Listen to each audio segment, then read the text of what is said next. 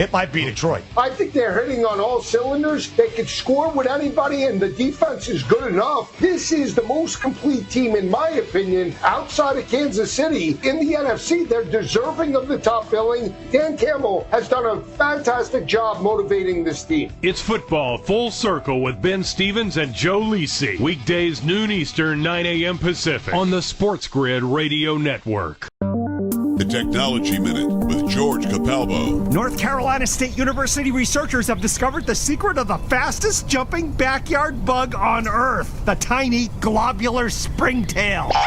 It doesn't fly, bite, or sting, but with a tiny spring-loaded forked appendage under its abdomen to avoid predators, man, can it jump!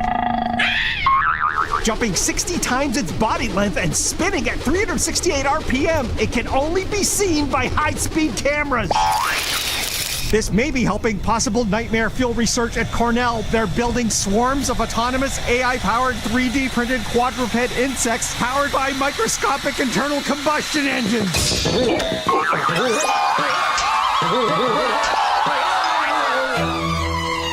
Follow me at Capalbo on X and stay tuned to The Technology Minute for more cool stuff like this.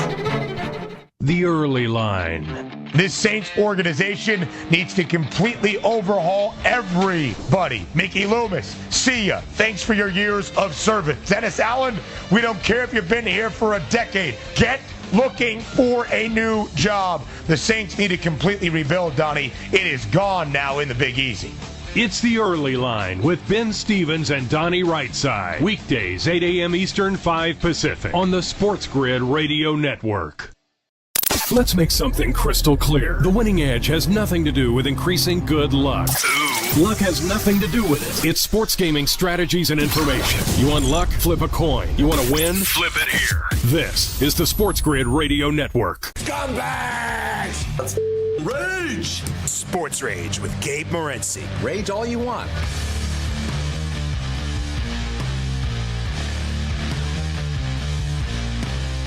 Let's roll. This is Sports Rage Game Day. I am Gabe Morency, the principal of the house, the people, the boss, and everybody else in between.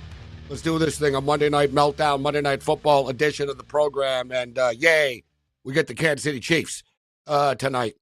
There's always a couple of teams when we do these primetime games that I always cringe when I see you're playing. The New York Jets, New York Giants, Jacksonville Jags, Titans. Like, there's a few of them. But the Chiefs are just annoying. Like, I'd rather not have to watch them. Like, I prefer the Chiefs are just on Sunday afternoon and I don't have to pay attention to them and they can just, beat the Raiders or whatever like they do. But whatever. They are the they're a two-time gunning for the third Super Bowl championship in a row. And they're on TV tonight. It's unfortunate the Tampa Bay Buccaneers are so beaten up. And not only are they without Mike Evans, not only are they without Chris Godwin, now the Jalen McMillan kid was a late scratch moments before warm-up. Tonight, about an hour ago. He's been scratched, and it caused a ripple effect with the Tampa Bay Buccaneer player props because there's not that many of them. like they really don't have too many players. Now, I should note, just a quick note of this game tonight, Rachaad White, the running back, one of the running backs of the Tampa Bay Buccaneers, saw an interesting piece on him tonight a couple hours ago before the game, and he's from Kansas City. And he lived like near the stadium as a kid even, except he's never stepped foot inside the stadium before in his life. The Buccaneers have never played there, like since he's been in the NFL. And as a kid, he was too broke and poor to go to an NFL football game. And he told people, one day I'll play in here. And here he is. So tonight, getting ready to play here. And great story. And I figure they got to get him a touchdown. So he's plus 200 to get a touchdown. That's a nice story. Put it this way. If they're on the 2-yard line, they're going to give it to him instead of Irving, knowing that this kid is from there. You know what I'm saying? Like, that's the way this stuff works. You always want to – it's good to know these little human interest stories. Wide receivers, bonuses and all this. Great story of Ryan Fitzpatrick once. Fitzpatrick told a wide receiver once in a huddle, I'm going to throw it to you like 3 times in a row here. Get ready. And he was like, really? And Fitzpatrick told him, I know you got a bonus. And the player told him, he never told Fitzpatrick that. He goes, I wasn't going to tell the guy, like, to throw me the ball just for an extra couple of $100K. But Fitzpatrick actually used to know Cam. He'd go over all the receivers' bonuses on his own. And he'd know this guy needs 5 catches for another $250K. I'm going to get him the ball. That's why he was in the league for so long, and people liked him. You know what I mean? Good call. That'll keep you serviceable for a few more. Hey, he helped me out in my time of need. Yeah, when it comes up, hey, do you like Ryan? Yeah, I like Ryan. The receivers, yeah, I like him. Guy made me $500K. Got me the ball. Like, yeah, I like him. That's a great little story. things like that. So, but the Bucs will know, and especially if they're losing, Cam, what do they care? Like, they're up against it tonight. Be like, whatever. Get Rashad his damn touchdown at home here. You know what I mean? He's plus 200. I think it's worth a play. I played it. Rashad White touchdown. So. I like that too. And Bucky Irvin's hurt, Gabe. Like, he's playing, but he's banged up a lot. So I think maybe White will get a lot of balls quickly out of the backfield, because we know Kansas City's defense is good. They're an elite D, probably the best in the NFL. We don't talk about them. That's the reason they're undefeated. It's their defense. It ain't their damn offense. We know that. It's their D and Spagnuolo. They've done a great job. So I like where you're going with White tonight. He could be a big factor. So these are my plays. I'll just rattle them off. Travis Kelce, over 5.5 receptions. You know, all the talk about Tampa. Dude, it's not like Mahomes has a lot of people to throw it to either. All right? So we're going Travis Kelce, over 5.5 receptions. He's back to being himself, and Mahomes, like I said, doesn't have a lot of people to throw it to. I like Cade Otton, over 4.5 receptions. They made it 5.5 once McMillan was out. I still played it at 4.5, but minus 160. So I got Cade Otton over 4.5 receptions. Minus 160. I got Rashad White over 3.5 receptions, because Baker's going to be under duress and he's going to have to dump it off. And I also played Irving over 2.5 receptions.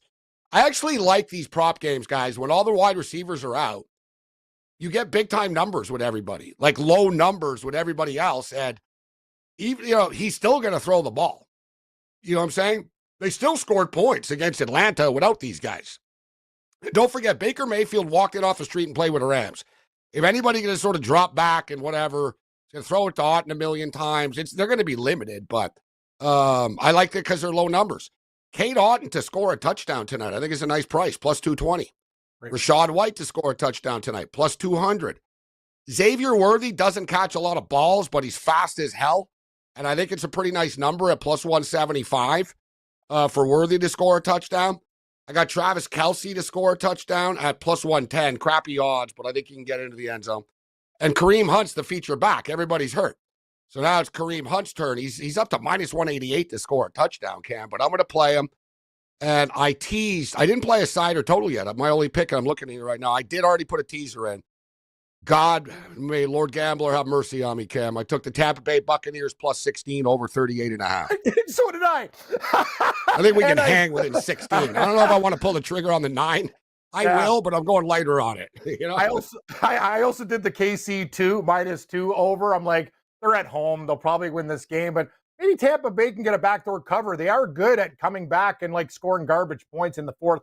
Gabe, I thought the Otton point was very important, and you're right. I got him at 4.550, and then it went to crazy juice, and it went higher than that. But the one guy who's been in their lineup, people don't know about Jarrett. He played against Atlanta, and he had 3 catches. He's usually their 4th or 5th receiver. He's 1.5 receptions, plus money. I'm over 14.5 yards with this guy, Raheem Jarrett. He actually had 3 catches against the Falcons, I mentioned. Hopkins, first touchdown. Maybe they give him the ball 10-1. Otton, anytime, and touchdown and first touchdown at 14.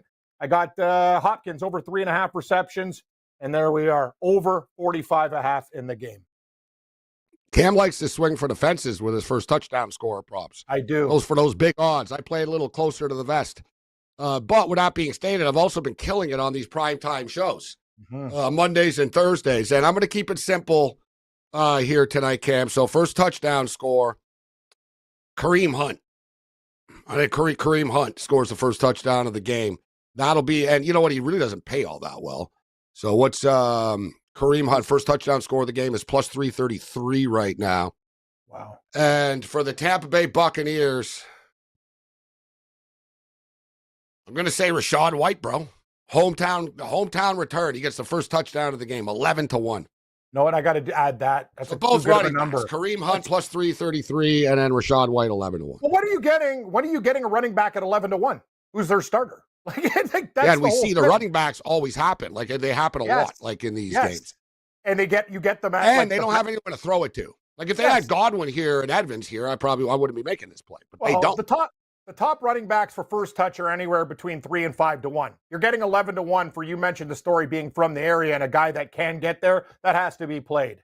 I'm with you. And yeah, Gabe, I'm going in on these soft things the way you used to do with Zay Jones at like over 6.5 yards or something like that. I'm counting on this. I'm counting on Jarrett tonight. He's my Tutu Atwell who screwed me with the drop the last time we were on the air. But I love his numbers. They're all low. You know what his first touchdown was? 30 to 1, but because of the injuries, down to 22. But I got a little sprinkle at 30 to 1 too. But that's a lottery ticket. Yeah, Raheem Jarrett, over under 1.5 right now, minus 125. Yeah. Ryan Miller, not the goalie, but Ryan Miller, over under 2.5 catches. Like they're all so low for Tampa. Bucky Irving 2.5, Jarrett 1.5, Miller 2.5, Otten is 4.5 now, so it went back down. Trey Palmer's 2.5.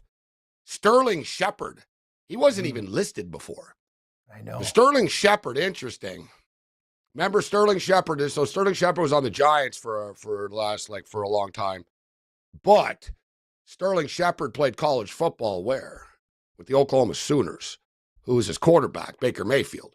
Right? So they do have they have a chemistry, these two. That's why he's there, like point blank. That's why Sterling Shepard's there. And how many balls I'm just trying to see how many balls. So Shepard was targeted he had 5 targets, Cam, and 3 catches last week. Wow. Yep. So jump in on Shepard over 2.5 here. Like I said, he wasn't even listed like an hour ago. They've been pulling the props, like our boy Matt George said. They've been pulling the props on and off the board for the last 2 hours. Being a SportsGrid listener doesn't make life perfect, but it'll do till perfect comes along. We're the home of the winning edge. This is the SportsGrid Radio Network. The new SportsGrid app is now available on iOS and the App Store. Experience the ultimate sports betting companion that provides personalized content from your favorite hosts. In-depth matchup previews, game and prop picks, live odds, stats, scores, and more. All in one place. And of course, on the SportsGrid app, you can tune into our live television and radio coverage anytime. On the go, wherever you are. Download the SportsGrid app on the iOS App Store now. It's smarter to be on SportsGrid. If you turned 65 recently like me, it's important you find a Medicare Advantage plan that gives you the coverage you're looking for. But finding one can be difficult. The best thing I did, and I suggest you do the same, is call a licensed insurance agent and let them walk you through your Medicare Advantage plan options.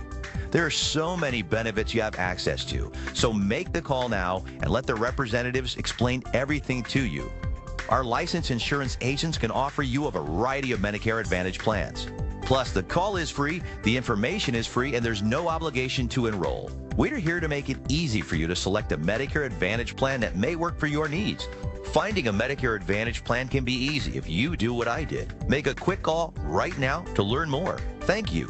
800-365-6303. 800-365-6303. 800-365-6303. That's 800-365-6303. Football full circle. The best team in the NFL, it might be Detroit. I think they're hitting on all cylinders. They can score with anybody, and the defense is good enough. This is the most complete team, in my opinion, outside of Kansas City. In the NFC, they're deserving of the top billing. Dan Campbell has done a fantastic job motivating this team. It's football full circle with Ben Stevens and Joe Lisi. Weekdays noon Eastern, 9 a.m. Pacific on the SportsGrid Radio Network. Seems like everybody has an opinion on how to do sports gaming, but consider your source. If you want to listen to your mother-in-law, that's a choice. So get your information from the voice of authority. This is the SportsGrid Radio Network.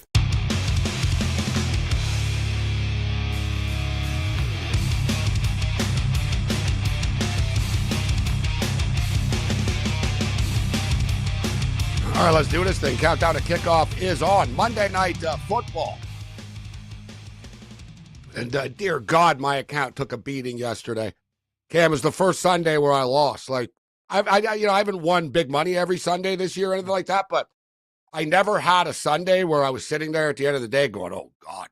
Like I was startled. Like I would look at my account, I'm like, "Oh," and I wasn't, I guess if anything, like I wasn't in any of my games either. So I can't say, "Oh, like it was close," and like, no, dude.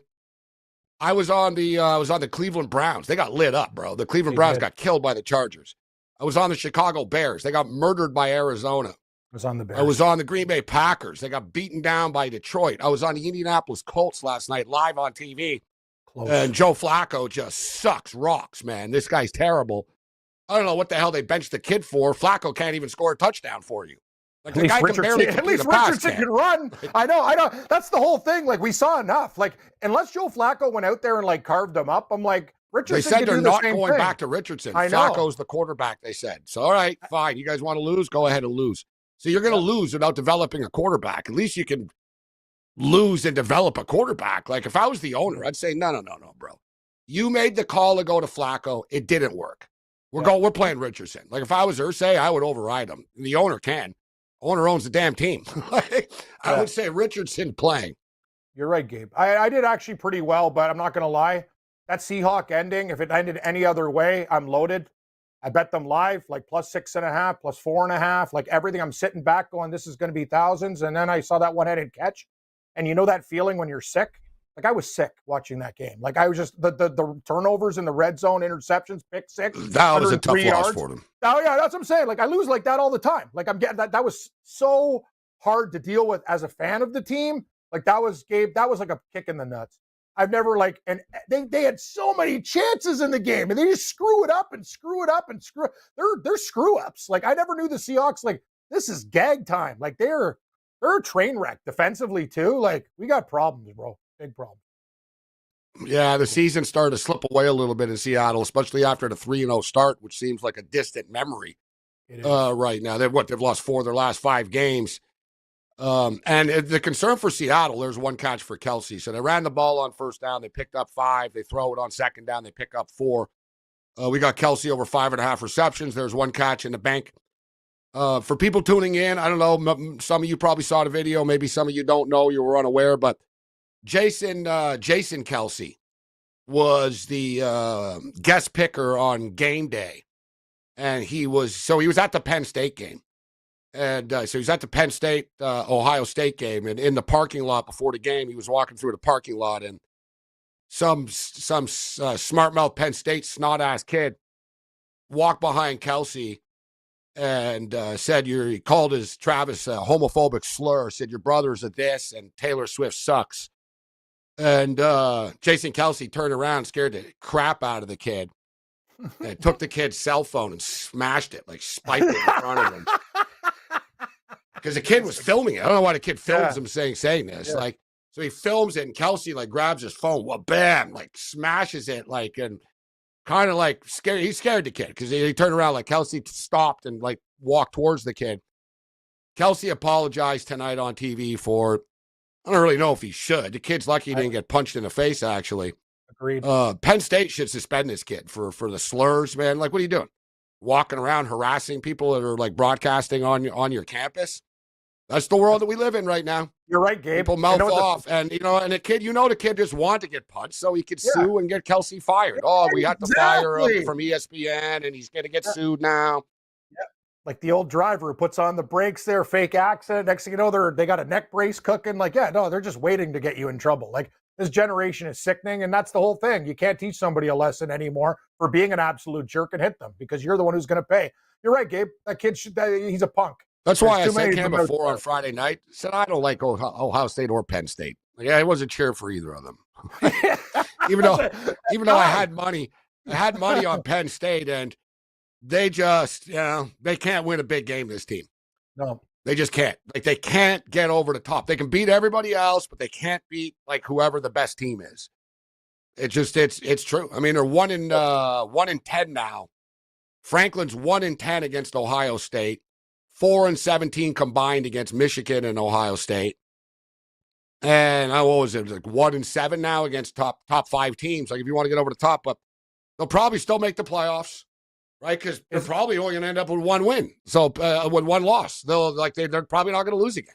Isn't it and funny, they'll make Gabe? the playoffs, and then they'll lose because they're not going to be able to beat a good team once they play a good team again.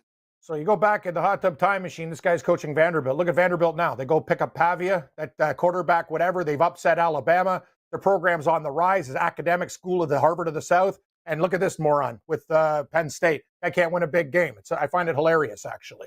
But you're kind of in a tough spot, though. Like, what do you do? Like, basically, I hate to say it, like Penn State or the Buffalo Bills. Like, you're going to fire a coach that goes 10-2 every year? You know what I mean? The guy, like, seriously, he goes 10-2 every year. He does. He loses to Ohio State and Michigan every year, and he beats everybody else also. Wow. Speaking of Taylor Swift, there she is. Kelce's eating these guys up right now. Like, there's 3 catches already. I got over 5.5. I'll give you credit. Everybody else, like me, I'm different. I'm going for the low-hanging fruit, but everybody tries to be cute with, like, the 4th, 5th, like whatever. No. I'm like Travis Kelce, baby. No, just you take a Chiefs game, you take Kelce. Like, that's what you do. It's just the chemistry's too good. Oh my God. Taylor Swift coming to Toronto. Thank God too. it's not. Oh, I had Worthy too, but I don't have a first touchdown. Oh, he scored. This is it, dude. We better hope that Baker and the Bucs can do something because the Chiefs are moving the ball on them, bro. I think so. They just hit Worthy. I don't know. He might be out of bounds, man. No, his foot. Let's see. Yeah. He's getting a running back touchdown. We don't got Worthy. Yeah, no. His foot's out of bounds. That's not a catch. Out. Except it's KC. It probably counts. But let's see. All right, no, they're saying incomplete. Oh. Hold on here. One. His first foot cam was out by like an inch. Like just a little bit. He's in the way. I see you, White. Incomplete. Oh, huge. That was huge. Man, yeah, but it would have set up the first touchdown of the game for Hunt probably right there. Yeah, you're right. That was what I was thinking. I was like, oh, no, don't score. And I'm like, well, I do have Worthy to score a touchdown. But not only did he not score, he's out of bounds. It's not a catch. Nope. And they're not even reviewing. Like, the Chiefs aren't even arguing. Like, they're just playing on. Good call by the refs for just saying, you know what? It's not a catch. Let's just move on. Agreed. For anyone who's worried about back taxes, has not filed tax returns, and doesn't know what to do next, stop and listen. Not filing your taxes can have severe consequences, especially in this political climate. Now that COVID is over, the IRS is getting aggressive, massively increasing enforcement and collection efforts. With politicians making all sorts of promises, especially when it comes to taxes, hiding and not dealing with your taxes will cause you harsh legal and financial ramifications. But right now, the IRS offers forgiveness and writes off a massive amount of tax debt. The Tax Doctor offers a free service that helps people get out of IRS collections and back in good standing with the government. Don't hide or bury your head in the sand. Take advantage of our free service. Call now to learn more. 800-816-4492. 800-816-4492. 800-816-4492. That's 800-816-4492. Football Full Circle. Are you backing Gardner Minshew? This team has covered 2 straight against L.A. and last week against the Kansas City Chiefs, catching 9.5. I lean to the Bengals. I can't back the Bengals anymore. There's just something rotten to the core. Guys are more concerned about their paychecks than they are winning football games, whether it's Higgins, whether it's Chase. It's Football Full Circle with Ben Stevens and Joe Lisi. Weekdays noon Eastern, 9 a.m. Pacific on the SportsGrid Radio Network. The SportsGrid Radio Network presents This Date in Sports History.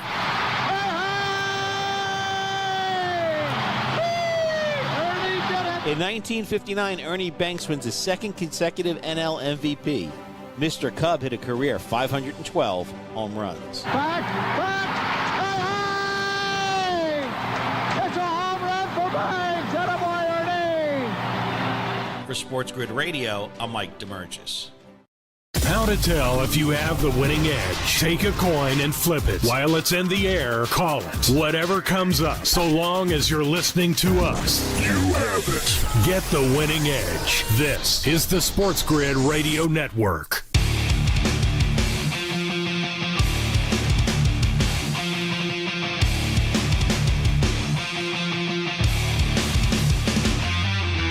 All right, let's roll. So surprisingly enough, the Kansas City Chiefs walk away with nothing after all of that. They were on the 41-yard line, and they decided it was too long of a field goal to attempt at this stage. And they decided to punt from the 41-yard line because it was long. It was 4th and 18. So they were kind of in nowhere's land. I'm actually surprised that they did not. And I didn't play the long field goal prop tonight, surprisingly enough. I always do. I don't know. The weather turned me off a little bit, and I wasn't feeling it tonight. This one, and I've played every game.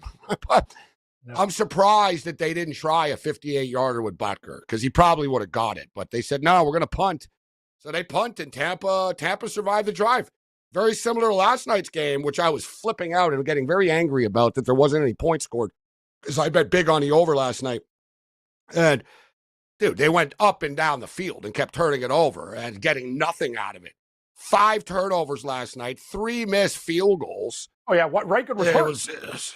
Kid from Alabama, it was unbelievable. Kicker. Yeah, he's got a heating pad on his leg. You're going, here we go. That's like, what a train wreck that Colts game was. kicker shanked one. It was just, it was a terrible game. You know, it's crazy.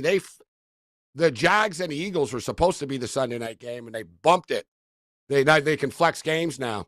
So they bumped it for this one, for the Colts and the Vikings. And it's funny, the Colts were supposed to be on TV in a couple of weeks against the Jets, and they announced today that they canceled that game. Thank God. Yeah. The Colts and Jets are not on Sunday Night Football in 2 weeks now. Instead, we got a good one. It's going to be the Bengals and Chargers. Bengals at Chargers. See, that's more like it. Yeah, that's the thing. No, you can put the Colts on that list too. Like watching those guys go 3. Yeah, nobody wants to watch the Colts. No, they got a nice unless defensive you're line. like there's any like they're one of the teams that have the least fans elsewhere. Yeah. You know what I mean? Like, it's not like they don't have a pocket of fans. Oh, yeah, there's Colts. Like, there's Bills fans everywhere. There really is. Like, just point blank, there are. There are Cowboy fans everywhere. There are Bear fans everywhere. There are Steeler fans everywhere. Nobody likes the Colts outside of Indianapolis. That odd? Like, they don't have a base. Like, they shouldn't be on TV. Take it. No, I'm with you. I don't think about the Bills is too. All their players, Gabe, like think about the people in Buffalo. A lot of them like left for Las Vegas, left for the Charlotte, North Carolina area. Like I watch, you know what the crazy thing is? When I watch hockey, and Blessing told me this a long time ago, take a look at the Sabre fans at a Carolina Hurricane game. They're packed. Like they're all in that like area. They went for like jobs and stuff. They're everywhere. Yeah, they spread out. Like they spread out. You said it. Bills Mafia is everywhere. I'd say that like every second ticket taker at a sports book in Las Vegas is somebody from the Buffalo, Syracuse, Rochester area. Yeah, exactly. Yes. Like, and you know, it's sort of like pockets. It's like Quebecers moved to Florida. And there's like nearly 1 million Quebecers in the state of Florida, guys. Literally. Like it's easier to get a French newspaper in Hollywood, Florida than it is in the West Island of Montreal. Like there's that many people, they print the Journal de Montréal in Florida. Like people from BC, they all go to Arizona. Like you go to Arizona and dude, there's like the Canucks game, same thing there. It's like a Canuck home game. A lot of like, you know, a lot of old, you know, middle-aged people, they live the winter months in Arizona area. Right, so they take over. Same with Midwesterners, like the East Coast are in Florida and Vegas and stuff, but a lot of Midwesterners are in Arizona now. Like when people from Chicago area retire camp, they go to Arizona, like not Florida, you know. Well, they must have liked watching their Bears get shellacked. I was on the Bears too. That was a brutal performance. That was tough to watch. They didn't just Arizona are good, man. And I've been betting Arizona all the time. I got too cute. I thought myself. I was always swap for the Bears this week. Me too. You know, Arizona aren't going to win 3 in a row. Well, they did. Yep. They did. It frustrated me because I like Arizona generally. All right, so the Buccaneers came up with the stop. And nearly an interception, but Baker just came very close. Even Baker's like, ooh, that was close. Very close to an interception, but Tampa, whatever, they moved the ball a little bit, Cam. They did a little dump off. They've had a couple of yards, but they're at a 3rd and 8 right now. Let's see if they could pick up a first down. It really mean a lot if they could. And they can't. The pass gets batted down at the line of scrimmage. And here we go. I don't think this game's getting to 45, Cam. No, I already bet the live under at 43.5. After the first drive, I'm like, I looked at the clock, Gabe. I'm like, that's too much time Kansas City took off. Those are big, long, methodical drives. We forget about their defense, too. This might be an under game, but there's a lot of football. Yeah, we played 7 minutes here. No, 9 minutes. 8 minutes. Yeah, 7 minute mark. We played 8 minutes here. Half the quarter's gone. In-game total is 39.5 now. Oh. The Bucs are now getting 7.5. Giving you new sports gaming strategy so powerful you can practically reserve a family vacation on it. Feels good to be a winner, doesn't it? This is the SportsGrid Radio Network. The Technology Minute with George Capalbo. North Carolina State University researchers have discovered the secret of the fastest jumping backyard bug on Earth, the tiny globular springtail. It doesn't fly, bite, or sting, but with a tiny spring-loaded forked appendage under its abdomen to avoid predators, man, can it jump! Jumping 60 times its body length and spinning at 368 RPM, it can only be seen by high-speed cameras. This may be helping possible nightmare fuel research at Cornell. They're building swarms of autonomous AI-powered 3D printed quadruped insects powered by microscopic internal combustion engines.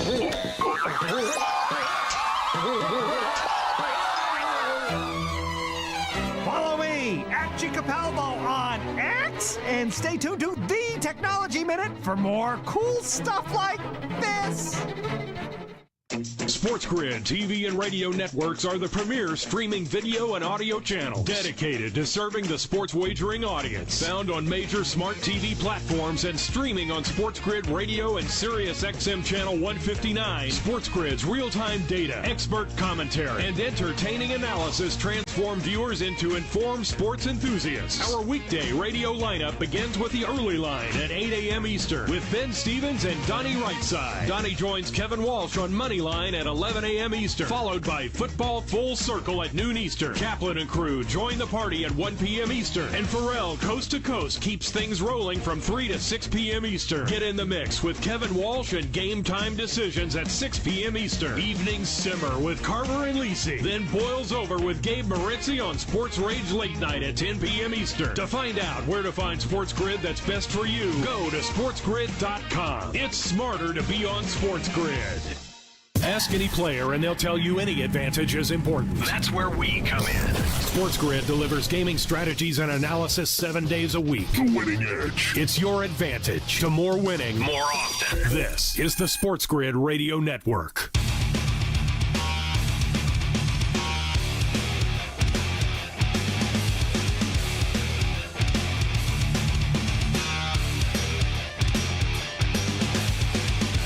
This game is a lot like last night's game, actually, the way it started. One team moved down the field and got nothing, although I can't say the Tampa Bay Buccaneers. I can't say the Buccaneers moved down the field. So updated number right now is KC minus 8.5. The total is 41.5. The ball is at midfield right now. We're still waiting for our first points of the game in a scoreless game. It looked like the Chiefs were about to score. There was a big play to Worthy.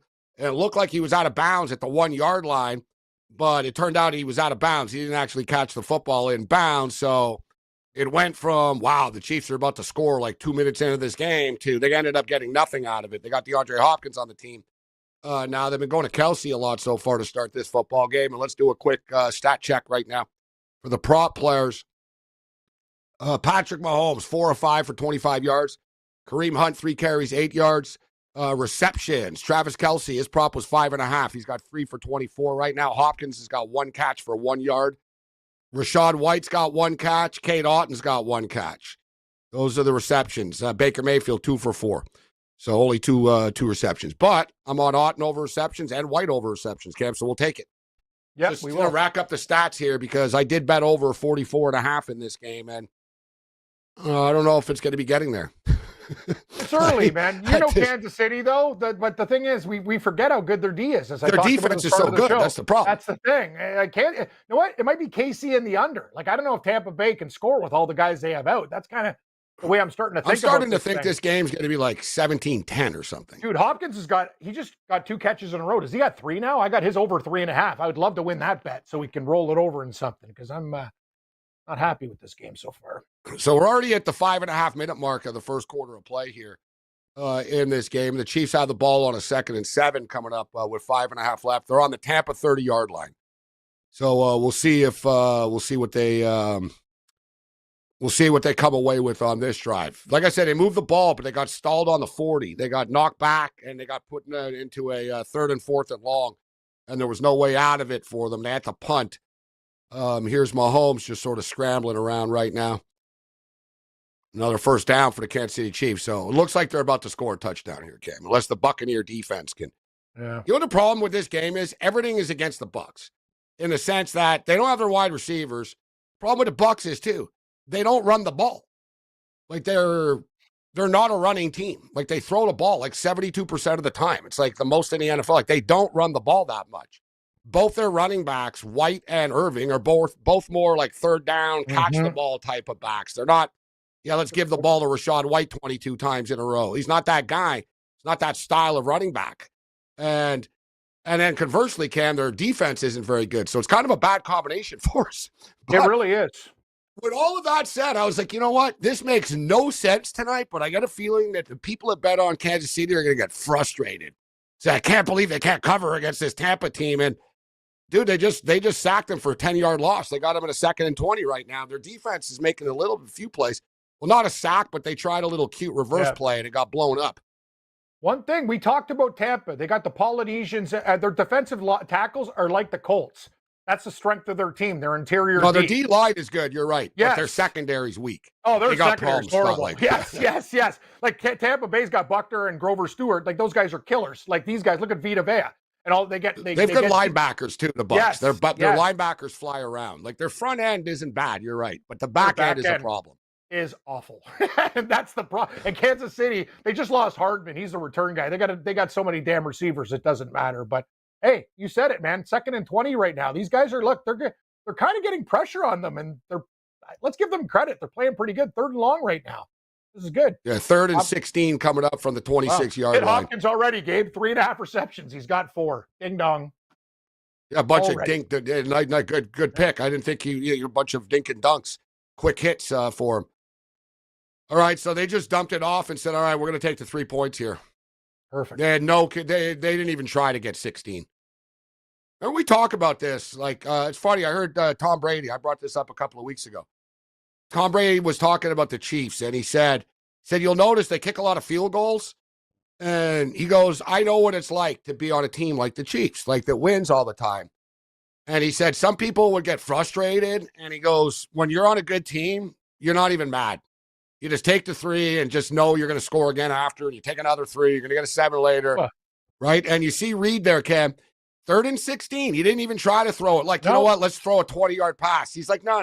Just dump it off. Give Butker a couple of more yards to work with, and let's just take a 3-0 lead. That's how they're the best team in the league. He's just patient. He's like, don't worry about it. Don't panic. We'll just take the 3 now. They're in simpatico. The offense loves the defense. The defense loves the offense. You take but a bad team, Cam, would drop back and pass and throw an interception or get sacked and take out a field goal range or something. On 4th and 20. The Giants score. He goes for 2 and Gabe. He did it again with the 2. This guy's like a number. Like what is wrong with you, dude? Get a brain. Like they did it again. They could this guy. I don't know what that team is doing, man. They're brutal. They're so bad. He's the definition of like he always thinks he's the smartest guy. It's like, dude, we're not even winning, and you're doing this stupid stuff. Like like. Yes.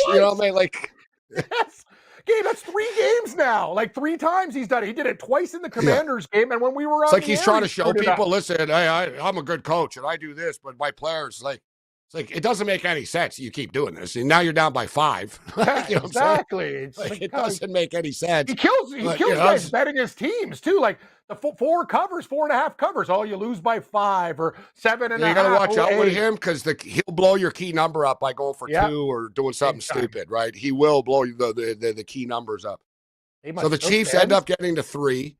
Yeah. They take the 3 and they move on. So they're minus 8.5 right now. The total remains 39.5. So light night in the NHL tonight. Only 2 games. The LA Kings are up 1-0 on the Nashville Predators late in the first period of play. In-game total is 5.5 there right now. And the Devils and the Oilers are getting ready to start here.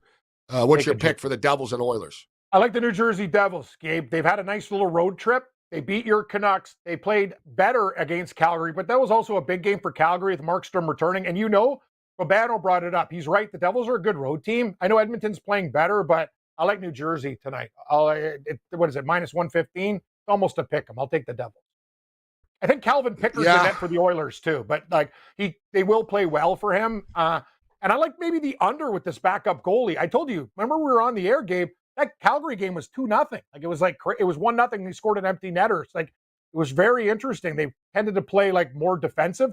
The Devils are really trying to play defensive hockey because they have so many good young players. They're trying to, I like what Sheldon Keefe's doing, and he couldn't do it with the Leafs. They're listening to him saying, listen, when you go and play a good team, you can't always win 6-4 or 5-3. You know, you got to play defense. And they're getting great goaltending from Markstrom.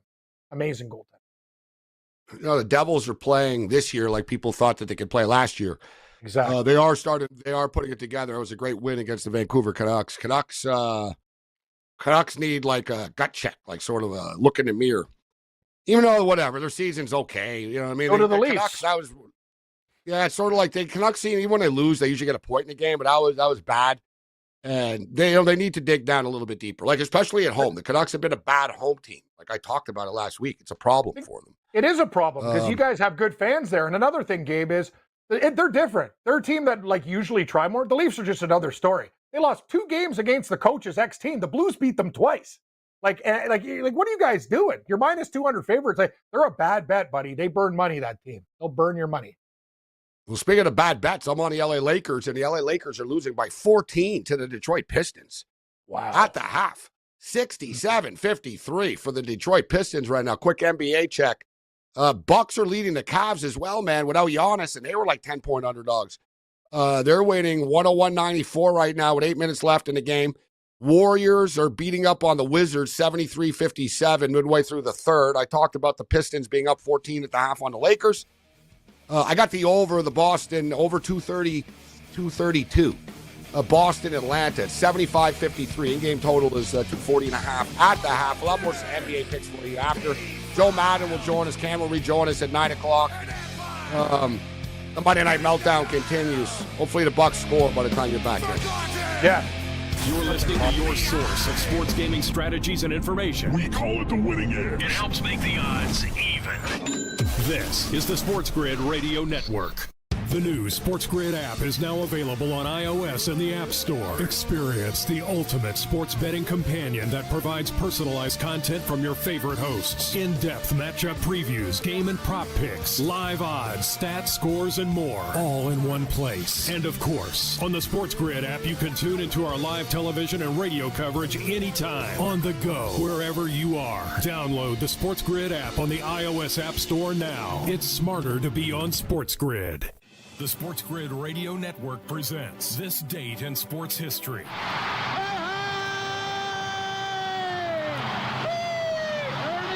In 1959, Ernie Banks wins his second consecutive NL MVP. Mr. Cub hit a career 512 home runs. Back, it's a home run for Banks. Attaboy, Ernie. For SportsGrid Radio, I'm Mike DeMurgis. Football full circle. The best team in the NFL? It might be Detroit. I think they're hitting on all cylinders. They can score with anybody, and the defense is good enough. This is the most complete team, in my opinion, outside of Kansas City. In the NFC, they're deserving of the top billing. Dan Campbell has done a fantastic job motivating this team. It's football full circle with Ben Stevens and Joe Lisi. Weekdays noon Eastern, 9 a.m. Pacific on the SportsGrid Radio Network.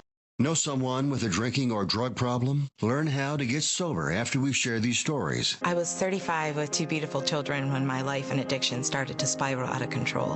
After my divorce, I went into a depression cycle and started drinking more often and using prescription drugs. After my second DWI and arrest, my ex-husband threatened to take our children away from me. I was 17 when I became addicted to heroin and meth. I thought I could quit on my own, but I couldn't. It hit me when I was arrested. Get sober now. Your private insurance may cover costs and we'll get you here. It's simple. Just call Elite Rehab Placement right now. Please, don't wait. Your life matters to us. 800-959-6348. 800-959-6348. 800-959-6348. Call right now before it's too late. That's 800-959-6348. Face it, it's a jungle out there. And you're wearing baloney underwear. Think of SportsGrid as one of those last great outposts where you can have fun doing something you love. Expert information on gaming, odds, and tons more. This is the SportsGrid Radio Network.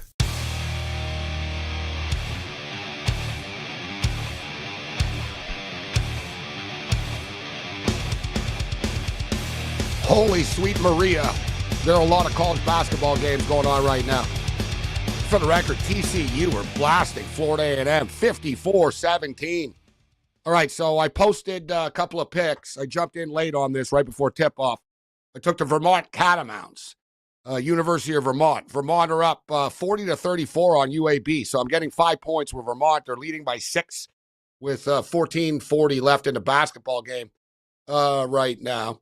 And I don't like, but to prove I'm not a homer, I actually bet on Cleveland State tonight against Michigan.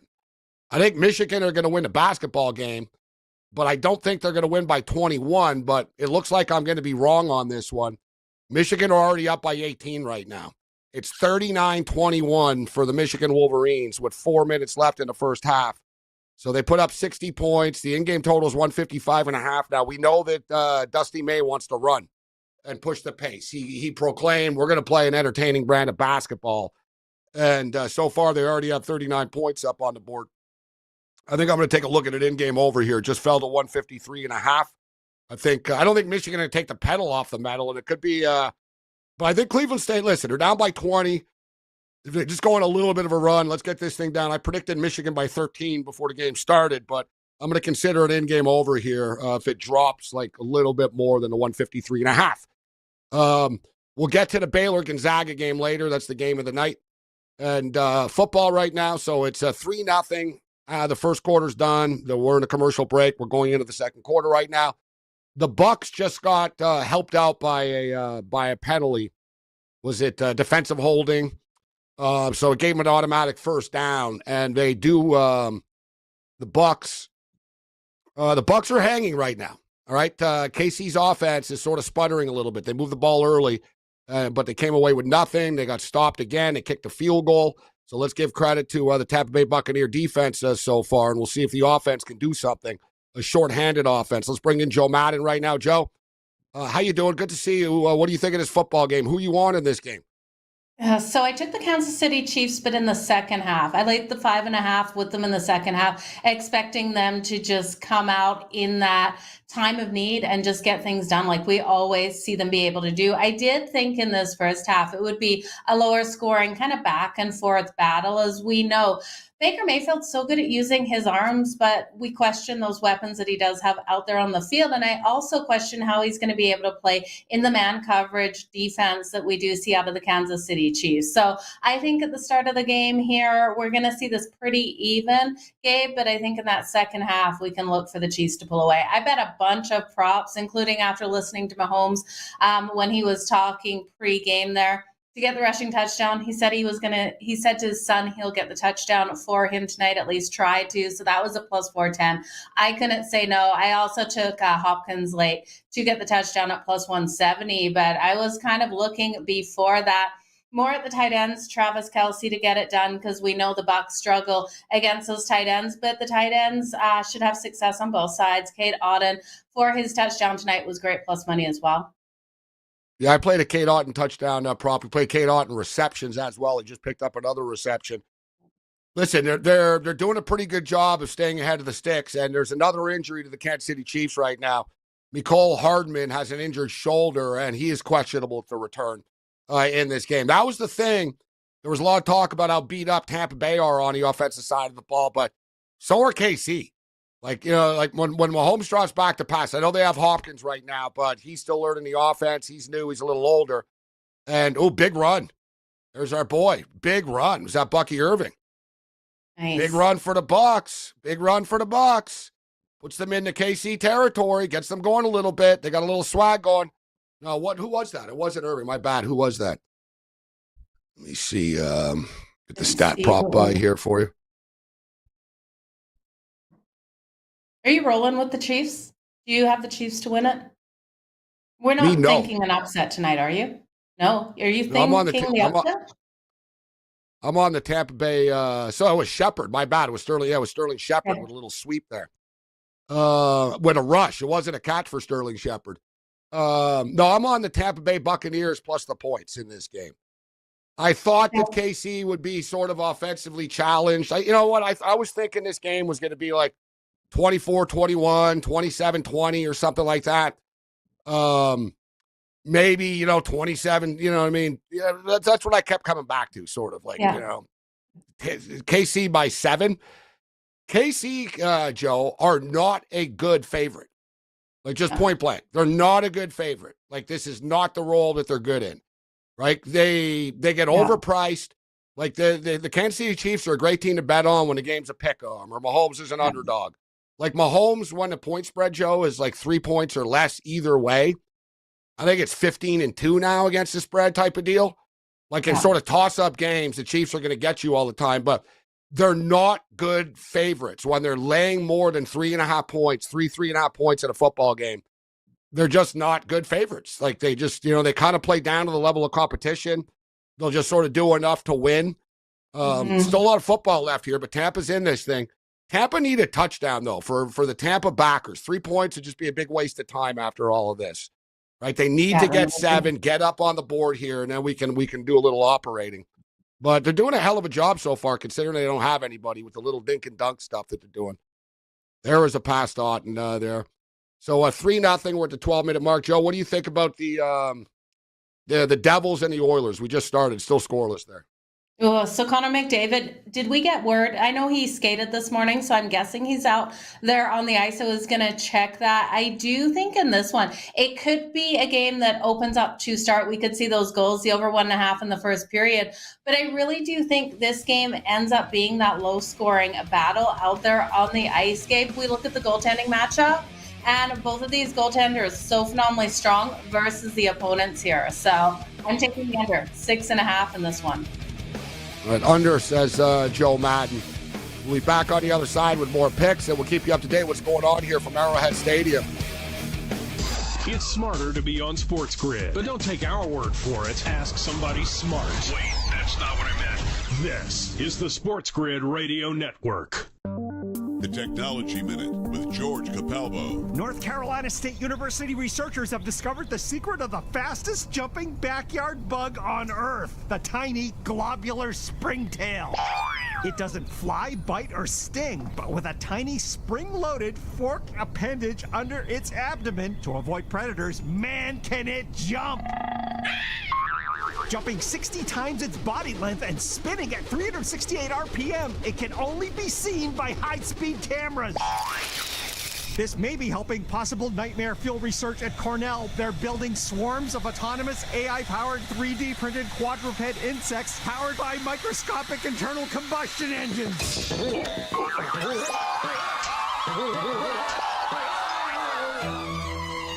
Follow me at G Capalbo on X and stay tuned to the Technology Minute for more cool stuff like this.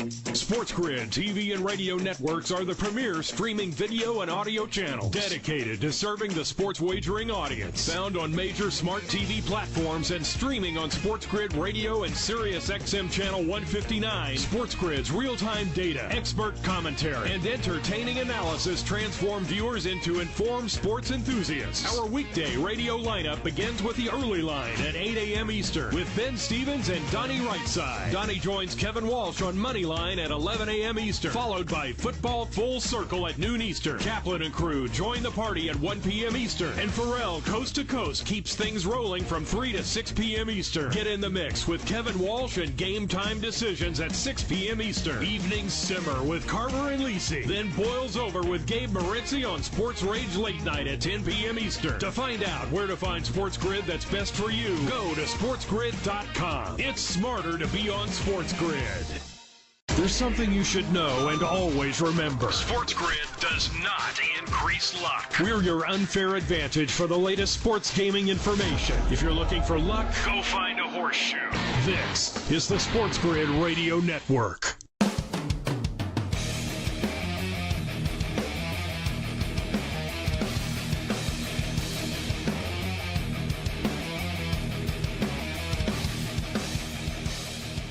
Well, there's a couple of certain things that are going to happen on this show every Monday night. There's always going to be a touchdown during the commercial break.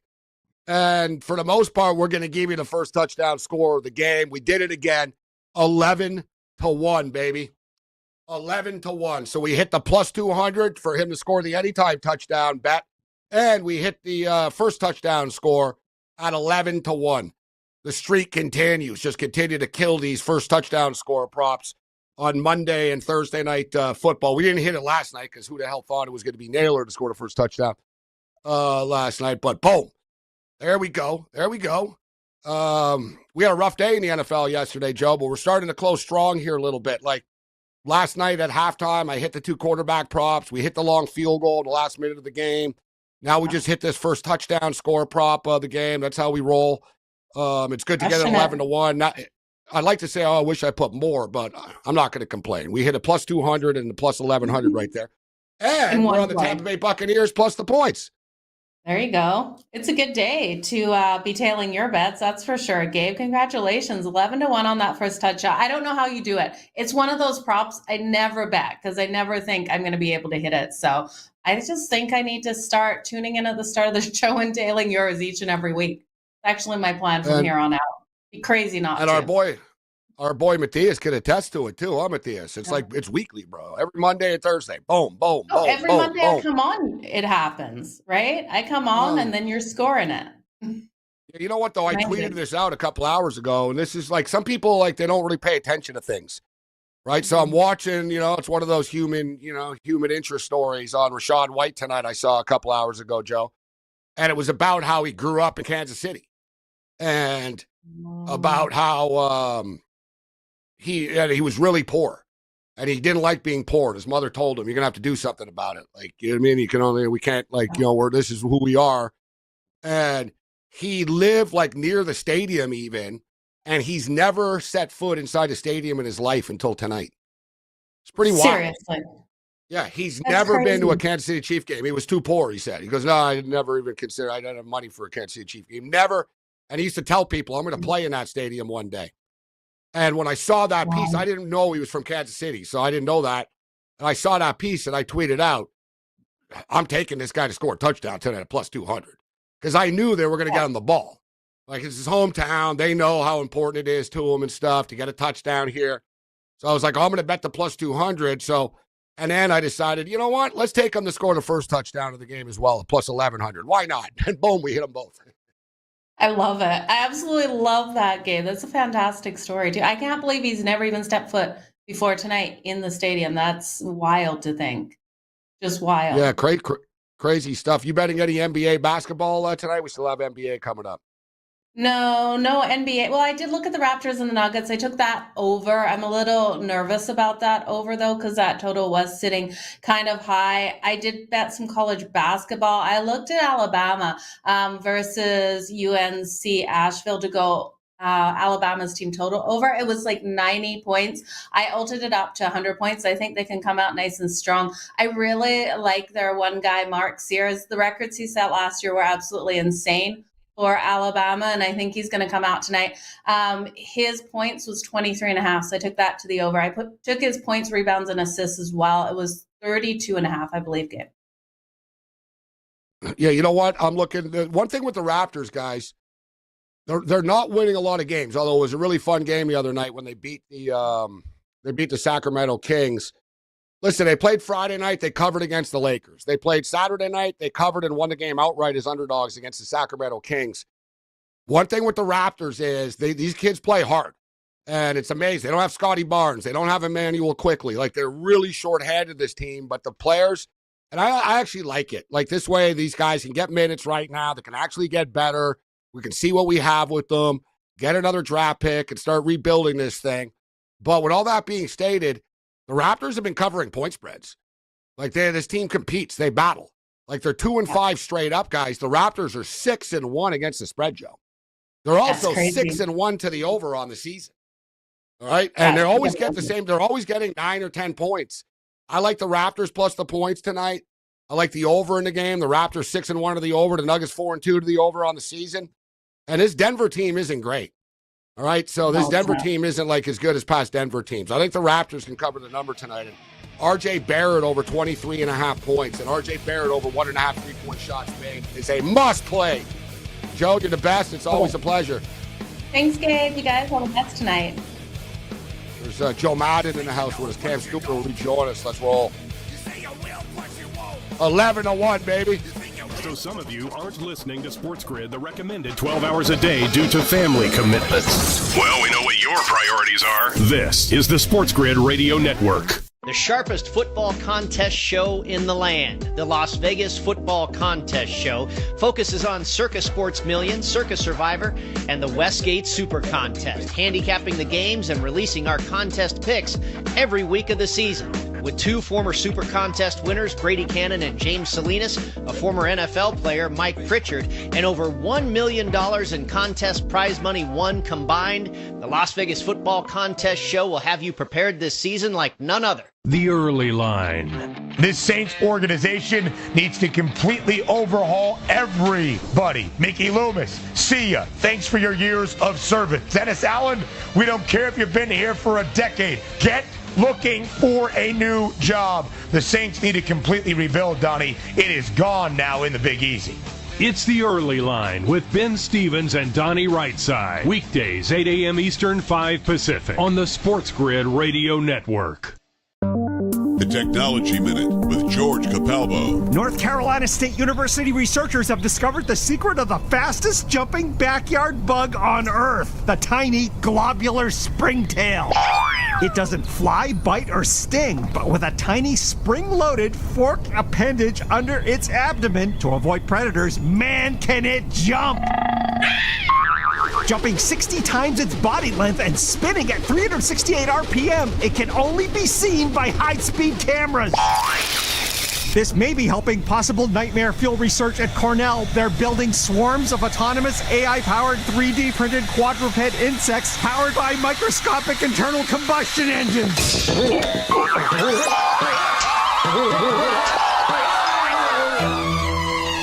Follow me at Capalbo on X and stay tuned to The Technology Minute for more cool stuff like this. Studies show that in order for you to experience consistent winning, you need a plan, A strategy. something you can trust to give you the edge 24 hours a day, 7 days a week. We make it simple for you. You're listening to the SportsGrid Radio Network. Scumbags! Let's rage! Sports Rage with Gabe Morency. Rage all you want.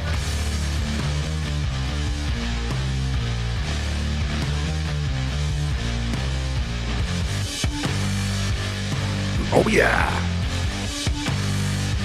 All right, we're in the level 2 right now, and we're feeling a little bit of a buzz after hitting that 11-1 first touchdown of the game, man. That's awesome. And we also had him plus, it's great, too, when you hit the daily double, because we had him to score an anytime touchdown at plus 200. So I had him anytime touchdown score, and then I said, yeah, you know what? Let's just play him. Why not? Let's play him for the Buccaneers at 11-1, and the streak continues, man.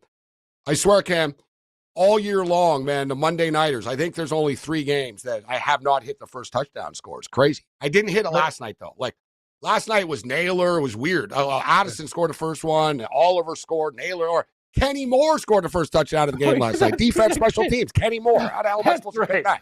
Yeah, no, those don't count. But I will say this, though. You know what? When you're getting a running back at 11-1, that's something that you almost have to be an autoplay. I'm really glad you reminded me. Also, mentioning he is from 11 miles from like Arrowhead Stadium there, that's a big deal. You talked about it, like, and you want to give a guy like that the ball. You mentioned Shepard earlier. He has a catch. He played with Baker at Oklahoma. These things matter. Oh, yeah, David. Shepard looks good, too, because of the chemistry, as I stated. Exactly. Yeah. Like, people are going, you don't have wide receivers. Well, you don't think Baker Mayfield's ever thrown a ball to Sterling Shepard before? Exactly. What are you going to do when you're in a bad spot? You're going to go to your comfort level, right? You know, you're going to go to your security blanket. So, anyway, good start. I'm just shocked at Tampa Bay, actually, how well their defense is we got a game. We're up 7-3, getting 9 points. These guys are gritty as hell. They're a football team. Baker's a battler, bro. Care. He's a battler, this kid. He just battles hard, man. It doesn't matter who he has. I called it before. I said, this kid walked in off the street and played with the Rams. He didn't even know the guy's names in the huddle. Right? Like, remember Cooper Kupp and Nakul weren't even playing. It was all backups with the Rams. He literally was there for 48 hours. Didn't know anyone's name. Like, in the huddle. He was like, all right, number 12, yo, bro. And, like, you know what I mean? Well, there's a massive play for the Chiefs. All right, this could set up the anytime score for Kia for Hunt for real. They just did another play to the 2-yard line here. Who is that, too? Was that the Worthy again? Who was that? I think was it Hopkins or Worthy? That's Hopkins. Already hit. Oh man, now it's over 50 yards too, and receptions. Oh my God, he's on. Yeah, it was Hopkins. Yeah. Hopkins is looking good, man. Hopkins is looking good, dude. Mahomes just threw this ball into like triple coverage to where only Hopkins could catch it. That was a seriously sick throw. I was just waiting for there one were of those three guys white just jerseys, to pull him and the ball down. just went over all I of them. Like know. they can't defend that. It's like, dude, we were here. What do you want us to do? Look at the pressure they get. Like, they get pressure too, and he just finds a way. It's just, man, the guy's like Houdini. He always escapes. Drives me nuts. They always say that he doesn't throw a great deep ball. That was a pretty nice deep ball. That was a hell of a catch too from Hopkins, because once he caught it, there was sort of contact too. Like after, big time play from Hopkins. So they gave it to Hunt on 1st and goal here. He got it pretty close. He just got stuffed. I'm assuming they give it to him here once again. Oh, Yeah, the they Chiefs are probably weird. They might do a shovel pass to Kelce or something. This is bad news for the rest of the AFC, though. Now with Hopkins going there, people are like, yeah, Hopkins is old. Not with the Kansas City team. He's a perfect fit. He's a veteran who runs great. He's still a great athlete. Guy, nobody throwing him the ball in Tennessee. This is like a second leash on life for him. Imagine going from Tennessee to the Kansas City Chiefs. Guy's loving it. I tell you what, you talked about it earlier. Tampa Bay's defensive line, they're not playing around. Like KC are having a hard time. They're tackles. They've run the ball 2 times in the middle here, and the Bucs are like, no, you don't. No, you don't. They're big. Like, yeah, like they've shut it down. They're getting closer. Interesting here. So, like, we always talk about Reed playing simple football. Look, inside the 5, we always say run the ball. He's run it 2 times in a row here. Let's see what he does on 3rd down. Looks like they're going to throw it this time. And they are. Complete. He's unstoppable. Oh, boy. DeAndre Hopkins. Touchdown. Hey, I got any time to. I had first touchdown. I got Hopkins too. Yes, there we go. We got Hopkins. You know what? I didn't have the first touchdown. Let me see. I got Hopkins to score a touchdown. Where is it here? This guy's unreal. He's plus 175. Hopkins, over receptions, over yards, anytime touchdown. Yes. Man, this guy, what's that, a 6 catch, Gabe? I think he's got 6 or 7. Wow. Unreal. Well, man, Hopkins, look, man, what a game for him so far. Yeah. Well, you know what? Suddenly this game has opened up a little bit, although it's gone pretty quickly. There's 4 minutes left in the first half right now. So now it's 10-7. The extra point is good. It's 10-7 for the Kansas City Chiefs. In-game total is 43.5 right now. I'm surprised it's not a little higher, actually. It's a good number. Like, both teams have shown an ability to move the ball. Tampa moved the ball. KC are moving the ball. You know what I still think we can get there. Like, we don't need can. that much more from Tampa. Tampa needs to give us, like, man, if Tampa can get us 21 points here, we're going to cover it. It'll go over. They get us 17, it's going to be close. Like, we're going to have a problem. So, it would be really nice if Tampa respond here, we're going to cover the spread. Like, this is where we need to counter. Like, we can't just sort of go back and, you know what I mean? We can't fall behind by 17-7, and then they're just going to sort of nickel and dime us to death. We need to stay ahead of the sticks with the point spread here. I understand why they posted that number, though, because if you look at Tampa's drive, Gabe, it took like 7-8 minutes up to get that touchdown. That's the whole thing. These teams are not quick strike. Like the Bills could go bam, bam, bam, bam. Even Kansas City, they methodically plot their way down the field and score. Both of these teams, they have long drives, but yeah. The thing is, if they end with touchdowns, they're going to get there. You just can't have field goals or turnovers. All right, so the updated numbers right now, Patrick Mahomes is 14 of 15 passing for 126 yards and a touchdown. Kareem Hunt, 7 carries, 16 yards. DeAndre Hopkins, 6 receptions already, 66 yards and a touchdown. Justin Watson, man, he was 1.5 too. I don't know why I didn't take that. I know. Justin Watson was 1.5 receptions. He's got 2 already for 31 yards. I got Travis Kelce over 5.5. He's got 5 right now he's got 25 yards, a lot of quick hits. P. Ryan's got 1 catch for 4. That's a great point. Like Kelce always take the receptions rather than the yards, because sometimes he just does the quick little screens. Bam, bam, bam, 6 yards, 4 yards, whatever, just to get like a pot. It's basically a running play to Kelce, right? That's the whole thing. I like the receptions. The Tampa props have sort of slowed down because they've done it on penalties and trick plays and reverses, and you got to give them credit. Like, if you think about it, guys, the Tampa Bay Buccaneers, they're without their 3 starting wide receivers. So, like, Evans is the stud, Godwin obviously, and McMillan was the 3rd guy, and he's not playing. So they're without their top 3 wide receivers. They need to get creative with the play calling, and I think they've done a pretty nice job. They're not just running the ball and giving up on the passing attack, but most of the passes are pretty quick hits. I like the little reverse sweep that they ran with Sterling Shepard. It caught the Chiefs off guard that play. They've found a way to sort of manufacture yards, and it came up with the touchdown to Rachaad White, which was nice. So Baker but he's only thrown the ball 9 times, Cam. He's 7 of 9 for 49 yards. Like, he'll have to throw it a little bit more here. So Cade Otton's got 3 catches for 22 yards. We got Cade Otton over 4.5 receptions. I got Sterling Shepard over 2.5 receptions. Feels like he's done more, but he's only got 1 catch. He's got the one nice run. He's got 1 catch only for 13 yards. I got Shepard over 2.5. I got Rachaad White over 3.5 receptions. He's got 1 catch for 11 yards. I got Bucky Irving over 2.5 receptions. He's got 2 catches for 3 yards right now. And Trey Palmer doesn't have anything. So 10-7. Point spread is 6.5. Total is 43.5 right now. NHL hockey. The New Jersey Devils, Cam, have scored the first goal of the game against the Oilers. 1-0 for the Diablo. Good start. Devils playing well. I like their new style, Gabe. I'm going to tell you, the Leafs, it wasn't Sheldon Keefe's fault. It was the players. Don't get me wrong. Like, this guy will be good. And the thing about the Devils is they'll listen to a coach like that. They have a lot of young players that are going to go, yes, sir, yes, sir, yes. And great point by you earlier. They were everyone's darling last year. This is the year they got all these guys back from injury, and they got a real goaltender, not Sibs. Well, the Hughes brothers are studs, right? They are. These kids, they play hard. They're studs. And the thing is with Keefe, too, Keefe has experience coaching sort of star players in Toronto. So he understands how to deal with star players, and he's got a grittier group. Like you said, these Devil players just play with a little bit more of an edge than the Leafs did. All right, the Steamroller joins us next.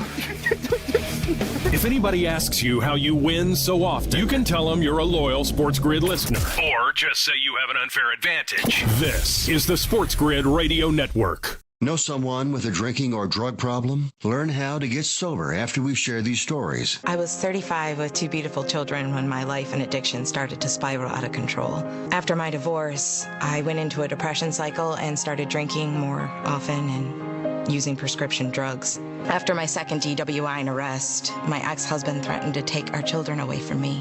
I was 17 when I became addicted to heroin and meth. I thought I could quit on my own, but I couldn't. It hit me when I was arrested. Get sober now. Your private insurance may cover costs and we'll get you here. It's simple. Just call Elite Rehab Placement right now. Please, don't wait. Your life matters to us. 800-959-6348. 800-959-6348. 800-959-6348. Call right now before it's too late. That's 800-959-6348. Football full circle. Alvin Kamara is not the same running back. Chris Olave hasn't lived up to expectations. But now you have an aging defense. Demario Davis is in his 30s. Honey Badger Matthau, he's in his 30s. From an NFL cap perspective, I think they're the highest, right? They're completely in disarray. You have to clean shop. It's a major rebuild any way you look at it. It's football full circle with Ben Stevens and Joe Lisi. Weekdays noon Eastern, 9 a.m. Pacific on the SportsGrid Radio Network. The new SportsGrid app is now available on iOS and the App Store. Experience the ultimate sports betting companion that provides personalized content from your favorite hosts. In-depth matchup previews, game and prop picks, live odds, stats, scores, and more. All in one place. And of course, on the SportsGrid app, you can tune into our live television and radio coverage anytime. On the go, wherever you are. Download the SportsGrid app on the iOS App Store now. It's smarter to be on SportsGrid. Did you ever wonder why we're called Sports Grid? It's because we help create so many winners we have to use a grid system to keep track of them all. Join them. Get the winning edge. This is the Sports Grid Radio Network.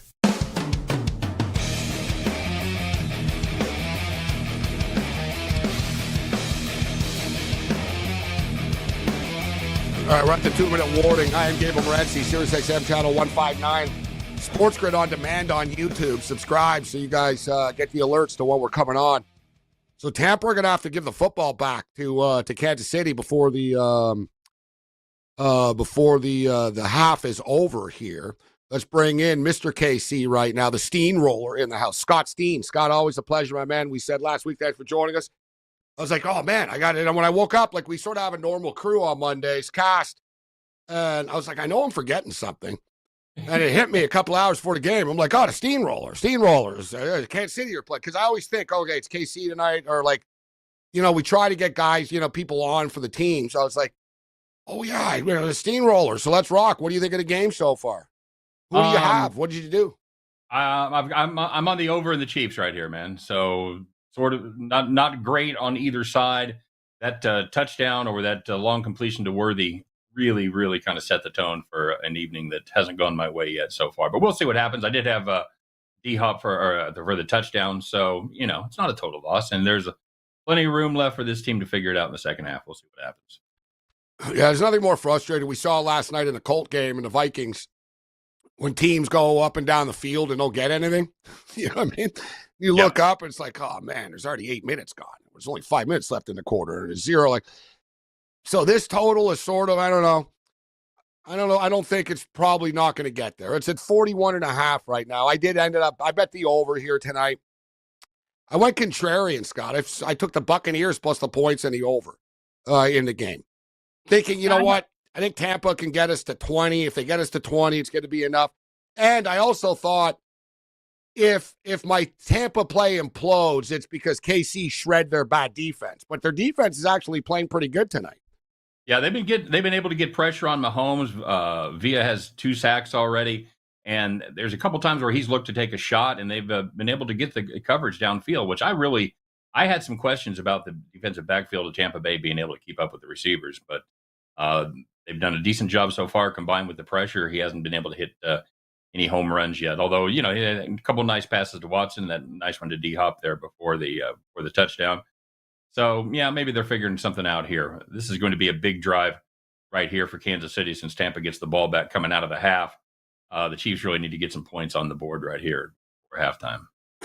It is interesting, as you stated. So yeah, I was going to bring this up actually. So the Buccaneers will get the ball to start the second half. The number right now is 8.5. The total is 41.5. So player props. I played Travis Kelce over 5.5.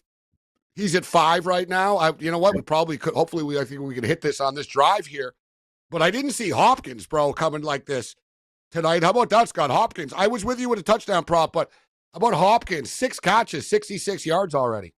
Yeah, that's really great that they're able to get him involved that quick. And they keep talking on the broadcast that they seem to be on the same page and able to read his body language. And that's really important to Mahomes because, as you saw on that Kelce pass over the middle, there's a lot of improvisation that goes on with that offense, and you really need your receiver and Mahomes on the same page. So yeah, so far so good. I was with you on the Kelce prop. I thought he would have a huge night. It seems to be, kind of a 2-man team so far. Although, like we said, Watson has had 2 nice catches. He's a good solid 3rd, 4th receiver, but Hopkins has really stepped into that role, and I'm excited to see that as a Chiefs fan. Yeah, he looks like a number 1 wide receiver. It's amazing, isn't it, how quickly Mahomes can work with anybody, essentially, right? Just point blank. You know what I mean? You become a Kansas City Chiefs, he works you right into the lineup, but Hopkins is a consummate professional. So the Buffalo Bills and the Chiefs, though, coming up in a couple of weeks. That's going to be a fun one. 2 Sundays from now, not this week, but the following week in Buffalo. Yeah, that's good. That's gonna be a lot of fun, and you guys get that up there. Probably be some bad weather by then. So yeah, it's this Buffalo team. You know what? They're a lot like the Chiefs in that they're playing well enough to win when they don't have everything. They don't have their A game. They're not clicking on all cylinders. They're still able to get the job done. So it should be a fun game. I like that Buffalo team. I like what they've done with their defense, and the offense is kind of doing their thing. There's the 6th catch for Kelce. So we win the Travis Kelce prop in the first half. There's the 6th reception of the game. Another winner right before halftime. Those are the best kind of plays, aren't they, Gabe? Yeah, I love that. But you know me, you know how we roll. We're always looking for more, Scott. I was like, wow, can you get to 8.5? You and I have been through this conversation before, actually. All right, how many can he get it up to? So let me see the updated numbers right now for the receptions. It's sort of tough. They're locking it because we're going into the half here. All right, here we go. Receptions. All right, no, they're going to post it. So Hopkins, 8.5, plus 150 to the over. Wow. So 3 more. We get a plus 150. Travis Kelce is 9.5 plus 145, and he's at 6 right now. You know, that's where we got burned a couple of weeks ago on that 9.5, and Kelce got to 9, and then they just took the air out of the football and couldn't quite get there. I was rooting right along with you, buddy. I was on that 9.5 too. I thought that was a great number. I'm gonna go with the Hopkins over 8.5. I think he can get 3 more. I do too. I don't think they have the ability to cover him all night long. I think he's gonna get his. And I think Mahomes is looking for him, and that's really important in this offense. Who Mahomes is looking for right now? He's looking for 2 guys. He's looking for 8, and he's looking for 87. That's it. Anybody else that catches a pass going to be a 3rd or 4th option on his check down. But I'm having an app problem. A couple of times a day or whatever, Scott. The book just acts weird on me. You know what I mean? It locks something or this or that, and basically I got to restart my phone, and it's not a problem. But I often miss out on plays. I got to restart my phone here right now. See how I get only locks me out of winners. Yeah, well, it's funny actually. I'm not. It seems it's a coincidence that whenever I'm smoking hot, I have more login issues. If you know what I mean. You know what I mean? When I'm losing, like, no, I got 2 days without them knocking me out. I swear, like, I was scorching hot on Saturday, and just boom, out of the blue, it just like knocked me off, and suddenly it said, "Oh, you're not in the location." It's like, well, yes, I am. Like, what are you guys doing to me? And then the same thing, I had to restart my phone and turn it on and off a couple of times. Okay, it is what it is. But it hasn't moved on me. So 8.5 plus 150. We'll get Scott's thoughts on a Thursday nighter. We'll take a look at the card coming up. Maybe Scott's got some NBA. I don't know. We'll see what the Steamrollers rolling with tonight. The Monday Night Meltdown, Sports Rage Game Day continues. Sirius XM Channel 159. You're home for the winning edge, but you can call it the unfair advantage. But don't take our word for it. Just ask a winner. This is the SportsGrid Radio Network. The SportsGrid Radio Network presents This Date in Sports History. Y.A. Tittle connects with Joe Walton to tie the record of 7 touchdown throws in a game. 1962 New York Giants quarterback Y.A. Tittle passes for 7 touchdowns. It was just a normal game, but I did have a good day. But you love your individual accomplishments. Tittle threw a career-high 36 touchdowns in 1963 for New York and 242 in his illustrious career. For SportsGrid Radio, I'm Mike DeMurgis. The early line. This Saints organization needs to completely overhaul everybody. Mickey Loomis, see ya. Thanks for your years of service. Dennis Allen, we don't care if you've been here for a decade. Get looking for a new job. The Saints need to completely rebuild, Donnie. It is gone now in the Big Easy. It's the early line with Ben Stevens and Donnie Rightside. Weekdays, 8 a.m. Eastern, 5 Pacific on the SportsGrid Radio Network.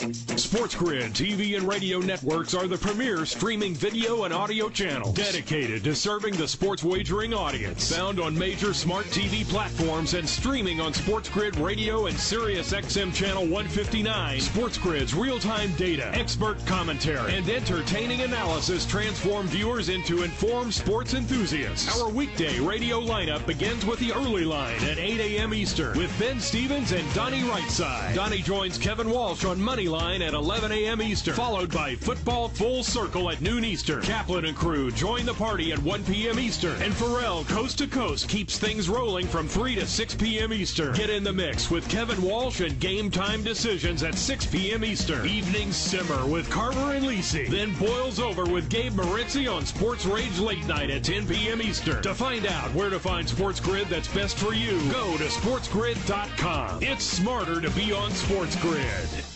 At SportsGrid, we don't have time to hype. We take trust seriously. If our information wasn't rock solid, they wouldn't let us do it anymore. That would be bad. We've got car payments to make. You can trust us. This is the SportsGrid Radio Network.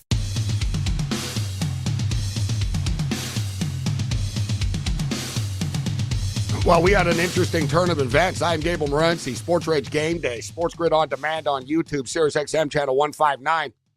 The Chiefs were moving the football, and they threw another pass, so the 7th catch for Travis Kelce, but he fumbled the ball after. And the Buccaneers have the ball right now, and the Buccaneers get the ball to start the second half as well, and they got 50 seconds to work with. They're in a 2nd and 6 at midfield right now. Anything less than 3 would be a disappointment if you're the Buccaneers here.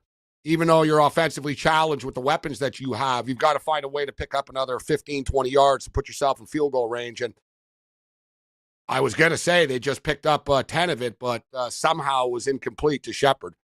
Wide open on the side. You know this, Scott. And I brought this up, and Scott Steen, the Steamroller, is a lifelong KC fan, as you can tell. And I brought it up. They're not a good big favorite, Scott, right? No. They're not. Anytime they're favored by more than 3.5 points, this isn't their role. They will play down to the level of competition.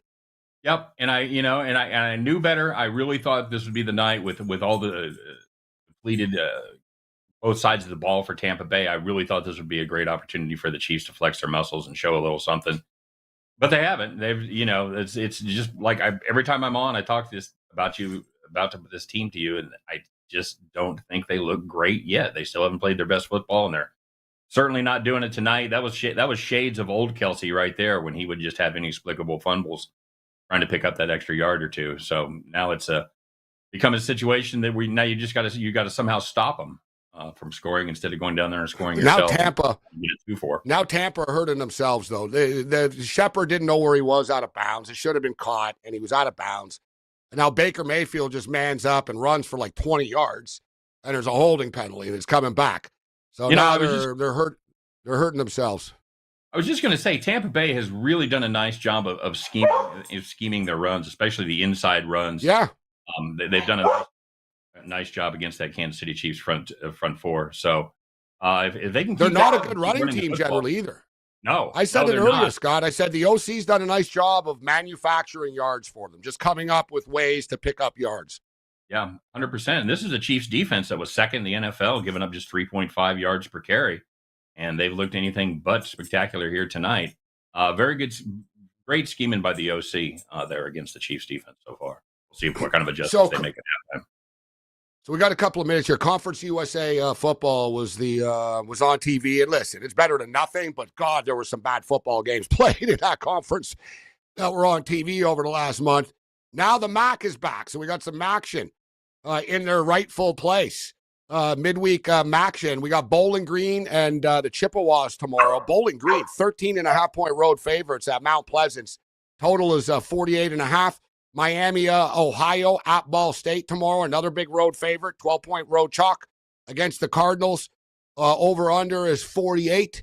And Wednesday's action, Northern Illinois, -1.5 at Western Michigan, 52.5. And the Ohio Bobcats at Kent State, Ohio. 18.5-point road favorites. Total is 52. What do you think about the action this week, midweek action?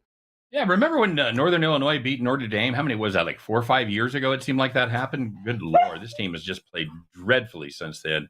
I'm looking tomorrow night. I'm looking down there in Muncie, Indiana, at that Miami Ball State game, and this is going to be a weather situation. And Gabe, a lot of novice bettors make the mistake of anytime there's rain, they automatically pound the under. And as you know, it's not the rain or the snow that does it. It's all about the wind. Well, tomorrow night down there in Indiana, we're going to have both, as you're going to have gusts up to 30 miles an hour and a lot of rain for this Miami Ball State game. So this is going to be a running situation with a lot of running clock.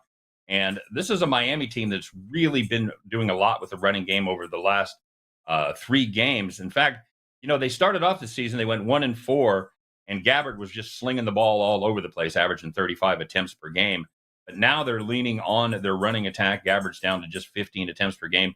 They're 3-0, and they have outscored their opponents by about 28 points per game over the last 3. I like this in a good weather game, but I think Miami really rolls Ball State here because Ball State does not have any kind of an offensive attack at all. What they do have, they lean on the pass. They cannot run the football.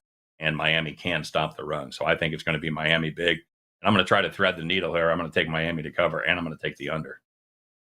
The Steamroller, Scott, on Twitter, Scott Steen, but Steamroller on Twitter. Where can people find you online? We got about 30 seconds here.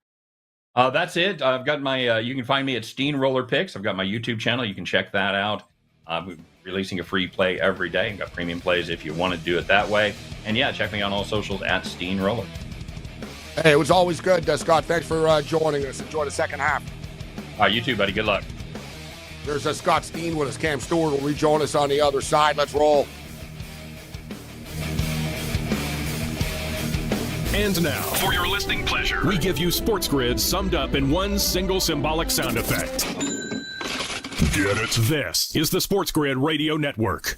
Do you use the expensive blue or yellow pills to charge your sex life? Are you thinking about it? What if we can promise you the same results for less than $3 a pill? If you're paying $20 a pill for the other pills, you're getting taken to the cleaners. Our pills deliver the exact same results for less than $3. You'll save more than $16 a pill for the same results. And right now, radio callers will get 44 blue or yellow pills for $120 with free discreet shipping. You can save more than $700 off pharmacy prices. Charge your sex life now and save a ton of money. Call now and get your 44 pills and save over $700 and qualify for free shipping. Stop overpaying and call right now. Paid for by Steel Man Pills. 800-823-3851. 800-823-3851. 800-823-3851. That's 800-823-3851. The Technology Minute with George Capalbo. North Carolina State University researchers have discovered the secret of the fastest jumping backyard bug on Earth, the tiny globular springtail.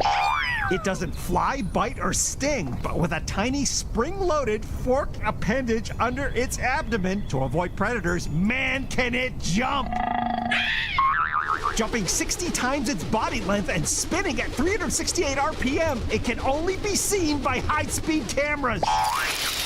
This may be helping possible nightmare fuel research at Cornell. They're building swarms of autonomous AI-powered 3D printed quadruped insects powered by microscopic internal combustion engines.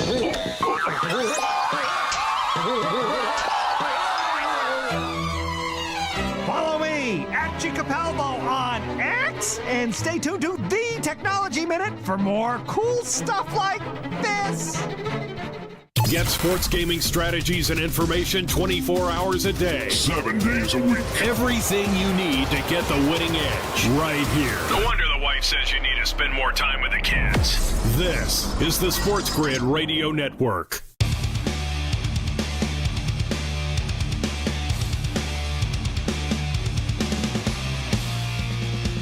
All right, let's roll. The Monday Night Meltdown, Sports Rage Game Day. I am Gable Morency, SiriusXM Channel 159, Sports Grid, YouTube on demand. George Kurtz is going to join us still. We got Mick Aussie in the house and Mo Khan. We got Cam Stewart back right now. We're at the half now, Cam, 10-7. And for Tampa Bay Buccaneer backers, we were fortunate that Kelce fumbled the football there. Tampa do get the ball to start the second half for the record. So they're down 10-7. The Buccaneers are plus 6.5 right now. The total is what it is on the teaser. If you bet the over, it's 38.5. The total. So we're at 17. I don't even know if we're going to get there. We need 22 points.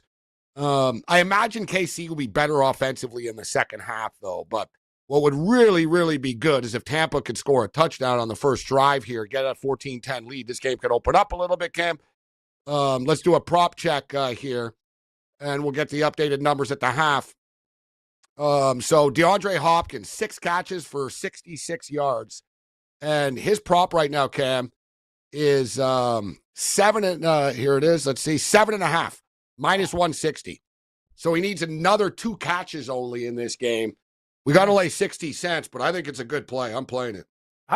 Well, the guy's got 6 in the first half. We got to get 2, 60 cents sometimes. That juice, it's high for a reason. It should get there. Gabe, I like that a lot. I like him at the start, so we nailed those Hopkins props. Something I would look forward to, too, in the second half, as you saw at the end, Baker Mayfield, he ran the ball, but they called it back on that holding penalty on that play. I think he's going to try to, escape for first downs and stuff like that. I would like his live over. I think at the start of the game, it was 14.5 or 15.5 rushing yards. I would expect him to go over that number and get into the 20s and 30s, I think. Let's see. I'll get you his number. Just for the record, Travis Kelce, his prop is 9.5 right now, minus 130 to the over, 9.5. Kelce's got 7 catches. Yeah. He needs 3 more. I'm going to bet that as well. I think we could hit them both. Also, I'd go to Kelce because it's like Mahomes. He probably went up to Mahomes and said, listen, bro, sorry about the fumble. You just get me back again and I won't fumble the ball. That's the way Kansas City, that's the way they'll roll. They're a great team and they'll go back to a guy that makes a mistake because they know he won't make a mistake again. So I think that's a very good play as well. I don't know who Tampa Bay is going to throw to. Shepard seems to be a guy that they're targeting a little bit, Gabe. He had 1 foot out of bounds on that catch. He would have had another catch right there. It looks like him and Baker got a good kind of chemistry. They're throwing right to there. Auden. Yeah, and Auden's got 4 catches. Yeah. He's got 4 catches. I got over 4.5 with him. His number now is 7.5, though. So they think they're really going to him. He needs another 4 catches for the end game. I like Baker Mayfield. I like your prop here. I think I agree with you. Baker Mayfield's got 12 rushing yards right now, and his prop is 19.5. So he's got to get 8 yards in the second half. I love it. I think he will. Love it. Yep, I do too. I think because you see on those third downs, a lot of the time the plays break down. He doesn't have Evans. He doesn't have Godwin. He's going to have to run for his life. And if they don't call a holding penalty or his team doesn't hold, then I think a lot of the time we'll be able to reach that number. Auden's number is high, but he seems to be a reliable guy. But Gabe, your guy Shepard, I think might be the low-hanging fruit there because he has looked at him a few times and he's caught balls. He just seems to be out of bounds. Everything's really, really close to the line. But yeah, I like that Baker Mayfield prop a lot. I'm losing in the NBA. I laid 7 with the Lakers. They were getting killed. Now they're down 7. They're trying to come back and win the game. But I got the over in the Boston-Atlanta game. Atlanta are like 7-0 to the over on the season this year. They're not scoring, though. Boston score. I should have played Boston's team total.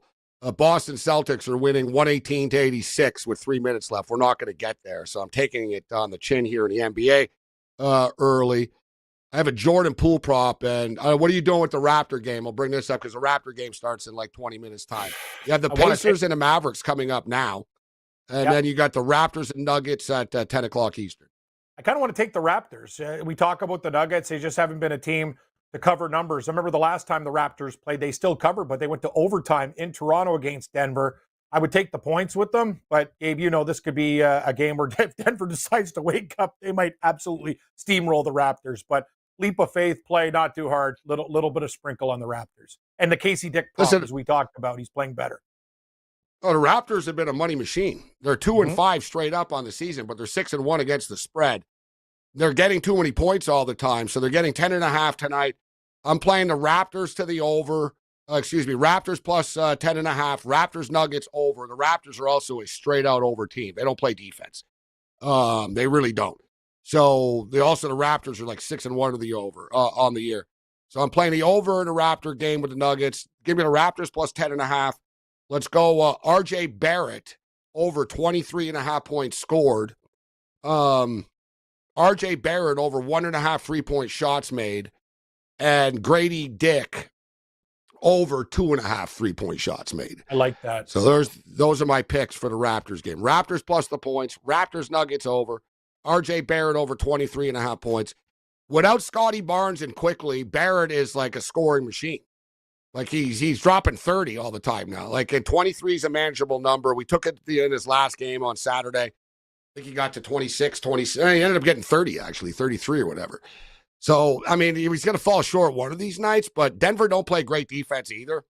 So, and Grady Dick gets a lot of shots right now. Grady Dick is taking like 7-8 threes a game. It's 2.5 for him.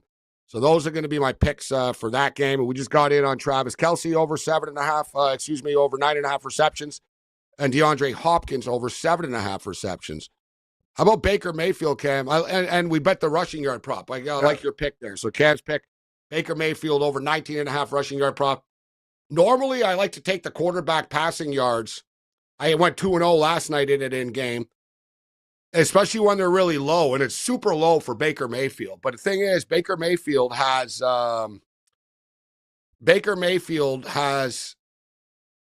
59 yards passing. Yeah. Like, it's a miracle we're not getting blown out, actually. Like, he's 9-12, but it's all quick hit stuff because they're not good enough to get open down the field. So it has to be like, all right, we got to get rid of the ball fast, just dump it off and hope for the best.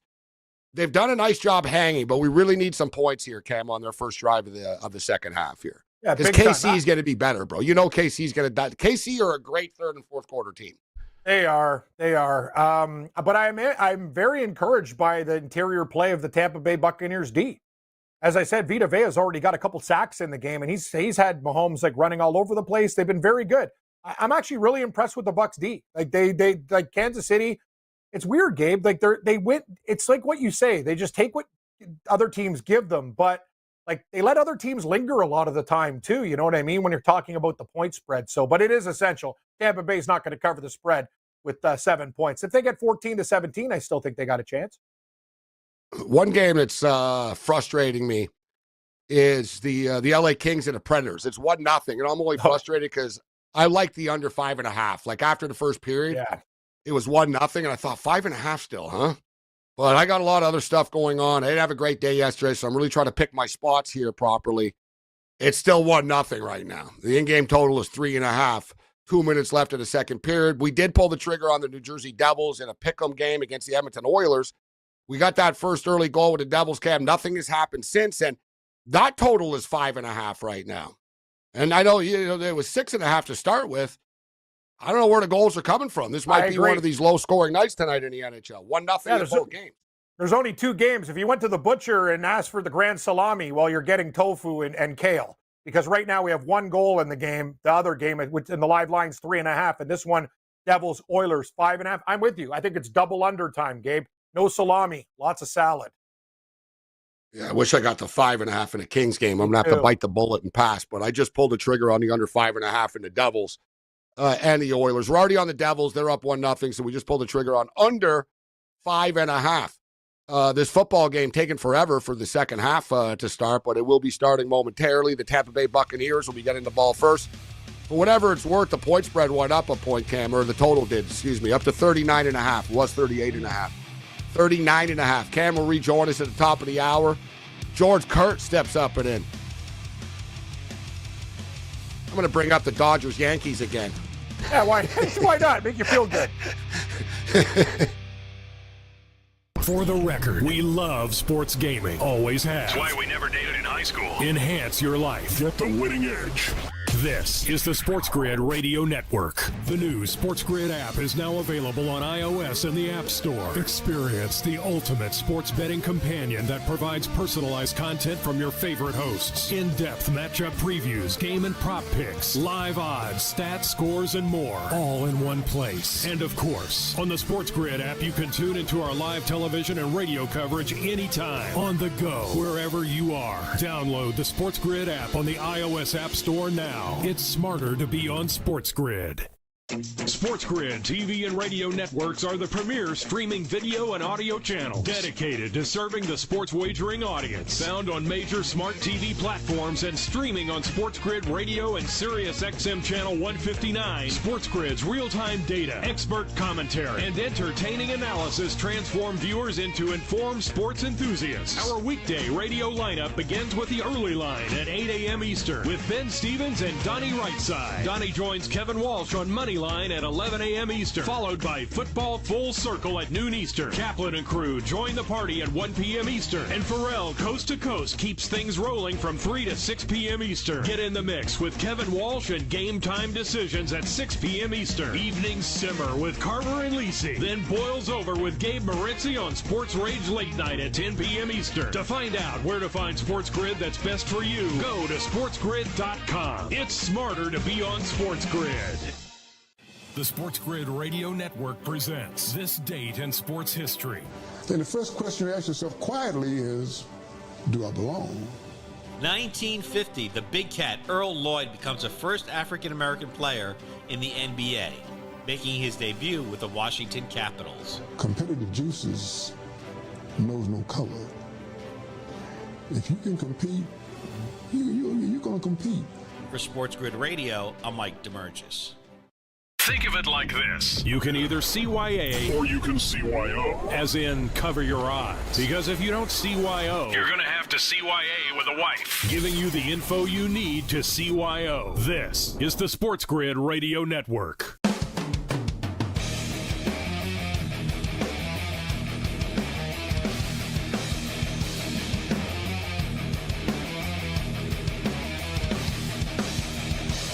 All right, the second half has just started.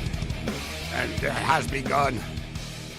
All right, so 10-7 for the Kansas City Chiefs. Point spread is 6.5. Chiefs are laying 6.5. The in-game total just popped up to 40.5 right now. They're starting the drive on the, I don't know why I don't know why it popped up to 40. It was 38.5 a couple of minutes ago, and nothing has happened since then. And it's popped up to 40.5 right now. Let's bring in George Kurtz, see what he's rocking on this game. George, how you doing? What do you got here tonight? I'm on the, listen, I'm with you on a night game, right? So you know I'm on the over, and that's once again looking like it's not going to happen.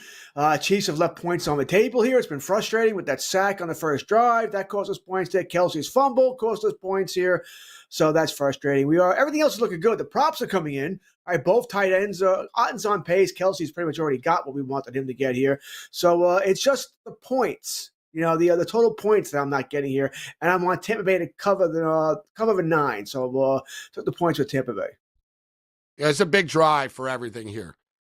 If Tampa can score on this drive, if they can get a touchdown on this drive, the over's in play, the teaser's definitely in play, and the Buccaneers to cover the point spread is in play. They get nothing out of this. It could start to slip away. I brought it up earlier, George. KC get better as the game goes on. I'm expecting their offense to be better in the second half here. So we need Tampa to make some plays. That was a nice little dump off here to pick up some yards for them. They've done a pretty nice job, Tampa. I know they only have 7 points, but they've done a pretty nice job at least picking up first downs, George, and keeping KC off the field. Hey, listen, they're without their top 3 wide receivers, right? Godwin gone, Evans gone, and McMillan didn't play. We thought he might play tonight. So, yeah, they're doing a solid job. I thought Otten would be more involved, Gabe, so I'm surprised. I'm still waiting for that here, but they've done He does have 4 catches. Yeah, and that's great because he's on pace for 8, which would be a monster game. I just thought I would see him more. I don't know what it is. I just expected more from Otten here, but he'll get his props as well here. Even if they don't get this first down, I'm assuming they'll go for it on 4th down anyway. They just got it, and there's a horse collar, George. And I was going to say, I don't know about you. Yeah, did they call it? Yeah, there it is. Yeah, they did. So there's 15 yards. I don't know about you, George, but I'm surprised because Tampa are not a good running team generally. So that's their problem. It's not like they can say, well, listen, we don't have our wide receivers, but let's just rely on our ground game tonight. Dude, they don't run the ball, George. They throw the ball 72% of the time, most in the NFL. Both their running backs are more you know what I mean? They're not smash mouth running backs, Irving and White. They're more, third down type of catch the ball, multi-talented, but they haven't had a punishing ground game in forever. I don't know, since Mike Allstott or something. You know what I mean? So that's what I'm surprised about. Their ground game has been pretty good tonight, George. Very creative little run plays, and they're working. I wonder if part of that game is because generally they're in shootouts. Isn't Tampa in a shootout every week because they can't stop anybody? Yeah. And today Kansas City's not. And you also pay, and I've talked about before, George, you pay Godwin and Evans a combined $75-80 million a year. You didn't do that to run the ball. Your best players are your wide receivers. You're going to throw the football here. But does it seem to you, by the way, I'm sure we've talked about this before, but every week, Kansas City does just enough to win. And they're rarely impressive. They play down to the level of competition. Yes. Right. I guess that's a better term for it. They play down to their level here. They do just enough to win games. It's frustrating. Still waiting for them to put it all together here. Hopkins got the touchdown, so they're getting him more involved here. I still wonder if they have another move to make by the deadline. Tomorrow at 4 o'clock Eastern, I believe it is. It might be 3 o'clock Eastern. So I wonder if they have another move to make here. I think the Kareem Hunt days are just about done here. I think they need to get a running back in there if possible. I played Kareem Hunt to score a touchdown, George, and there's been a couple of times where it looked like he could get it. They gave it to him inside. They gave it to him inside the 5-yard line 2 times, right? And he got stuffed both times, and then they threw the ball to Hopkins. NFL trade deadline tomorrow. What time is it exactly? Is it 4 o'clock Eastern? I think it's 4 o'clock. Yeah. So I think there's going to be some moves made here. I think a couple of teams will be interested. The Lions, I said, we talked about it last night. I think they're going to get Zadarius Smith or at least some kind of pass rusher going there. I expect them to be very interested in that. We'll see what that Steelers, we know they want to get a wide receiver, right? Let's see if they can pick one up here. I think we just cashed. Is that our boy? That's our boy. There we go. Was Kate Otten touchdown? That was Kate Otten, 11-yard touchdown. I have him plus 200 to score a touchdown. Nice. Yes, that's fantastic. Yep. Have him as well here. So I'm all over on Kate Otten. This guy's turned into Baker Mayfield's best friend. It's a nice throw. Nice route. Oh, Cade Otton, that's his 5th catch. I got him over 4.5 receptions too, George. So I just hit that prop and the touchdown prop on the same play. I'm on his yardage prop too. I got to check how much yards he has now. So I'm on all 3. I played everything. I thought he'd be the main target tonight, especially once McMillan went out. You didn't see? I don't know if you got in. You didn't see my tweet earlier about Rachaad White growing up right by the stadium and never. I did. Yeah, they never been in there. I did. I see all your tweets. And I said, I said, you got to play his touchdown plus 200, and boom, we hit him first touchdown of the game, plus 1,100. I love when you go ballistic on tweets on, I guess for you, it's a Saturday night, Sunday morning for me, and I got to read like a book of Gabe's tweets here. There's like 5,000 of them on a Sunday morning before I get the things. So, yes, I see most of your tweets because they're usually pretty interesting. Yeah, so, interesting why he'd never been in. I guess that's not that unusual, right? How many stadiums have we been in? It's because we lived in the area. So I don't think it would have changed. Even if I would have thought about that more, I don't think it would have changed my mind to betting him to have a touchdown tonight. I didn't touch either. That's why you got it. George, when a kid is from an area and he was too poor to even get into the stadium, and he's playing there on Monday Night Football, it's practically on the bulletin board in the locker room. Get Rachaad White a touchdown tonight.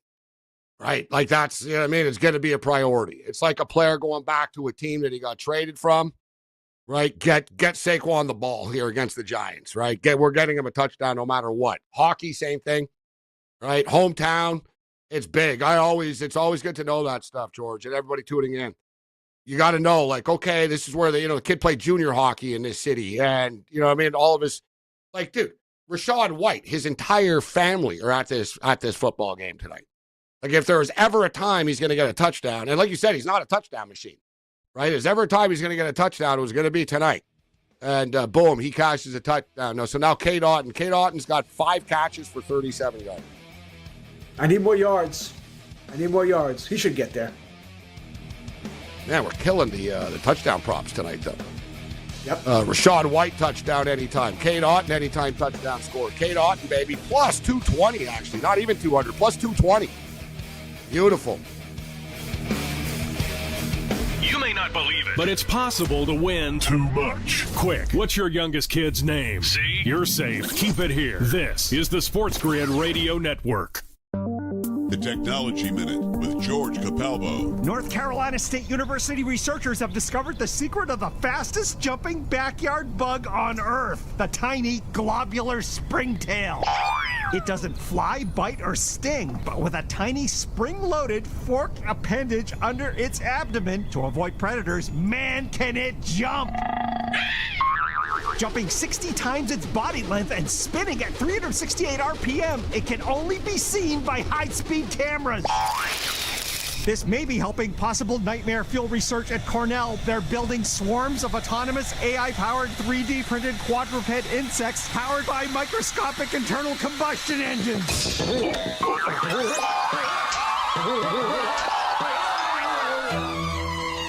Follow me at G Capalbo on X and stay tuned to the Technology Minute for more cool stuff like this.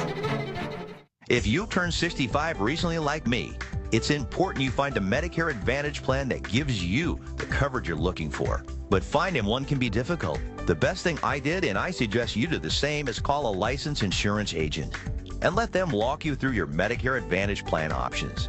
There are so many benefits you have access to, so make the call now and let the representatives explain everything to you. Our licensed insurance agents can offer you a variety of Medicare Advantage plans. Plus, the call is free, the information is free, and there's no obligation to enroll. We're here to make it easy for you to select a Medicare Advantage plan that may work for your needs. Finding a Medicare Advantage plan can be easy if you do what I did. Make a quick call right now to learn more. Thank you. 800-365-6303. 800-365-6303. 800-365-6303. That's 800-365-6303. You're listening to where real winners go for actionable insights and expert perspectives on daily sporting events. 7 days a week. It's not a secret or anything. I mean, we have a promotion budget for Pete's sake. This is the SportsGrid Radio Network.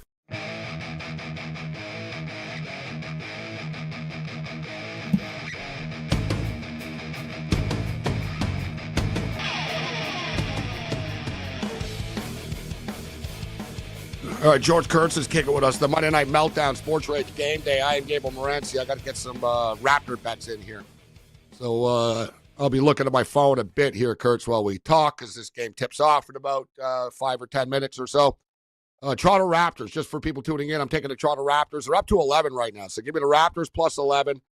Let's go with the over the basketball game, over 231 to buy a half a point, over 231 to the over. The Raptors have been a strong over.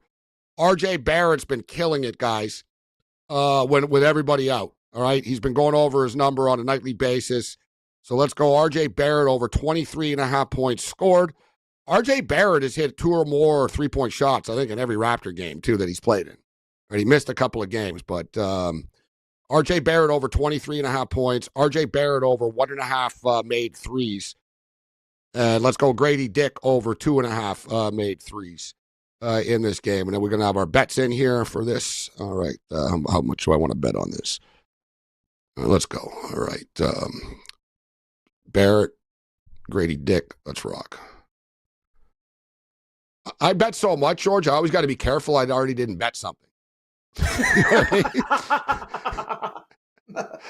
No, like I've done, like I did a triple take. I'm like, have I already bet this or not? Like, you know what I mean? And I'll do it, son. Once in a while, George, I'll look and I'll have like the identical same bets.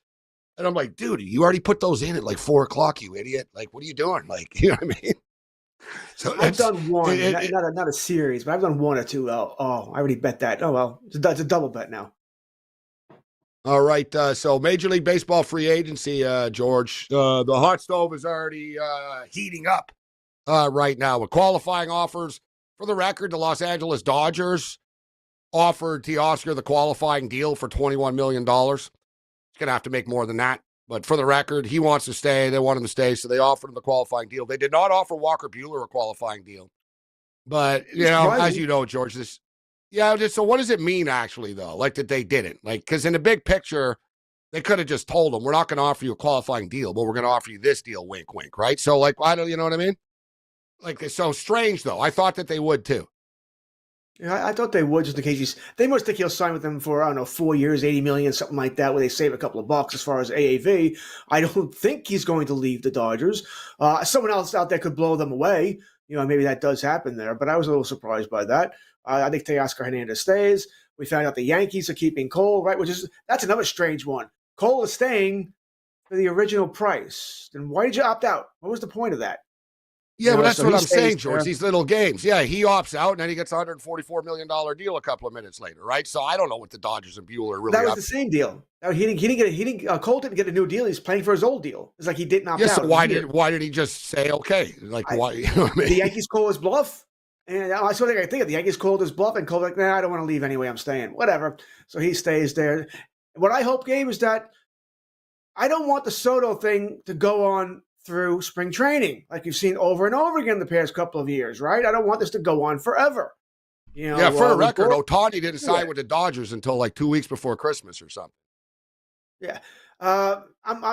Listen, I don't care if it's up against Christmas. I don't care if it's January. I just don't want it to go into mid-February. We're still waiting for this year. So I saw your poll today. Yeah, was it Yankees, Mets, Phillies, Toronto? Top 4. That sounds about right. Yeah, but I followed the betting odds, right? So that basically, I gave the first 4 teams. So here it is, updated number. I voted Mets. So the Mets are plus 200. Mets are plus 200. The Yankees are the favorites, minus 150. So where does Juan Soto? The date is March 27, 2025. New York Yankees minus 150. New York Mets plus 200. LA Dodgers plus 800. Philadelphia Phillies have actually jumped in on the odds here. Plus 10 to 1. Toronto Blue Jays plus 1,800. San Francisco 20 to 1. Red Sox 22. Cubs 25. Nationals 25. We know he's not going back to San Diego. That's 40 to 1. The Nationals are interesting if they would. What about Seattle? 40 to 1. Does Seattle shock the world and actually? But they never do. No, their owner never. They didn't go to every year we talk about it. Right. I'm done with Seattle. I'm done. They need to make a move. They won't here. I think the team in the American League that is going to offer them the most money is probably Toronto. The team in the National League will be the Mets. You know, and the Toronto. What about the Texas Rangers? No, they're broke. They got TV problems. Right, so they're definitely out. I don't see them. They have issues there. So, no. I could see, if you're looking for a team that we don't talk about that makes some money, Detroit, but I don't think he's playing there either. I think the favorites, so you're right. I think Steve Cohen, whatever. I think the Mets are going to be the ones. They're going to offer him like $700 million. That's what I think. Other too. teams might nickel and dime them. Oh, here's $550 or whatever. Fall is here. It's getting cooler. Football and the World Series are coming in. Life is good. SportsGrid makes it better. Get the winning edge. This is the SportsGrid Radio Network. The sharpest football contest show in the land, the Las Vegas Football Contest Show, focuses on Circus Sports Million, Circus Survivor, and the Westgate Super Contest, handicapping the games and releasing our contest picks every week of the season. With two former Super Contest winners, Brady Cannon and James Salinas, a former NFL player, Mike Pritchard, and over $1 million in contest prize money won combined, the Las Vegas Football Contest Show will have you prepared this season like none other. Football full circle. Alvin Kamara is not the same running back. Chris Olave hasn't lived up to expectations. But now you have an aging defense. Demario Davis is in his 30s. Honey Badger Mathau, he's in his 30s. From an NFL cap perspective, I think they're the highest, right? They're completely in disarray. You have to clean shop. It's a major rebuild any way you look at it. It's football full circle with Ben Stevens and Joe Lisi. Weekdays noon Eastern, 9 a.m. Pacific on the SportsGrid Radio Network. The Technology Minute with George Capalbo. Lehigh University scientists have discovered that Hellmann's Real Mayonnaise, in addition to being a delicious sandwich topping, may hold the key to unlocking the secrets of nuclear fusion. Fusion on Earth means superheating hydrogen isotopes to millions of degrees centigrade, hotter than the core of the sun, which turns it into plasma, a soup of positive nuclei and free electrons. Hydraulically whipping a giant vat of Hellmann's mayonnaise turns it into a material that simulates exactly the physical and elastic properties of hot plasma at low temperatures without any of the bad side effects. And later makes for a delicious lunch. Follow me at Capalbo on X and stay tuned to the Technology Minute for more cool stuff like this. These days, it's hard to find something you can invest in. Crypto? That's not where we're going with this, Sporto. The most valuable commodity is information. That's where we come in. We're your trusted source for gaming, odds, and more. This is the SportsGrid Radio Network. Scumbags! Rage! Sports Rage with Gabe Morency. Rage all you want.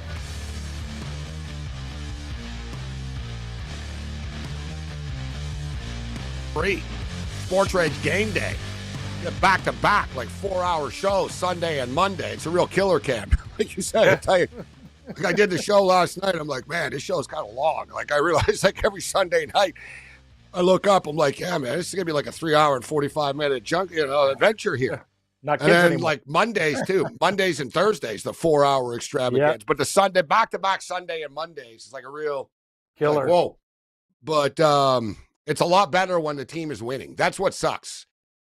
Like, you know what I mean? Like, listen, I've been doing this forever. I'm very good at separating sort of, I don't get depressed on the oh, I'm losing a bet or something like that, but it takes the life out of you. Like when you got a lot of money on the over last night and the game's going back and forth and Flacco's bouncing passes like a basketball player to players. Like, I'm like, God, this is a train wreck. Like, you know what I'm saying? He was skipping stones out there. It was brutal to watch. It was like I'm sitting here. I'm thinking, all right, I'm losing like $1,300 and like to sit here. Like, you know what I'm saying?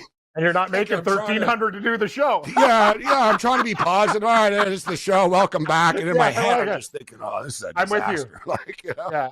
I'm thinking the same thing. I'm like, I'm on the air. If I was doing the Seahawks-Rams game, like you couldn't pay me enough money to get off the air because I was just so depressed doing the show. And you got to keep your emotions in check. But I was on live for the Bills and Ravens. You were here. That was a rough one. I just had to sit here. Like, it was getting killed like all night.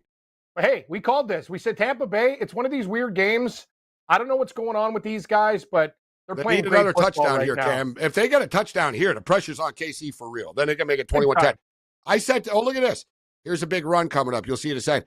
I said that to George Kurtz, there's a flag on the play, of course. Now the refs try to keep KC in this thing. And you notice every time Tampa have a big play, they screw them. Yeah, I look at this all the time. I'm like, oh, okay. Didn't really think that was too much of a hold. Yeah, bring it back. But That's what it feels like. Well, they haven't showed the replay yet. Let's see. It's a face mask. So someone on the line must have grabbed a face mask or something. Look at Otten too, Gabe. Like we talked about him. So we hit his over anytime touchdown, 7 for 70 and a touchdown. He's not done yet. The guy's a machine.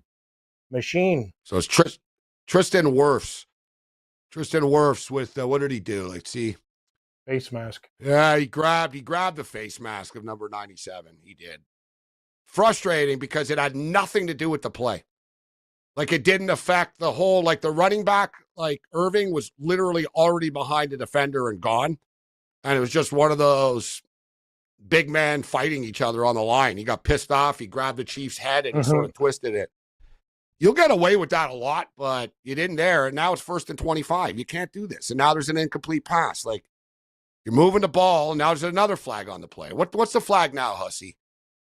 John Hussey. This guy's Hussey's starting to get fussy. He's bothering me right now. I don't need this. These games, like there's so many. Now flags. A legal man down the field. Tampa's imploding, bro. They were moving the ball, and now it's going to be 1st and 35. I think they're declining it. I think they just want to keep it 2nd and 25. Let's see. I think it's declined. The hell, like, dear God, Tampa, you got to take advantage of this, man. Like a couple of nice plays and you set yourself back. Interesting. They could have made it 1st and 35, but they're keeping it 2nd and 25. Listen, who am I to question Andy Reid? But I personally would have just moved them back 10 yards because agreed. They're sort of in field goal range. If I'm Tampa now, play for the field goal. Like, dump off a screenplay here. You're on the 45-yard line. You know what I mean? Don't worry about the first down. Just think, all right, we got to get 15 yards type of deal. Just dump it off. And they do dump it off, but they're not going to get much out of this. Wow, Irving actually turned nothing into something. That was a hell of a nice little play by Irving. Like KC, look at this pass. Like, they know what they're going to do. They can't throw it down the field, so he has to get rid of it right away. And look, he threw it to Irving here. There were literally like 3-4 Chiefs right there. Look, boom, 2. He made 2 miss. He made that 3rd. Impressive. So it took 3 guys to get Irving down. And that was a nice little play, like a little chunk. He picked up, it's only a 7-yard gain, but it puts them like closer to field goal range now. Like I would just do another screenplay here, Cam.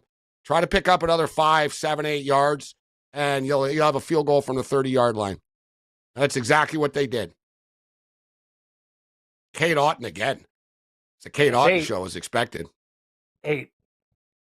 Nice play calling, though. They actually listen to me. Well, that's the whole thing. Put yourself in field goal range. Don't get stupid here. Get 3 out of this, and at least you got something positive.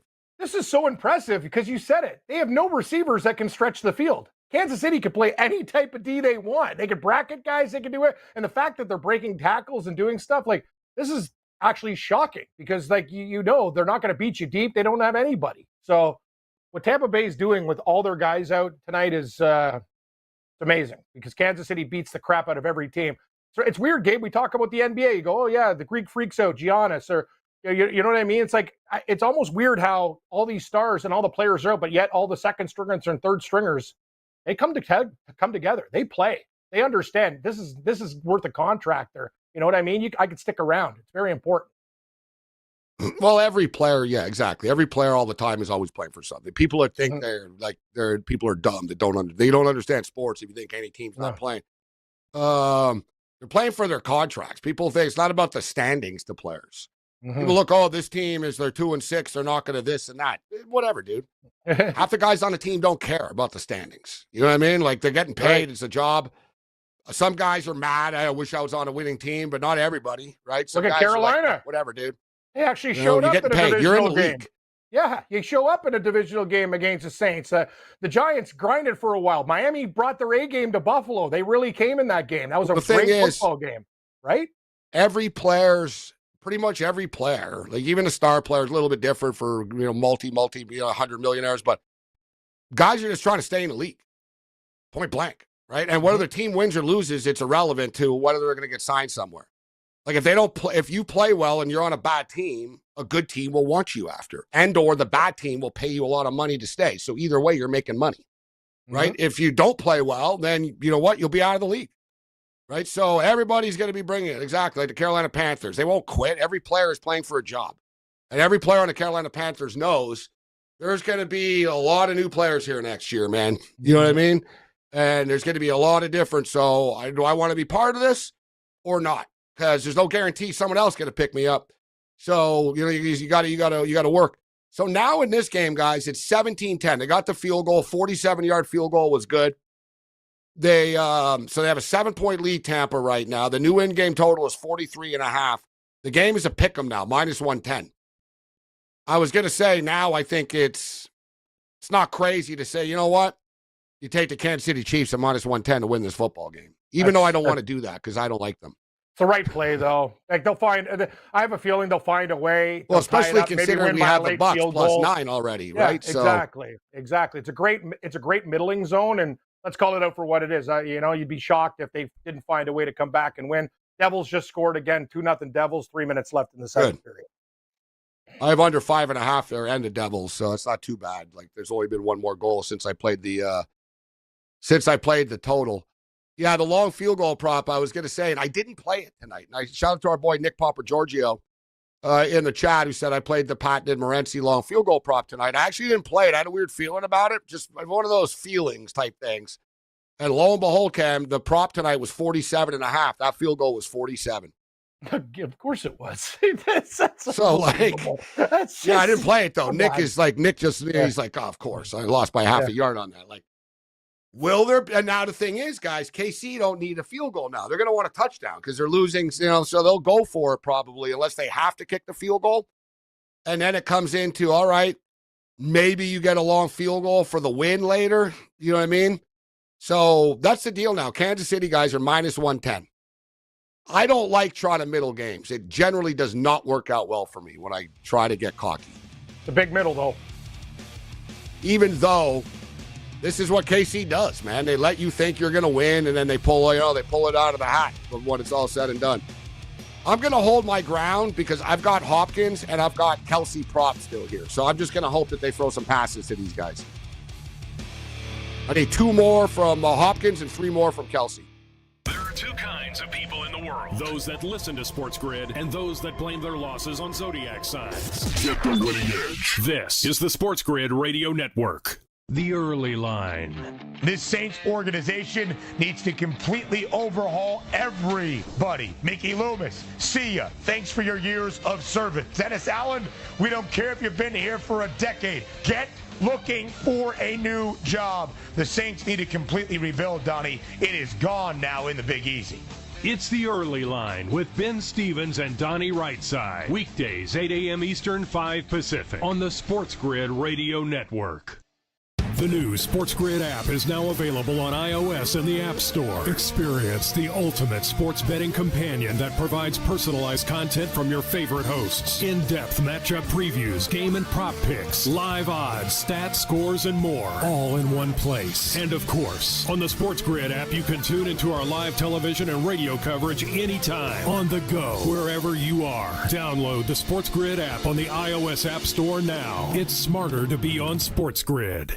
SportsGrid TV and radio networks are the premier streaming video and audio channels dedicated to serving the sports wagering audience. Found on major smart TV platforms and streaming on SportsGrid Radio and SiriusXM Channel 159. SportsGrid's real-time data, expert commentary, and entertaining analysis transform viewers into informed sports enthusiasts. Our weekday radio lineup begins with the early line at 8 a.m. Eastern with Ben Stevens and Donnie Rightside. Donnie joins Kevin Walsh on Money Line at 11 a.m. Eastern, followed by Football Full Circle at noon Eastern. Kaplan and crew join the party at 1 p.m. Eastern, and Pharrell Coast to Coast keeps things rolling from 3 to 6 p.m. Eastern. Get in the mix with Kevin Walsh and Game Time Decisions at 6 p.m. Eastern. Evenings simmer with Carver and Lisi, then boils over with Gabe Morency on Sports Rage Late Night at 10 p.m. Eastern. To find out where to find SportsGrid that's best for you, go to sportsgrid.com. It's smarter to be on SportsGrid.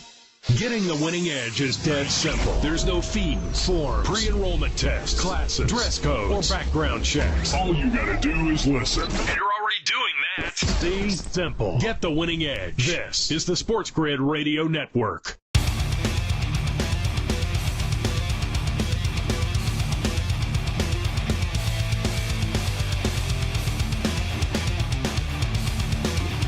KC are having a hard time picking up chunk yards, big plays. And to be honest, I don't understand why they're running the ball so much. Like KC on this drive have literally gone to the ground game, and it's not really working. They got a first down on a pass to McCall Hardman, and it was kind of Hardman's skill after the play that got the yardage. Now they just hit Kelce for another catch. I bet Kelce, you guys were with us. We took him over 9.5. I think it was plus money too. So we took him over 9.5 at the half when he was at 7. We needed 3 more. He's at 8 right now. So we need 2 more catches from Kelce and Hopkins, where we said, we only need 2 more from Hopkins. He hasn't gotten anything, Cam, and here's another run. They pick up the first down on the run.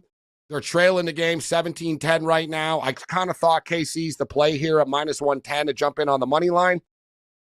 It's minus 165 now, but yeah, I'm not a big, I don't like trying to middle games. Like I said, I have a bad track. I lose more often than when I win, Cam, when I get cute and I do that. I know a lot of people middle games, but they're middling it between 1 and 4. This is a little bit different game. If you're getting 9.5, 10, and you know what I mean? That's the whole thing with Tampa Bay pregame. They were getting a lot of points, and the game is winding down. Kansas City's not they're moving the ball, but take a look at the clock. It's just 2 minutes left in the third. You know what I mean? When they're running the ball, tick, tick, tick, tick. These are long, methodical drives, and you need 7 points. If you hold them to 3 here, Tampa Bay could be in a good position. Yeah, KC watched the touchdown badly here. They're getting a little bit frustrated. The in-game total is 43.5, which I guess if they score here, right, that's what this comes down to. The T's are sort of looking good, Cam, but I'm always worried Tampa's not going to score again after. But I got to give them credit. They have found a way. If they can give us another touchdown, we're really going to get this. 17-10 right now. Once again, KC run the ball, except this time they get a big chunk of yardage. So this is why they've been trying to pound it and wait to try to finally bust one, and they do. They bust one right now. Big play, KC. Money line now 200, Cam. Switching just like that. That's a good. Yeah, it's amazing. If you got it on a pick 'em, that's a great price. Now look at it, it's doubled. The in-game total is up to 46.5, which I actually think is a little high still. It just dropped to 45.5, actually. Because look, even if they score the touchdown here, that gets us to 34. 10 more points gets us to 44. I'm not sure there's going to be 3 more touchdowns in this game, and that's what we need to get there. Now, I hope there is, but I don't know where it's coming from. As good as Tampa's played, guys, they've only scored 2 touchdowns in this game, right? So they've found a way. Do they have another one? And KC's defense is going to get stingier, I got to believe, as this game goes on. So I'm kind of thinking maybe Tampa can give us another field goal only. Tampa Bay doesn't want to get into a track meet with Kansas City, too. They probably want a long drive for points, Gabe. So that's another way to look at the total. I think it's too many points at 45.5. I think it'll be close, but it'll just stay under. I think that's too many. They want to slow down. So don't you think they want to maintain possession of the ball and not give KC an extra possession? That's Tampa Bay's MO. They don't want to give the ball back to Mahomes. NBA basketball, Raptors are up 22-20. On the Denver Nuggets, 4.5 left in the first quarter. In-game total is 242.5. And we got that total at what, 231? What is it? 231 minus 125. So 24-20 Raptors showing up early here. Matthias is in the house with us. Matthias, are you there? I want to ask you about the LA Clippers and the San Antonio Spurs tonight. Clip show in action tonight, coming up in about 12, 15 minutes time here from the Intuit Dome.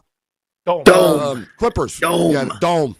Intuit Dome. The ID. Let's just call it the ID. I like ID. That's good. Yeah, down at the ID. So the Clip show are laying 4 at the ID tonight against Victor Wembanyama and company. What are your thoughts on the game? Gabe, it's a tough game. Chris Paul also going to be playing against his former team, the LA Clippers. And right now, I can't get a feel for this team, Gabe. I really can't. You'd think that they'd play well against Portland, and you'd think that they'd play well, against teams that they should beat. They still haven't won a game at the ID, Gabe. And, yeah, you'd think it'd come tonight, but I don't know, man. The Spurs have been playing better basketball than the Clippers all around. The Clippers are just it's hit or miss. They have a hot start, and then look what happened in the second half. Remember against Phoenix last week? We were feeling great. The Clippers were up 23, and sure enough, they can't close it out, Gabe. They blew it seems like that's the story. But that's been the story with this team since game one, Gabe. Since game one. So I can't trust them. I'd rather just play the props. I kind of like the Spurs game. Crazy as that sounds. You know what, Cam? I think so too. I kind of like the Spurs too a little bit, Cam. Underdog night. Yeah. Yeah, it feels like it, right? Like I said, you can't trust this Clipper team. If you are, you're going to be pulling out your hair the whole game. Yeah, especially laying 4. A lot of the Clipper. I told you, all these home games always come down to 1 point and stuff. But and the San Antonio Spurs on the season, they're 3-3, right? They've been competing. Victor Wembanyama's player prop is 23.5, and he doesn't get there. He doesn't get there. I'm telling you guys. The one thing I'm a big Wembanyama guy and stuff, but he's overpriced all the time with his props. It was the same thing in the French league. In the French league, his props were like 24.5, and he was super consistent. He scored like 21, 22 points every game. You know, 14 rebounds, 22 points. And early in the season, too, he hasn't been a stat monster yet this year, right? You know, he's been good. He's averaging 18 points a game, right? But, you know, you expect more. You know what I'm saying? He gets mad when he doesn't get the ball. They got to get him the ball more, but he's averaging 18 points, 9.8 rebounds a game.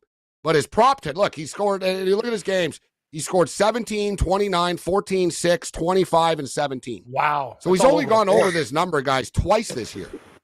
What about his 3-point prop, Gabe? You know why? Because Zubac's going to be on him. And Zubac is really bad at closing out those 3-pointers. And the thing is, if he goes to close out, Wembanyama's probably going to get around him.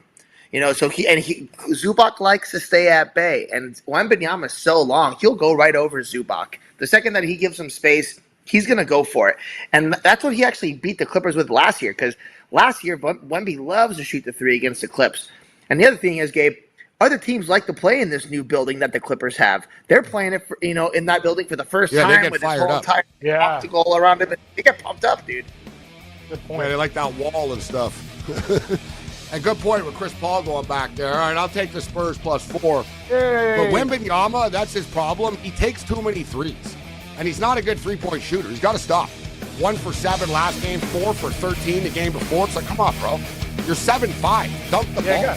Exactly. Go to the ref. Look, we're not saying the other sports gaming stations aren't strong. But we're pretty sure they all have lace on their underwear. All right. Don't screw around. This is the SportsGrid Radio Network. The SportsGrid Radio Network presents This Date in Sports History.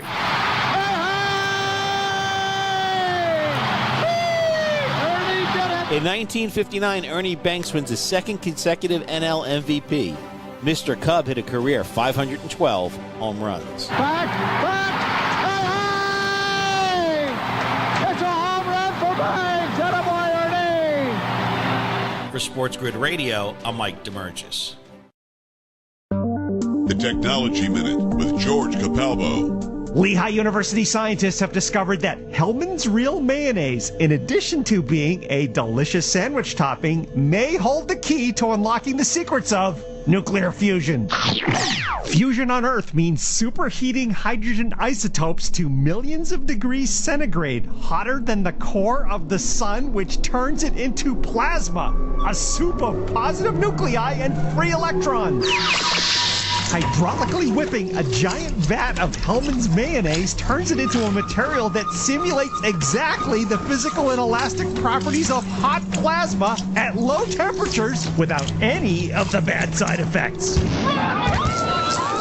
And later makes for a delicious lunch. Follow me at Capalbo on X and stay tuned to the Technology Minute for more cool stuff like this. Money line. Tough season for our guys. Hope we bring Soto back. We come off pathetic. Donnie, they're like, man, he's probably going to end up a Met. A Met? A Met? Are you kidding me? Who are we? What's happened here? This is nuts. Catch Moneyline with Donnie Rightside and Kevin Walsh. Weekdays, 11 a.m. Eastern, 8 Pacific. On the SportsGrid Radio Network. Get sports gaming strategies and information 24 hours a day, 7 days a week. Everything you need to get the winning edge. Right here. All the time. No wonder the wife says you never listen to her. This is the SportsGrid Radio Network.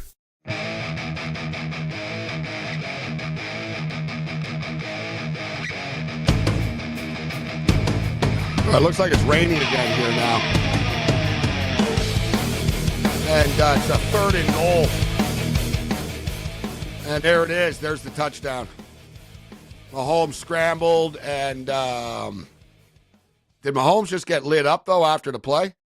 All right, Mahomes seems to be injured. I don't know the extent of the injury. I don't want to freak people out, but he's like lying on the ground after. People are helping him up, though. P. Ryan with the touchdown. The rain is really coming down now in KC, but Mahomes appears to be injured for real. He got up, and now he's not moving again. So let me see what happened to him here. He was scrambling on the play, and he sort of Tim Tebow shoveled. Was he past the line of scrimmage is another thing. You know what? Well, now they go to a commercial break. Number one, I want to see if he passed the line of scrimmage or not. I don't think he did, but it was pretty close. And number two, he didn't get hit. Something happened. Like something popped or whatever, because he never got hit on the play. Right? Like he sort of he was scrambling. He lobbed the ball over everyone's head into the end zone. And then, yeah, then you see Matthias, he was lying on the turf in pain, and people tried to help him up, and right away he was like, no, man. Like, and then we went to a commercial break. So I don't exactly know what happened. Oh, my God. I think Mahomes is hurt for real, like a non-contact injury, which means, something popped, I think it's his Achilles, Gabe. I don't want to be premature, but it looks like even from his body language when he was on the ground, he kind of gave a look like, yep, that's my season. You know what I mean? Like, it's like that's the year. Look at him, look at his face. He knows it. Oh, wow. Is this a game changer as far as the season is concerned? Let's bring in Bronco fan Mick Aussie right now. What's going on, Mick? Yeah, look, he kind of jarred his Achilles, so I think Matthias is right. Initially, I thought it was his knee, but I think Matthias is right with the Achilles. Wow, that's big news, isn't it? Carson Wentz warming up. The field. He walked off the field for the record, so he's not even in the tent. He's lying down on a table right now on the sideline. So we'll obviously keep everybody up to date with the extent of Patrick Mahomes' injury. Carson Wentz. Carson Wentz is now the backup. 17-17 in this game. Money line is now minus 185. I'm on the Buccaneers plus the points, Mick. I got the Bucs plus 9. And we were talking, and I said, man, it's minus 110 right now. The Kansas City Chiefs, the game's a pick 'em. We could kind of middle this game and take the Chiefs, but if Mahomes is out, this kind of changes things. They're minus 155. It keeps dropping on the money line right now, 185 to 155, because I think they think, all right, maybe Mahomes isn't coming back. But who do you have, and who'd you pick, Mick, in this game tonight? Well, I got the Chiefs in a 5-team money line multi, and I've got the other 4 teams. So, yeah, look, the Broncos, they teased us, You're the multi-parlay king, Mick. You've been winning these multi-parlays every week. Yeah, I love it. Like, it's like the lottery. Sure, you're not going to get all 16, but I do a 5-teamer and a 9-teamer, and then sometimes pull it off. So, yeah, put a few bucks and you can win quite a bit. So, I've done well on the 5-teamer. So, yeah, I hope the Chiefs win. Broncos teased us, mate. They just teased us for a few weeks thinking that they were good. It's like when you're chatting up a girl at the bar and buying her drinks and she runs off with her boyfriend. They teased us, mate. They're no good. They got destroyed. Lamar, Henry, and Flowers were absolute stars. Broncos interception in the first drive of the day. It was downhill. Very disappointed, mate. Absolutely terrible. We're no good. We're just an average team, mate. Yeah, you weren't as, and I kind of knew this, Mick, right? People, 5-3, and I knew they weren't as good as the record. The record indicated. So as far as Mahomes, we don't really know yet. They went to a commercial break. I'm looking at beat writers right now that are in the stadium. They're saying it's a left knee, just for the record. They don't know, but they're saying that they're looking at the left knee right now. And he just went into the tent, so he lied down. Now he's actually in the tent right now. Carson Wentz is warming up on the sideline. Yeah, Carson Wentz, Mick. Kansas City Chiefs are now 2.5-point favorites in this game. And guys, the money line's down to 140 right now. This is why I said, Matthias, sometimes you hedge. Imagine if I would have hedged and Tampa wins this game because Mahomes isn't in. I'd be like, son of a bitch. I had a good feeling not to do it. It's down to 140 right now. So the sportsbook is thinking, yeah, you know what? This isn't going to be Mahomes for the rest of this football game. We'll see what Carson Wentz can do. All right, we'll get Mick's CFL picks. We'll talk a little CFL division final action. The Montreal Alouettes are 2-point favorites over the Argonauts. The total is 52. The Bombers, 4-point favorites over the Rough Riders. Total is 48. Let's roll. Monday Night Meltdown. Think about it. We give you sports gaming strategies and information at your fingertips whenever you want it. Is this a great country or what? This is the SportsGrid Radio Network. For anyone who's worried about back taxes, has not filed tax returns, and doesn't know what to do next, stop and listen. Not filing your taxes can have severe consequences, especially in this political climate. Now that COVID is over, the IRS is getting aggressive, massively increasing enforcement and collection efforts. With politicians making all sorts of promises, especially when it comes to taxes, hiding and not dealing with your taxes will cause you harsh legal and financial ramifications. But right now, the IRS offers forgiveness and writes off a massive amount of tax debt. The Tax Doctor offers a free service that helps people get out of IRS collections and back in good standing with the government. Don't hide or bury your head in the sand. Take advantage of our free service. Call now to learn more. 800-816-4492. 800-816-4492. 800-816-4492. That's 800-816-4492. The Technology Minute with George Capalbo. North Carolina State University researchers have discovered the secret of the fastest jumping backyard bug on Earth, the tiny globular springtail. It doesn't fly, bite, or sting, but with a tiny spring-loaded forked appendage under its abdomen to avoid predators, man, can it jump! Jumping 60 times its body length and spinning at 368 RPM, it can only be seen by high-speed cameras. This may be helping possible nightmare fuel research at Cornell. They're building swarms of autonomous AI-powered 3D printed quadruped insects powered by microscopic internal combustion engines.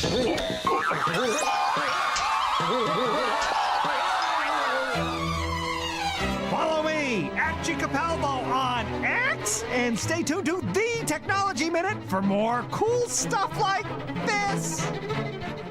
You want to be an expert on sports gaming and take the winning edge with you? There's an app for that. Download the SportsGrid mobile app for gaming strategies and information wherever you go. Aren't you sick of Candy Crush yet? This is the SportsGrid Radio Network.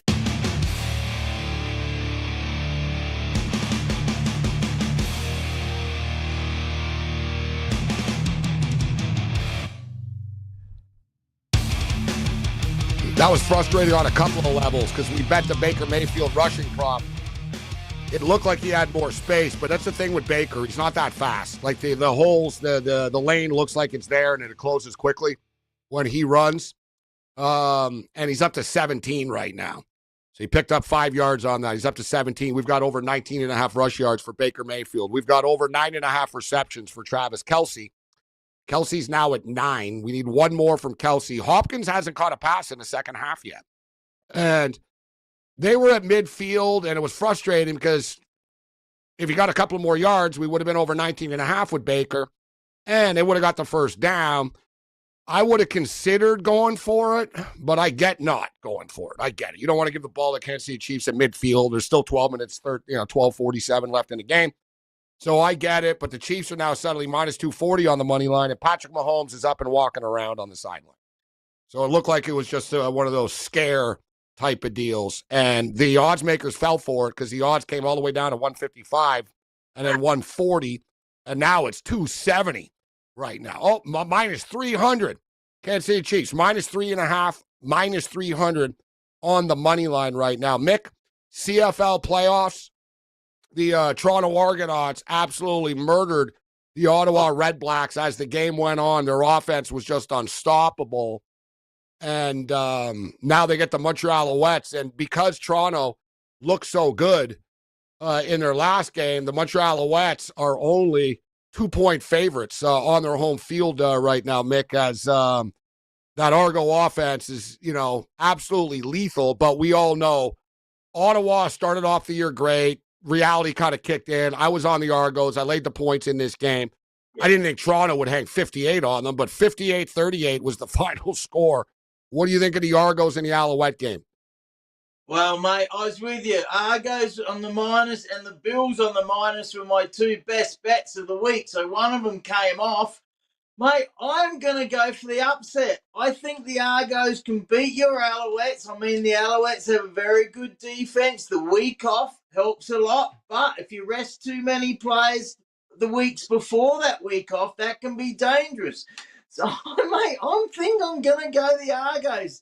There Chad Kelly, 4 touchdowns. I think he ran for one as well. Kadeem Carey, I like him at running back. They got a few wide receivers. They still have a good defense. Close game, though. Could go either way, but it's absolute ripper on the weekend. BC Lions, unfortunately, did not get up against those watermelon head riders, but yeah, I'll take the upset in the East. The Argos to beat the Owls. Don't really care, mate. I don't mind either team. Yeah, the Argos right now are a dangerous team. And this happens, Mick, because you look at the Argos, they got Chad Kelly back in, week 11 or whatever it was, and they were battling for home field still, right? They were still trying to lock down a playoff spot. Ottawa had a better record than they did. And home field matters in the CFL, not so much just, for the game, but and both home teams did win this weekend for the record, but the CFL is a gate-driven league, Mick. The teams need the money. You know what I mean? Yeah. Like, it was a big failure for the BC Lions not even to get a playoff game and make, you make $500,000 or $1 million, whatever. That little, okay, we're going to spend money on players, but we're going to be good. We're going to host, a playoff game or two, and we're going to make some money from this. And they didn't get anything. They go on the road. They end up losing the game. But I agree with you. The thing with the Alouettes is they're really good, but injuries started to catch up to them a bit. They kept losing players as the year went on. And they had such a massive lead. What were they, 10-0 or something, whatever the hell it was. They had such a massive lead in their division. They really haven't tried in, the last month of the season, Mick. Right? Like, they've been playing backups. Like, let's play this quarterback. Let's play that quarterback. You know what? And then they suddenly said, all right, the last game, they sort of got more into it a bit. But we'll see if they can manage this properly, because the Argos have been playing hard and practicing hard for, the last 2 months. The Alouettes, bro, have been on a cakewalk for the last 2 months. Yeah, and that's dangerous because, as you know, the rhythm and routine, football players love routine. You don't want to be rested too much. So I do worry about too much rest and playing the different quarterbacks, but they have a good defense. But imagine if they kept Eugene Lewis. He's been here for 2 years, the highest paid player outside the quarterbacks. I bet you he wished he stayed at the Alouettes. He's an absolute star, but I don't know if the Elks will be able to re-sign him. But yeah, it should be a good one, mate, up there in your hometown of Montreal at the University Stadium. They're not playing at the Big O, I don't think. So yeah, it'd be nice. Be a great day there, 25,000 or so. Yeah, no, they're not. It's at McGill Stadium. Mo Khan will join us from Montreal later. They used to sometimes do that. You're right. They would play bigger games if they could figure we could sell the tickets. But they did expand that McGill Stadium, Mick. I think you can get close. It's close to 30 now type of deal if they want to. Yeah. So I think they sort of find. And the thing is, they got to rent the Olympic Stadium to do it. Yeah. So they don't have to rent. You know what I mean? Well, they have to pay them $50K or $100K or something, whatever it is. They're going to charge them for the day. And it's like, no, why do that when we already have our own stadium? But they have done that in the past. But to me, it takes away their home field advantage. I think it's better in McGill Stadium. And in the other game, Mick, I'm kind of surprised. Listen, it's 4 points right now, but the Bombers haven't. I know the Bombers lost that one game to the Argos, but the Bombers didn't really care either because they had their first place wrapped up for the last 3 weeks of the season.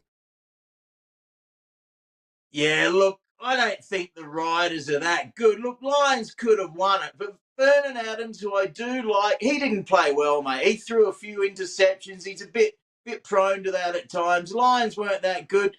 Elks were probably nearly as good as the Riders coming down the stretch. I think the Bombers will win. I reckon they'll win by, 2 touchdowns, cover easily -4.5, take the Bombers. They still got a good defense. Big Willie Jefferson's still playing. That guy is a beast, mate. And, of course, they got great wide receivers, Kenny Lawler And the quarterback's quite good, so they've got a good all-round team. I don't think Adam Bighill, he's still injured, I think, but, man, I think the Bombers will win that easily there in Winnipeg. Yeah, the Bombers, interesting, too. So the Bombers, though, they've lost the last 2 Grey Cups they were in the last 2 years. Yeah. Right? And they make it every year, essentially, right? So they won 2 in a row. Now they made 4 straight Grey Cups, this football team. The Bombers. But so no matter who they play, Mick, 2 years ago, the Argos beat them, and last year, the Alouettes beat them. So whoever it is, it'll be a revenge spot for the Bombers. Yeah.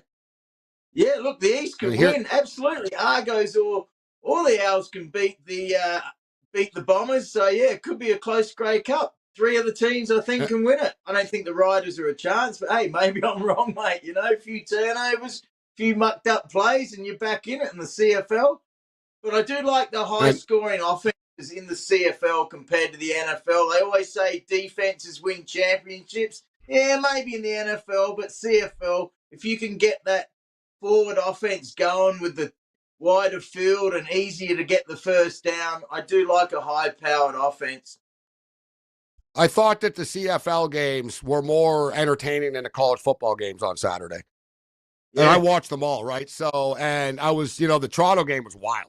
Although, whatever, I gave up on it after a while because I had the Argos and the over. And I kept betting the over, in-game over.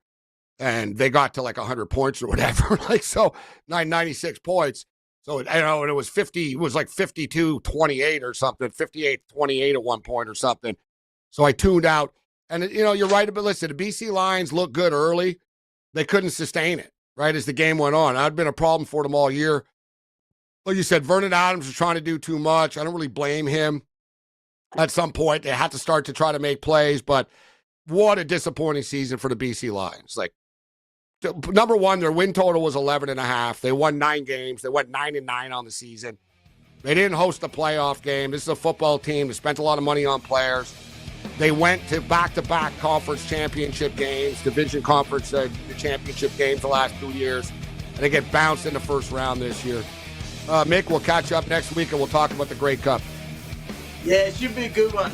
Seriously, 3 of the teams can win it, I reckon. So hopefully it's a great Cup. We'll never stop giving you sports gaming strategies and information whenever you want it. We're kind of nutty about it, actually. This is the SportsGrid Radio Network. The new SportsGrid app is now available on iOS and the App Store. Experience the ultimate sports betting companion that provides personalized content from your favorite hosts. In-depth matchup previews, game and prop picks, live odds, stats, scores, and more. All in one place. And of course, on the SportsGrid app, you can tune into our live television and radio coverage anytime. On the go, wherever you are. Download the SportsGrid app on the iOS App Store now. It's smarter to be on SportsGrid. Carver and Lisi. Prestige worldwide picks. You already have double diamond, no doubt about it. Lead pipe locks. Is that what you're trying to tell me? You got syndicate plays with the Jets and the Texans. You've got that already cooking in the kitchen. So no good for you, huh? You tried going after Russ because you got a problem with Russ. Probably played the Giants too, right? Did you play the Giants in the game also? It's Carver and Lisi with Mike Carver and Joe Lisi. Tuesdays, Wednesdays, and Fridays. 8 p.m. Eastern, 5 Pacific. On the SportsGrid Radio Network. SportsGrid TV and radio networks are the premier streaming video and audio channel dedicated to serving the sports wagering audience. Found on major smart TV platforms and streaming on SportsGrid Radio and SiriusXM Channel 159. SportsGrid's real-time data, expert commentary, and entertaining analysis transform viewers into informed sports enthusiasts. Our weekday radio lineup begins with the early line at 8 a.m. Eastern with Ben Stevens and Donnie Rightside. Donnie joins Kevin Walsh on Money Line at 11 a.m. Eastern, followed by Football Full Circle at noon Eastern. Kaplan and crew join the party at 1 p.m. Eastern, and Pharrell Coast to Coast keeps things rolling from 3 to 6 p.m. Eastern. Get in the mix with Kevin Walsh and Game Time Decisions at 6 p.m. Eastern. Evenings simmer with Carver and Lisi, then boils over with Gabe Moritzi on Sports Rage Late Night at 10 p.m. Eastern. To find out where to find SportsGrid that's best for you, go to sportsgrid.com. It's smarter to be on SportsGrid. You've got enough going on in your life without having to drown in stats, averages, probabilities, and injury reports. That's our job. Your job is to just sit there and listen. Get the winning edge. This is the SportsGrid Radio Network.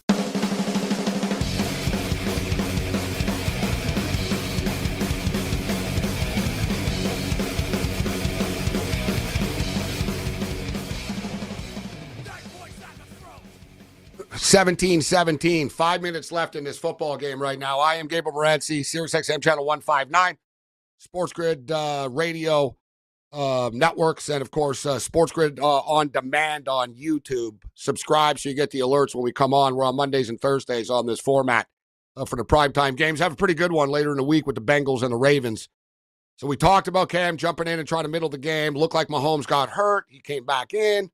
Now they got a 3rd and goal here right now, and I'm in one of these weird gambling spots where I've been pulling for Tampa all game, but I want the teaser. That's my biggest play of the game. I got over 38.5. The field goal doesn't do me any good. It gets me to 37.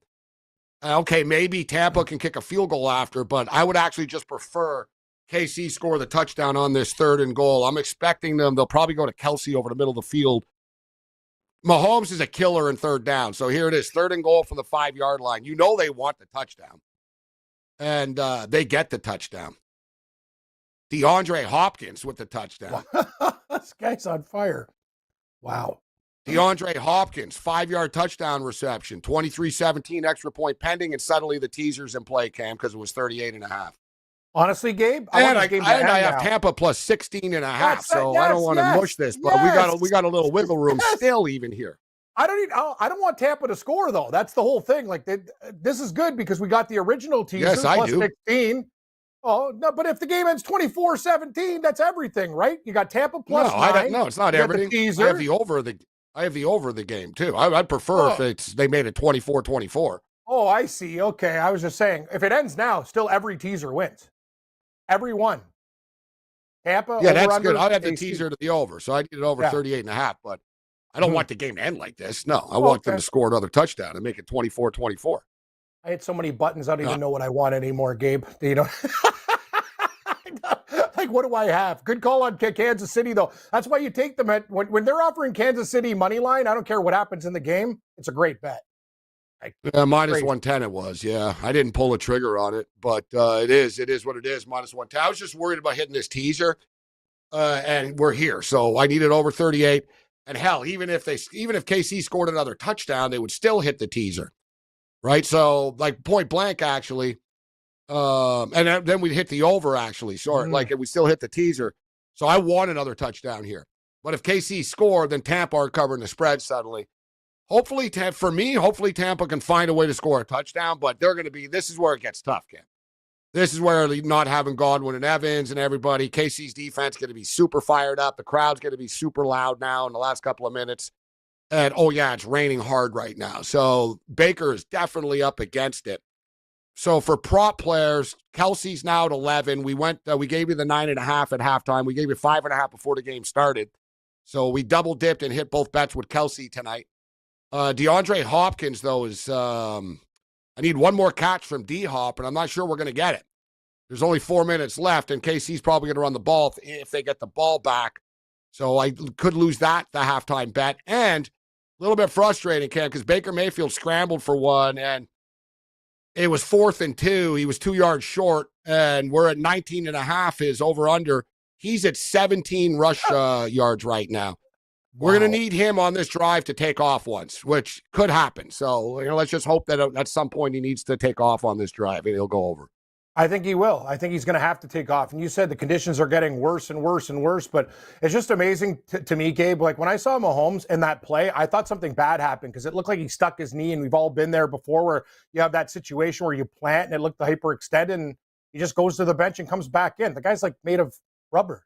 Like, it's unbelievable. Like, you think he's hurt. He's not hurt. Like, he just comes back playing in the rain. Got to hand it to the guy. He's a gamer. Like, anytime he's up against it, he pulls it off. What can you say? The guy's amazing. All right, so we gave you guys the Toronto Raptors plus the points. Toronto Raptors closed at 11-point underdogs tonight.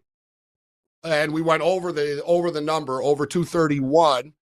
In-game total right now is a nice robust 248.5. It's 57-49 for the Raptors with 4.5 left in the first half. So the Raptors having a great start here in a Mile High City. Denver are still laying 4.5, even though the Raptors are up by 8 right now. The Raptors, though, guys, are known to do this. Like the Raptors, if the other night the Raptors were down by like 30 to the Lakers and they ended up losing by 5 or 6. 5, I think. And the other night, they were up like really big on the Kings, and they ended up blowing the lead. And then they ended up winning a really close game. So, like, the Raptors are sort of all over the place in these games. But I told you guys at the top, the Raptors can score, and the Raptors play hard. Like, they're 2-5 straight up, but they're 6-1 against the spread, and they're getting 11 tonight, and they're winning by 8.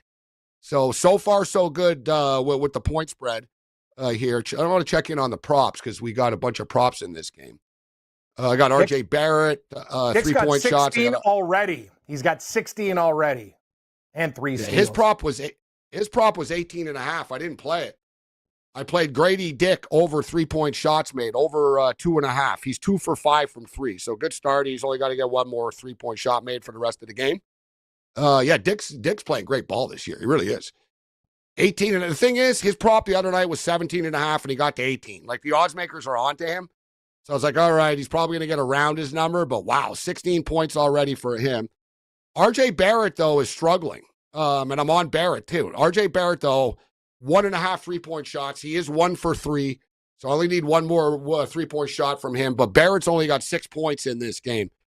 Dick has been the leader here. Grady Dick's got 16. Jakob Poeltl's got 11. Davion Mitchell's got 5. R.J. Barrett's got 6. Agbaji's got 5. Chris Boucher's got 2. Fernando's got 2. And Jared Battle's got 5 points right now. Actually, you know what? They're getting a real team effort. Sheed has got, the kid from Houston's got 2 points. And Walter's got a 3. Well, Walter hit a 3-point shot. So 50 is 57-52 there in this game. So we'll see if the Tampa Bay Buccaneers have any magic left in them. They're already in a tough spot right now. And like I said, this is where the defense steps up. And here we go, Cam. 4th and 16 with 2:49 left. Chiefs defense makes the big play. They better punt. And they can't go for it now with this, even though, you know what sucks? The receiver was open, and Baker took too long to throw it to him. It gave KC an opportunity to cover it. Now you've done it. You found the advantage for gaming, odds, and more. But we call it the winning edge for short. This is the SportsGrid Radio Network. The Technology Minute with George Capalbo. North Carolina State University researchers have discovered the secret of the fastest jumping backyard bug on Earth, the tiny globular springtail. It doesn't fly, bite, or sting, but with a tiny spring-loaded forked appendage under its abdomen to avoid predators, man, can it jump! Jumping 60 times its body length and spinning at 368 RPM, it can only be seen by high-speed cameras. This may be helping possible nightmare fuel research at Cornell. They're building swarms of autonomous AI-powered 3D-printed quadruped insects powered by microscopic internal combustion engines.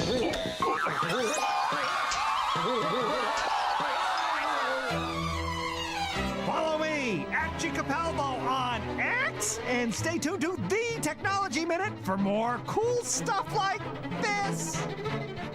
Know someone with a drinking or drug problem? Learn how to get sober after we share these stories. I was 35 with 2 beautiful children when my life and addiction started to spiral out of control. After my divorce, I went into a depression cycle and started drinking more often and using prescription drugs. After my second DWI and arrest, my ex-husband threatened to take our children away from me. I was 17 when I became addicted to heroin and meth. I thought I could quit on my own, but I couldn't. It hit me when I was arrested. Get sober now. Your private insurance may cover costs and we'll get you here. It's simple. Just call Elite Rehab Placement right now. Please, don't wait. Your life matters to us. 800-959-6348. 800-959-6348. 800-959-6348. Call right now before it's too late. That's 800-959-6348. You found it. Sports gaming strategies and information 24 hours a day, 7 days a week. The winning edge. Right here, right now, all the time. All you can eat. Some have even used the word incessant. This is the SportsGrid Radio Network.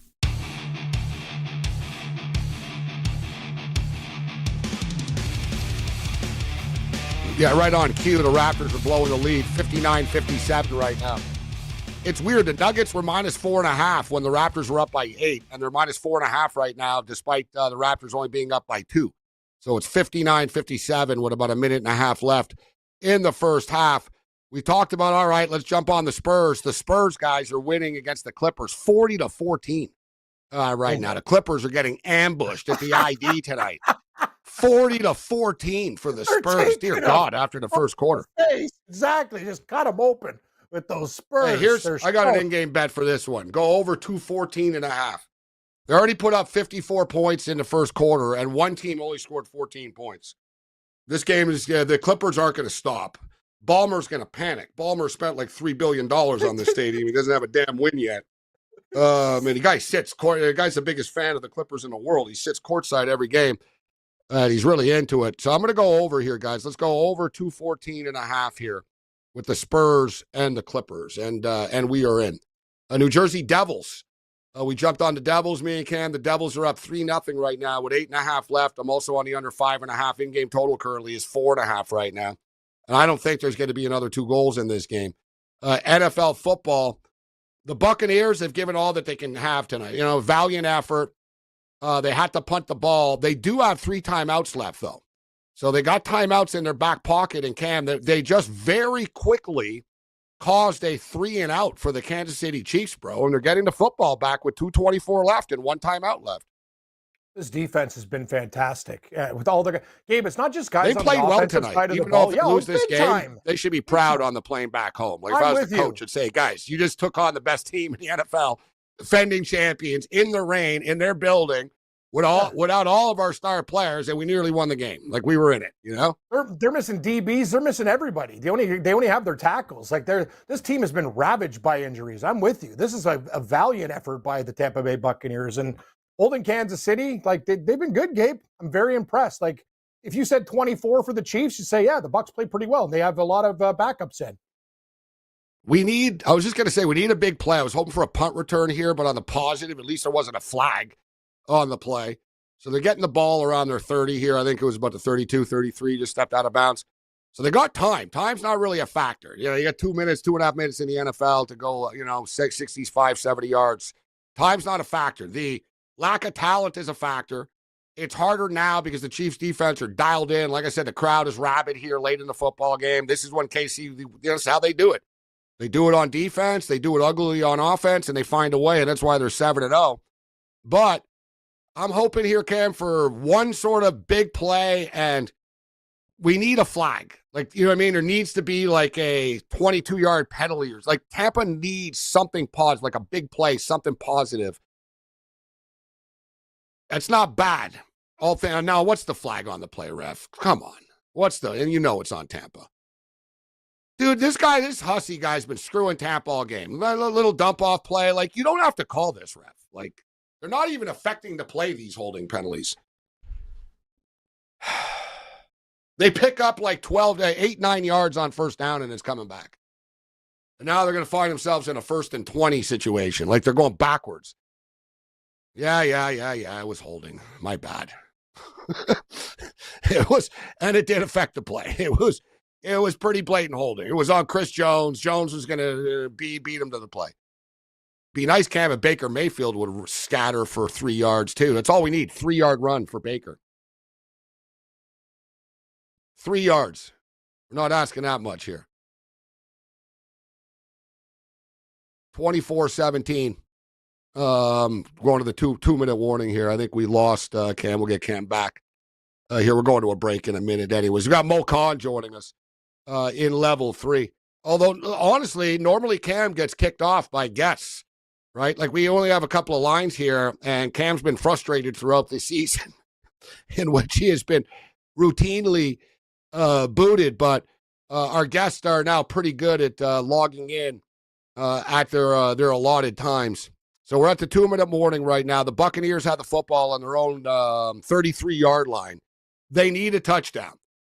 I'm pretty much propped out right now. I could use a DeAndre Hopkins catch, so you know what? I want overtime. We could use a Baker Mayfield 3-yard rush at some point, which I feel good about. 2nd and 6. Listen, you know what I mean? It's the last drive of the game. You got to believe at some point on this drive he's going to have to take off. Hopefully we get another first down here, and I feel good. We took Baker Mayfield over the 19.5 rushing yards. He's at 17 right now. The Raptors, hey, what a miracle. I was going to say the Raptors losing yet, but no, they have a 64-59 lead at the half. Plus 11. Raptors up 64-59. In-game total 244.5. Good start. On the radio, TV, our mobile app, or the internet. In other words, if you can't hear us, you're the problem. This is the Sports Grid Radio Network. The Technology Minute with George Capalbo. North Carolina State University researchers have discovered the secret of the fastest jumping backyard bug on Earth, the tiny globular springtail. It doesn't fly, bite, or sting, but with a tiny spring-loaded forked appendage under its abdomen to avoid predators, man, can it jump! Jumping 60 times its body length and spinning at 368 RPM, it can only be seen by high-speed cameras. This may be helping possible nightmare fuel research at Cornell. They're building swarms of autonomous AI-powered 3D printed quadruped insects powered by microscopic internal combustion engines.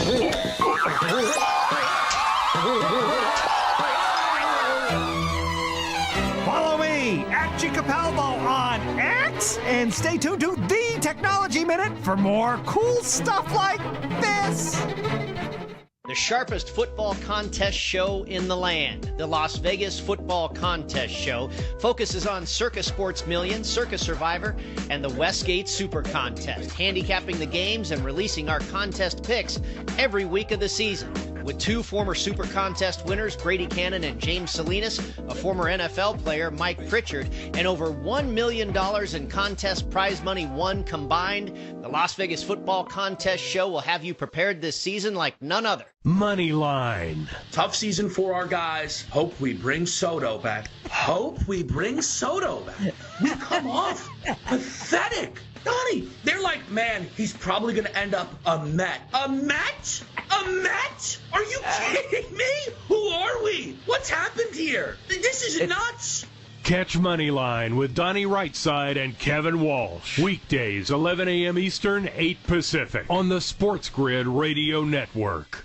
These days, what can you really depend on? What's really going to be there for you tomorrow and the next day? We know that trust takes time, and we earn your loyalty every day by giving you the winning edge. Keep it here. This is the Sports Grid Radio Network. Scumbags!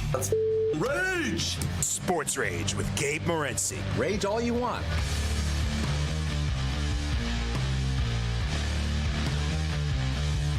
You know what? We had so many props. I was like, all right, I'm a little bit propped out here on the campus side, but no. I need Sterling Shepard. And who would have thought Sterling Shepard has 2 rushes to me? He's got 2 carries and 2 catches. His prop was 2.5. I need 1 more catch from Sterling Shepard. Listen, Tampa are moving the ball. It hasn't been easy for them, right? They're battling here. They're trying to move the ball down the field. I don't know if they're going to be able to score a touchdown. What are we reviewing now? What are they reviewing? Now they want to see whether it was actually a catch or not. Yeah, dude, his feet are in and he had control of the ball. So what the hell are you reviewing? And you know what? The reviews in on final 2 minutes come from the league office. Mm-hmm. They never review anything either on their own.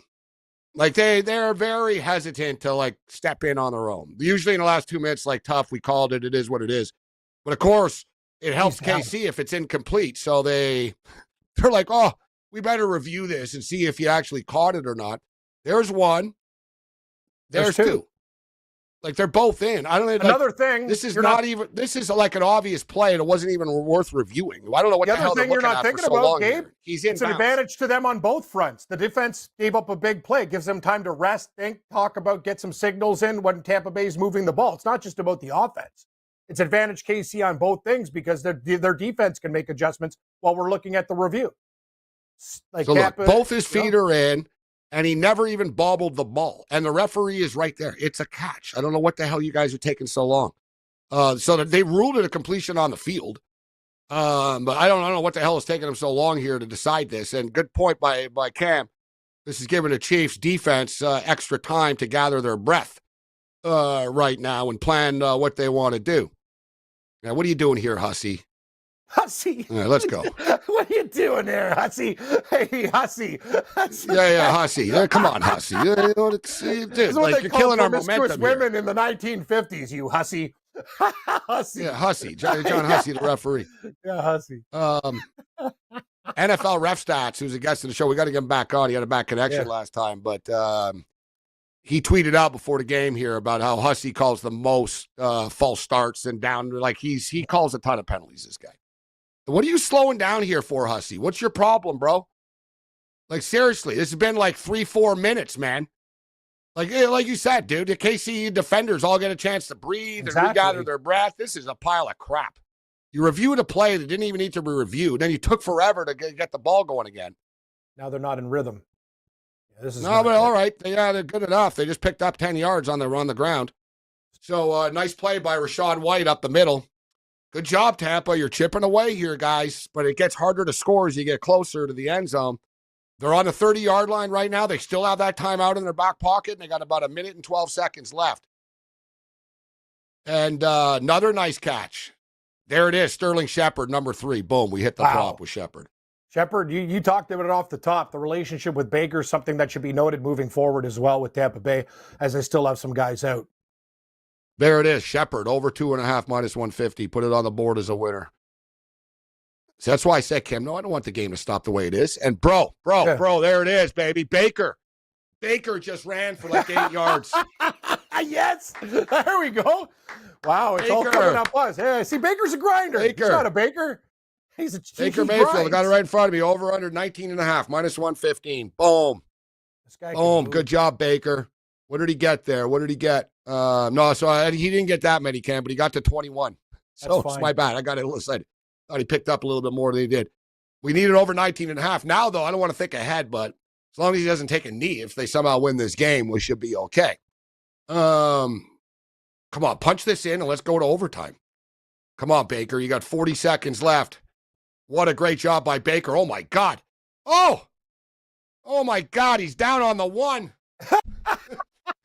They're on the 1-yard line. Baker Mayfield battling Patrick Mahomes. Big play to Palmer. 1st and goal from the 1-yard line with 30 seconds left. Oh, I'm just watching it now. Oh, my God.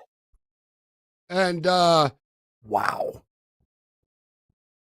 So they take their, did they just take their final timeout here? Yes, no, they didn't really have a choice. They didn't have a choice. So the problem is it takes too long to get down the field. It was such a big play. So too much time would have went off the field. But now this kind of screws them a little bit. They got to throw the football now. Mm-hmm. They can run the ball, but they're going to have to, if they run the ball, it's going to have to be on the last play. And they're going to have to decide, you know what? This is it. We'll run the ball. Because they can't, they won't have time. Like they could maybe do it once after, and you know what? God, that was nearly intercepted. They tried a quick little hit there to the corner of the end zone. It was nearly intercepted. Dear God, I knew this was going to happen, man, that they couldn't score, that they were going to get stuffed on the 1. God, why couldn't he just score? He was so close. He was going, it was so close. It was a hell of a play. God. I'm not blaming him, not blaming him for not scoring, but this is the problem with not having the freaking timeout. It takes away the element of surprise for the Kansas City defense. They know they're not going to run the ball now. If they're going to run the ball, they'll do it on the 4th down. All right, they fake the handoff. Boom! Touchdown, Tampa.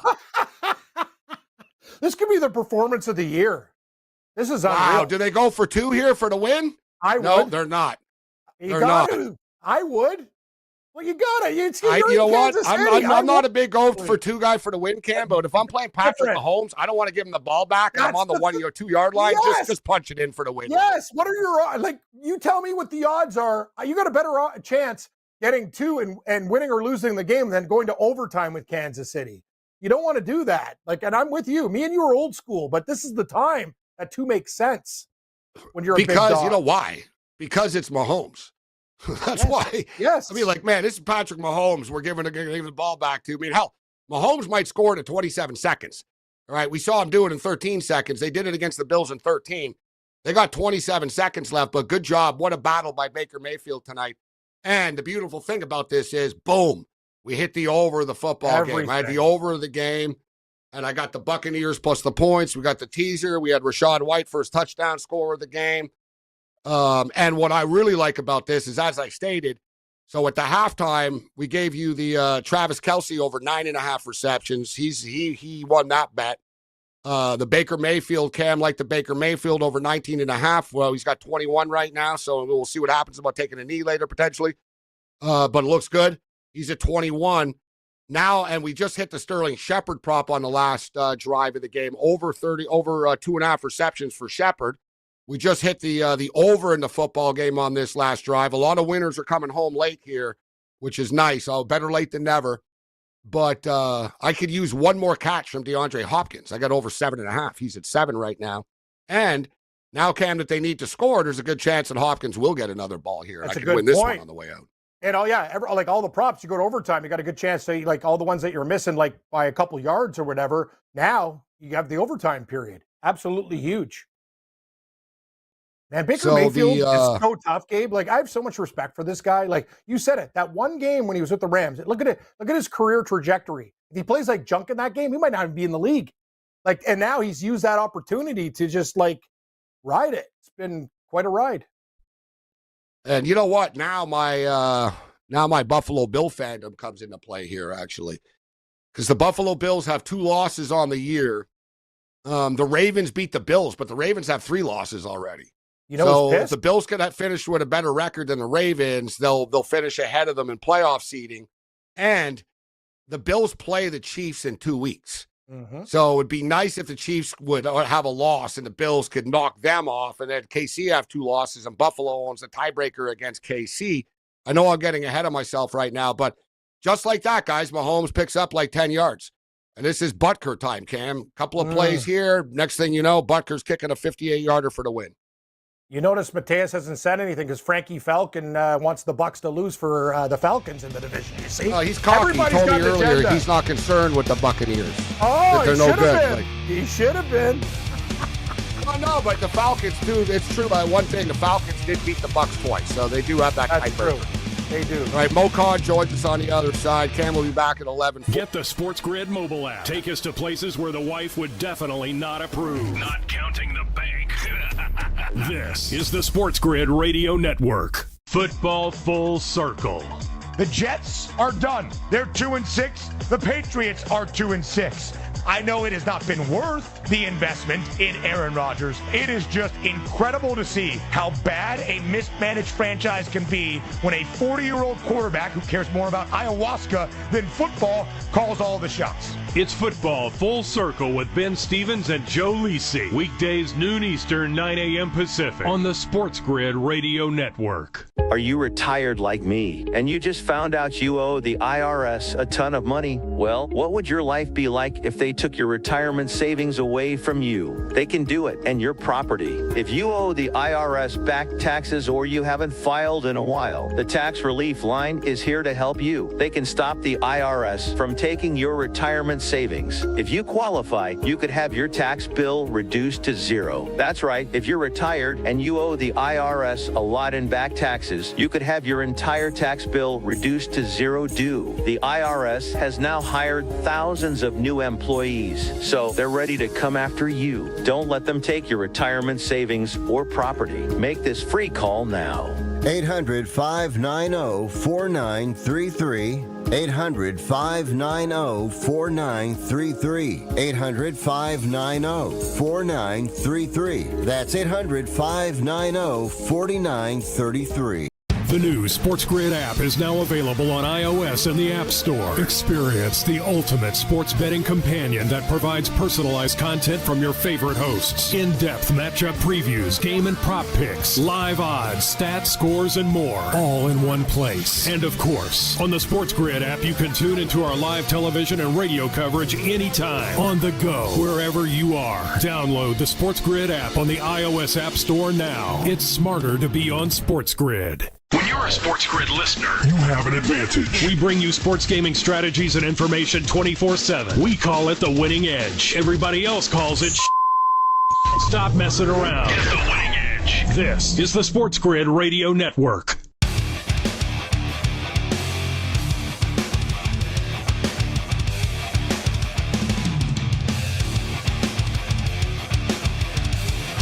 Well.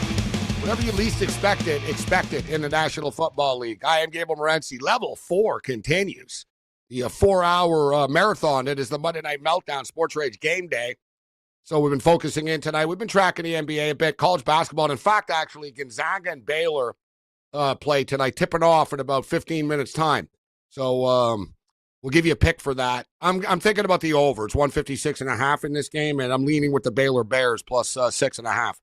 We're going to overtime at Arrowhead right now as the Tampa Bay Buccaneers, win or lose, really played their hearts out tonight. And Baker Mayfield's just a battler, man. Let's bring in Mo Khan. And Mo was a former college football player, and Mo, TSN statistician, play-by-play voice of the in the CEBL, and much more. But Mo, without his 3 top wide receivers, so obviously you don't have Godwin, you don't have Mike Evans, and then even Jalen McMillan was a late scratch tonight. And they've just found a way to manufacture yards. And what's crazy about it is that the Buccaneers are not a good running team to begin with, right? They don't run the ball. They like to dump it off to their backs, but they don't really run the ball that much. They throw the ball 72% of the time, which is like it was number 1 last week, basically in the NFL. Right. So they don't have a ground game. They don't have their wide receivers. I know their defense isn't very good, right? They have a couple of good defensive line. They're good up front. Their linebackers are pretty good, but their secondary gets carved up all the time. And here they are sending this game to overtime. You got to tip your cap to them. Yeah, look, I think at one point Baker had 2 completions to his wideouts, right, out of the whole options that he had to work with. But I think you're right that the running game today has been excellent. Running the ball outside the numbers, right? A lot of wide plays that's gone for them on jet sweeps and perimeter runs has really, really worked well for them. I think Tristan Wirfs had a wonderful game. We saw that first half touchdown that they scored. That was Wirfs that opened up that big hole for that 7-0 score that they had. I think at the end of the day, Gabe, for this Buccaneer team, whatever they do in overtime, even though they lost twice to the Falcons now, I still think they're in play for a wild card. And I think given how it's shaping up in the NFC with teams faltering here, the Bears, the Packers included, I think Tampa, if they get in, I'm not saying they're going to win a game or 2 here, but that defense, that front 7, Vita Vea, I've always told you this, Gabe, I think Vea is one of the best interior linemen in the NFL, and he's like the new Aaron Donald. Team. Yeah, he is. He really is. Aaron Donald's out there, but today now that Donald's gone, like he's that new menace in the middle of the field that just blows the pocket. Right? And he's pulverized the Chiefs' front 5. At times, it has made things difficult for Mahomes, as you saw in the Super Bowl a few years ago, and even tonight in Kansas City. No, you're right. Mahomes has been running for his life a lot. The Chiefs' offense they've had moments where they've been in sync, but not fully. Mahomes has been uncomfortable. You could tell he was rattled a little bit. I think they were surprised. And Tampa's DBs, Mos, have stepped up too.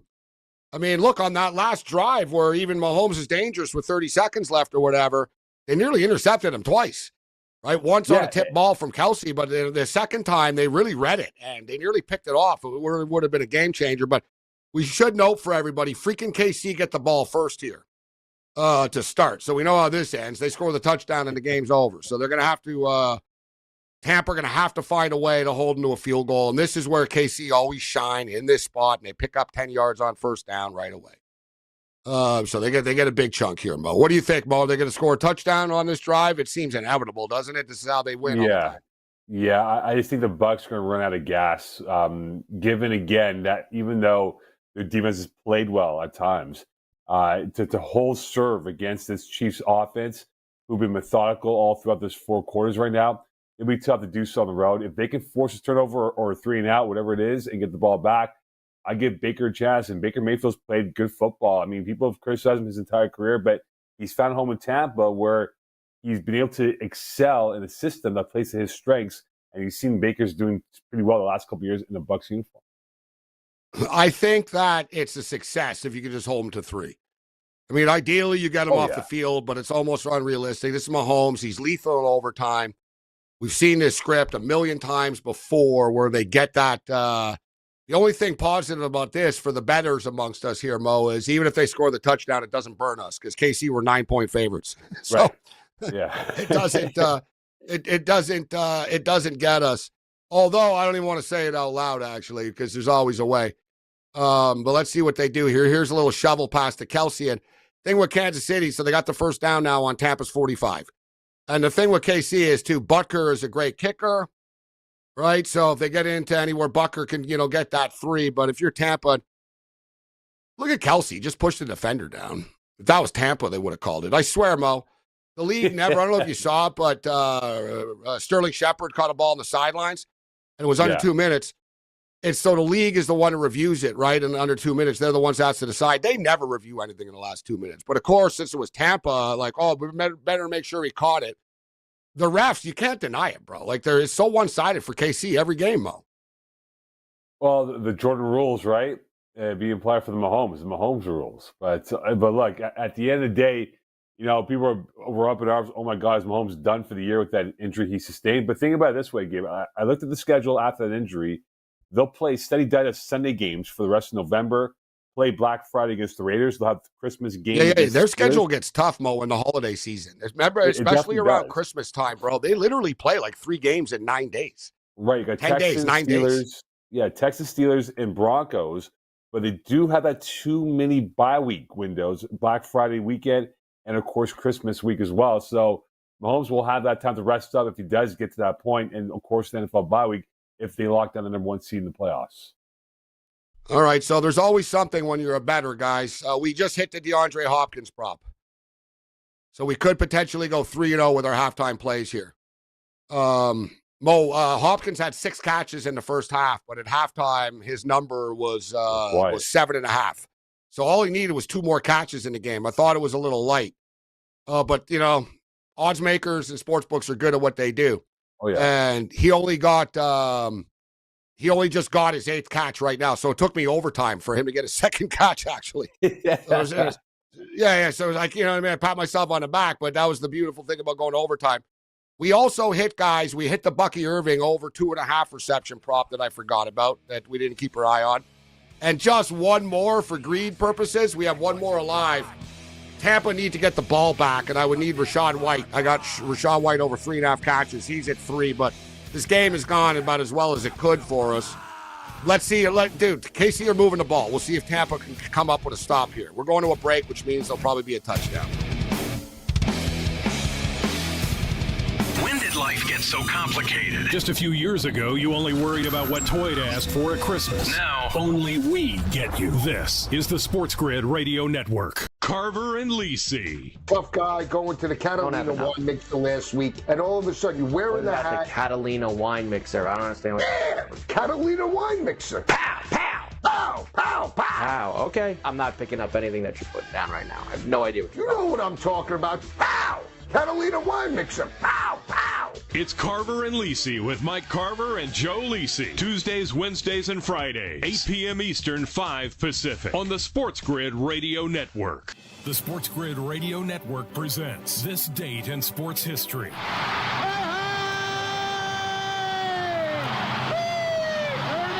In 1959, Ernie Banks wins his 2nd consecutive NL MVP.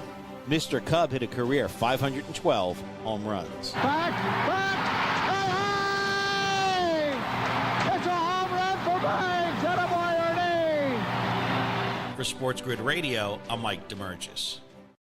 SportsGrid TV and radio networks are the premier streaming video and audio channels dedicated to serving the sports wagering audience. Found on major smart TV platforms and streaming on SportsGrid Radio and Sirius XM Channel 159. SportsGrid's real-time data, expert commentary, and entertaining analysis transform viewers into informed sports enthusiasts. Our weekday radio lineup begins with the early line at 8 a.m. Eastern with Ben Stevens and Donnie Rightside. Donnie joins Kevin Walsh on Money Line at 11 a.m. Eastern, followed by Football Full Circle at noon Eastern. Kaplan and crew join the party at 1 p.m. Eastern, and Pharrell Coast to Coast keeps things rolling from 3 to 6 p.m. Eastern. Get in the mix with Kevin Walsh and Game Time Decisions at 6 p.m. Eastern. Evenings simmer with Carver and Lisi, then boils over with Gabe Morency on Sports Rage Late Night at 10 p.m. Eastern. To find out where to find SportsGrid that's best for you, go to sportsgrid.com. It's smarter to be on SportsGrid. You don't have to listen to SportsGrid. You can always go to a horse stable, find one with shoes, pry one off, and hang it over your door. Or you can get the winning edge right here. And you won't take a hoof to the head. No! This is the SportsGrid Radio Network.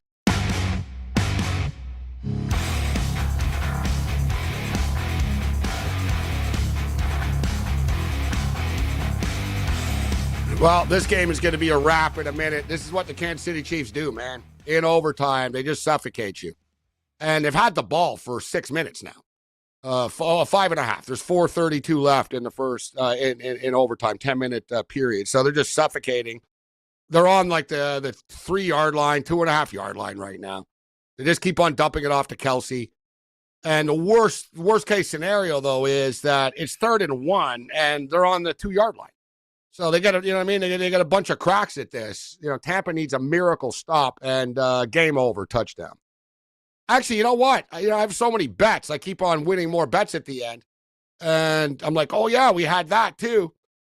And we just got the Kareem Hunt touchdown, guys. The anytime scorer. Kareem Hunt scores in overtime. So I'm not a Tampa fan. What am I crying about? And we just won another prop.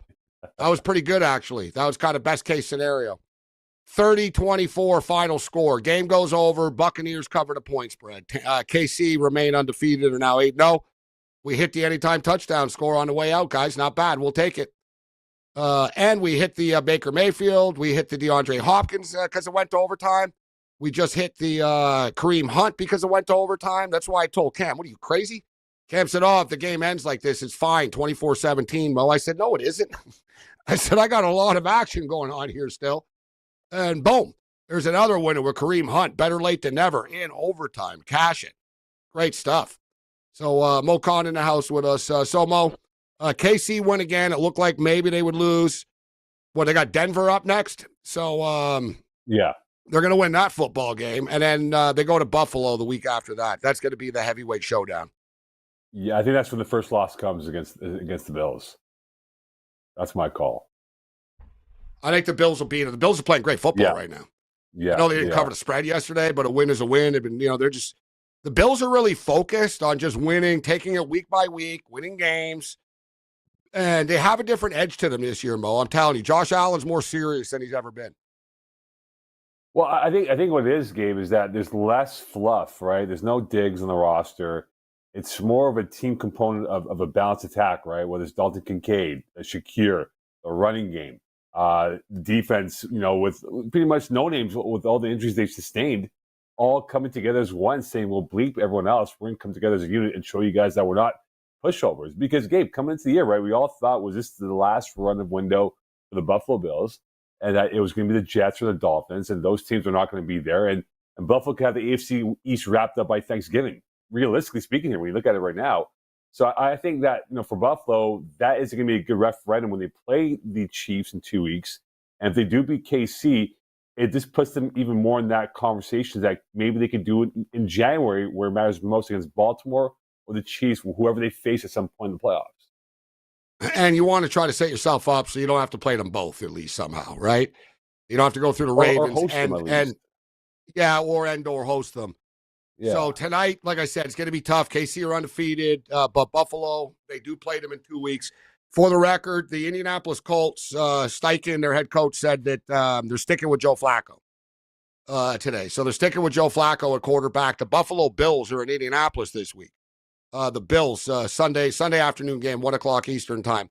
Buffalo at Indy. The Buffalo Bills are 4-point favorites in this game. As far as the games of the week this week in the NFL, the Cincinnati Bengals play the Baltimore Ravens on Thursday.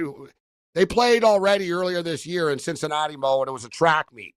And right. Baltimore won a close high score of, what was it, like 41-37 or something like that? Yeah, that's right. Off the top of my head. So Cincinnati are now getting 6 points at Baltimore. Cincinnati have been chipping away after their slow start, right? They're 4-5. They're one game under 500. Massive game for them. Yeah, I think this is going to be another high-scoring game. You look at Baltimore's defense game. You and I, we spoke about this. This is a defense that has not stopped a beach ball this year. And they have holes, right? They have holes that has been exploited by teams in weeks past here. I think at the end of the day now, for them to get to that point again, I think that for the Bengals, if Joe Burrow has the same effort like he had the last couple of weeks, especially against the Ravens with that 5-touchdown performance, hey, you know what? The Bengals might get back into that conversation to say they might be in play to be in that wild card race themselves. I think this is going to be a high-scoring affair. I definitely take the over at the end of the day. Speaking of which, of high-scoring affairs, I don't know if you got an opinion on it, Mo, but college basketball is back. And we got a big one coming up here. Right? Yeah, Baylor Gonzaga tips off right now at Spokane, Washington. Nembhard is back. for the Zags.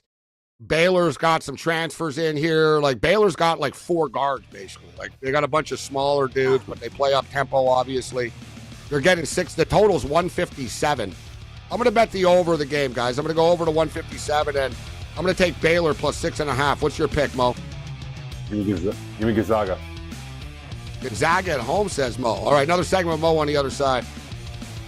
SportsGrid is available on the radio, internet, TV, satellite, and our mobile app. If you're not getting it, ask the nerdy kid next door. This is the SportsGrid Radio Network. Do you use the expensive blue or yellow pills to charge your sex life? Are you thinking about it? What if we can promise you the same results for less than $3 a pill? If you're paying $20 a pill for the other pills, you're getting taken to the cleaners. Our pills deliver the exact same results for less than $3. You'll save more than $16 a pill for the same results. And right now, radio callers will get 44 blue or yellow pills for $120 with free discreet shipping. You can save more than $700 off pharmacy prices. Charge your sex life now and save a ton of money. Call now and get your 44 pills and save over $700 and qualify for free shipping. Stop overpaying and call right now. Paid for by Steel Man Pills. 800-823-3851. 800-823-3851. 800-823-3851.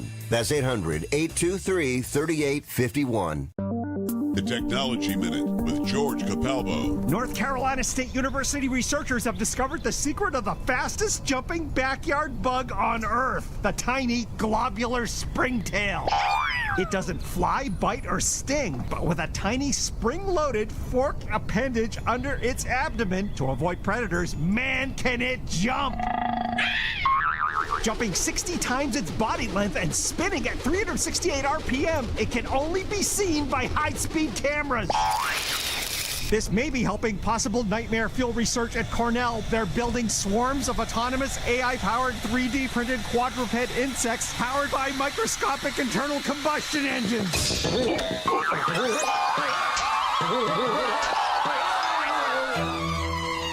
Follow me at Capalbo on X and stay tuned to the Technology Minute for more cool stuff like this. You may or may not be a good SportsGrid listener. If you've ever looked around to see if anyone's watching before you tear the Do Not Remove tag off your mattress, you may not be a good SportsGrid listener. This is the SportsGrid Radio Network.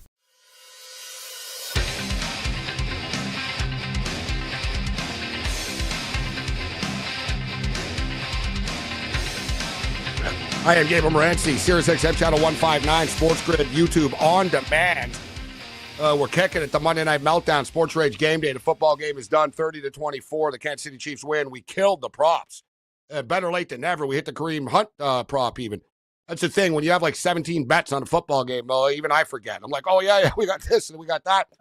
I try not to, I don't stress about it. Like every play, like, oh, I need this and I need that. I just sort of put the bet in and all right. It's going to happen, but we did really well tonight with the NFL game after taking it on the chin yesterday. So I saw a funny tweet earlier today, and I retweeted it. Somebody said, what's your predictions for the election tomorrow night? And I think it was Jeff Molinati of the Sports Illustrated college football writer said Oregon will be number 1. And I thought that was a great response. Pretty crazy that they have the election, Mo, and the same night the college football playoffs rankings come out. Like, and also the NFL trade deadline too. Yeah, and the NFL trade deadline. Like, so it was kind of like, all right, all this stuff's going to fly under the radar. Good time for, I guess college football thing's good. No one will pay attention. But all kidding aside, so yeah, the college football rankings come out tomorrow night. There's no NBA games. The NBA is a very sort of like social activist league. Right? Get out the vote. And so they're not going to play any games. So people will go vote when in reality, people are just going to be betting on college football instead. But so they don't, the NBA doesn't play on election day now. The NHL is the least political leagues of all leagues. Like they hate politics. They don't want to get dragged into anything. They don't even like the little warm-up jerseys before the games because it always causes something. Like the NHL like really stays away from stuff. So the NHL is a full slate of games tomorrow against the election. They don't care. And, if you're wondering, right, ESPN, what are they going to do? They don't have the NBA tomorrow night. They do have college basketball options. But the MAC is back tomorrow, Mo. And I would assume you probably know a bunch of players in a MAC. The MAC teams recruit out of Montreal heavily. There's always a ton of Sun Youth kids on Akron and Toledo and stuff. Yeah. So we got MAC football tomorrow night on ESPN, if you're wondering. If not the NHL, not the NHL. They're going with college football. You got Bowling Green in Central Michigan and Miami, Ohio, and Ball State tomorrow night. So speaking of the college football polls, Mo, I don't think there's any debate that the Oregon Ducks will be ranked number 1. It was an interesting weekend. Every week the stakes get higher. I was patting myself on the back for Clemson, so Clemson stumbles again. And Clemson have plummeted in the polls all the way down to 19th in the latest yesterday's AP poll. I don't think the playoff poll will be the exact same thing, but it's a ballpark figure. Oregon 1, Georgia 2, Ohio State 3. I think Ohio State's ranked too high at 3 here personally. Miami they don't win every game dominantly, but you got to give them the benefit of the doubt for being undefeated. I would put them ahead. So you got Miami 4, Texas 5, Penn State 6, Tennessee 7, Indiana 8, BYU 9, Notre Dame 10, Alabama 11, Boise State 12 right now. SMU would be the first team out. What do you think happens tomorrow? Is there going to be any surprises, do you think? Or do you think this AP top 25 and top 12 will be pretty accurate? I think SMU might get a sniff a little bit higher up, right? Because you look at their stats right now, they're undefeated in ACC play. They could be the one that plays Miami in the conference title game early December, and they are oozing with confidence right now. They believe they can run the ACC this year and get themselves into a higher seed for the playoffs in mid-December. But I'll be curious to see with Penn State, right? I mean, they were an abomination on Saturday with their offense, and rightfully so. James Franklin got criticized for the terrible play calling on that side of the football and what they couldn't do at home against Ohio State.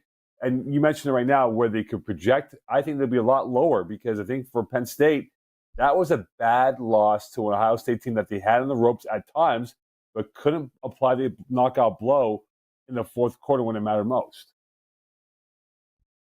Our Penn State, though, and I'm going to load up Penn State's schedule here, they're still in a very good position to make the playoffs, though, Mo, right? It's going to be multiple teams from the Big Ten to get in. And they don't lose to anybody ever besides Michigan or Ohio State. And you look at the schedule that they're playing. So they host Washington. They have the Washington Huskies. They have Penn State at Purdue. CBS announced that's going to be their game of the week in 2 weeks. So Washington at Penn State this week. And that's the NBC game Saturday night. Penn State at Purdue, the CBS 3:30 game in 2 weeks. Penn State at Minnesota, Maryland at Penn State. They're going to win their next 4 games, Mo. They should. And then I guess then they'll lose. And then you get these. So what about with the tie? They just lost the tiebreaker to Ohio State, so they wouldn't be in the Big Ten championship game. So you're right. They'd have to be that third team to get in because the Ducks and Ohio State are both getting in. Right, and maybe Indiana sneaks in. Maybe. I'm not fully confident yet, but they could sneak in. Could. So, well, let's see. Indiana play Michigan this week. Michigan, that's right. Yeah, they play Michigan this week, and then you're right. They play Ohio State, and then they play Purdue. So listen, if they could knock off Ohio State, then they're controlling their own destiny here. But it's a good point. And the thing is with them, they have a better resume than Penn State do because Indiana actually murder teams, right? Penn State just sort of get by. Like Indiana actually kill you. They went with style. Yeah, look, 47-10, 31-17, 56-7. Yeah. 41-34 on the road, 42-28 earlier in the year, 52-14, 42-13. Like, that's impressive. Like, you know what I mean? The body of work, that's a pretty impressive, that's impressive stuff. All right, but we got a couple of minutes left. So CFL football, disappointing season for the BC Lions. The last 2 years, they made it to the Western Final. They're hosting a Grey Cup this year. They have a very eager owner that was looking, to make a splash. Started off the season with 50 Cent performing, and they got the Jonas Brothers at the Grey Cup and all that. The team just never really came together. The quarterback stuff divided the room a bit, and They couldn't tackle. They just weren't a very good football team. Let's just call it out for what it is. They weren't. They started off the season, and ever since the injury to Adams and then this Rourke signing, it was never the same. But nevertheless, the Riders are getting 4 points against the Bombers. I'm surprised not a little bit higher, Mo. I mean, the Bombers are just such a good playoff team. They've been red hot. I know they lost that game to the Argos, but it didn't matter to them at the time. I like the Bombers to advance here, Mo, and cover the point spread against the Riders, -4. And the Argonauts, dear God, just hung 58 on Ottawa. My concern with Montreal is that these guys have been coasting for so long the last 2 months because they had the division wrapped up so quickly. Yeah. After starting the season 9-0, whatever it was. So can they flick the switch and turn it back on, Mo? What are your picks? So Montreal are -2 point favorites at 3 o'clock Eastern on Saturday. And then 6:30 Eastern time, the Bombers are 4 point favorites. Give me the Argos outright. They're hot. They're playing with the chip on the shoulder. That defense has been playing better football. The Argos defense, that is.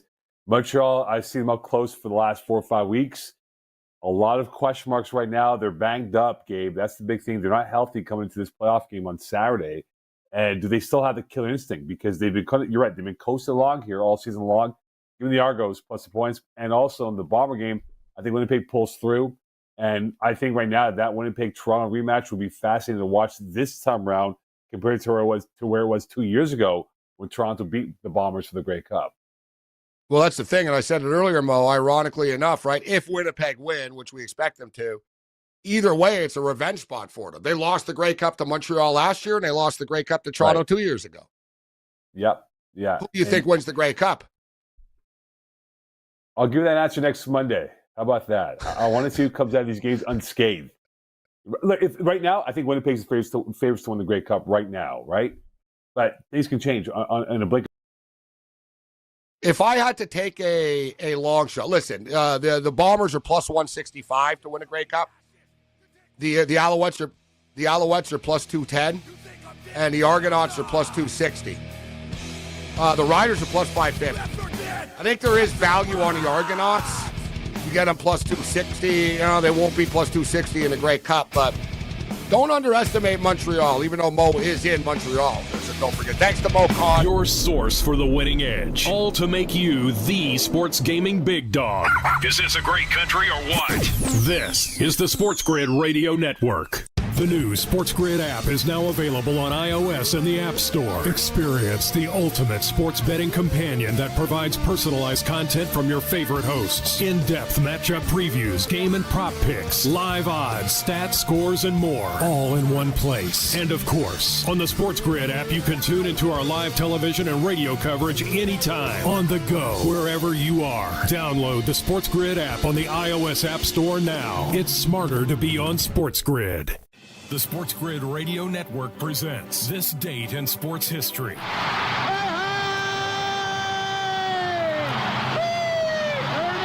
In 1959, Ernie Banks wins his second consecutive NL MVP. Mr. Cub hit a career 512 home runs. Back, it's a home run for Banks. Attaboy, Ernie. For SportsGrid Radio, I'm Mike DeMurgis. The Technology Minute with George Capalbo. North Carolina State University researchers have discovered the secret of the fastest jumping backyard bug on Earth, the tiny globular springtail. It doesn't fly, bite, or sting, but with a tiny spring-loaded forked appendage under its abdomen to avoid predators, man, can it jump! Jumping 60 times its body length and spinning at 368 RPM, it can only be seen by high-speed cameras. This may be helping possible nightmare fuel research at Cornell. They're building swarms of autonomous AI-powered 3D printed quadruped insects powered by microscopic internal combustion engines.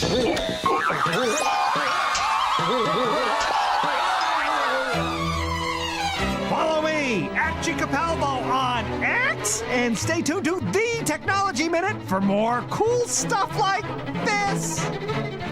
Winning is no accident. You gotta be smart about it. It takes a plan. All centered around expert analysis and trusted information. That's what you get. Right here. The winning edge. It's smarter to be on SportsGrid. This is the SportsGrid Radio Network.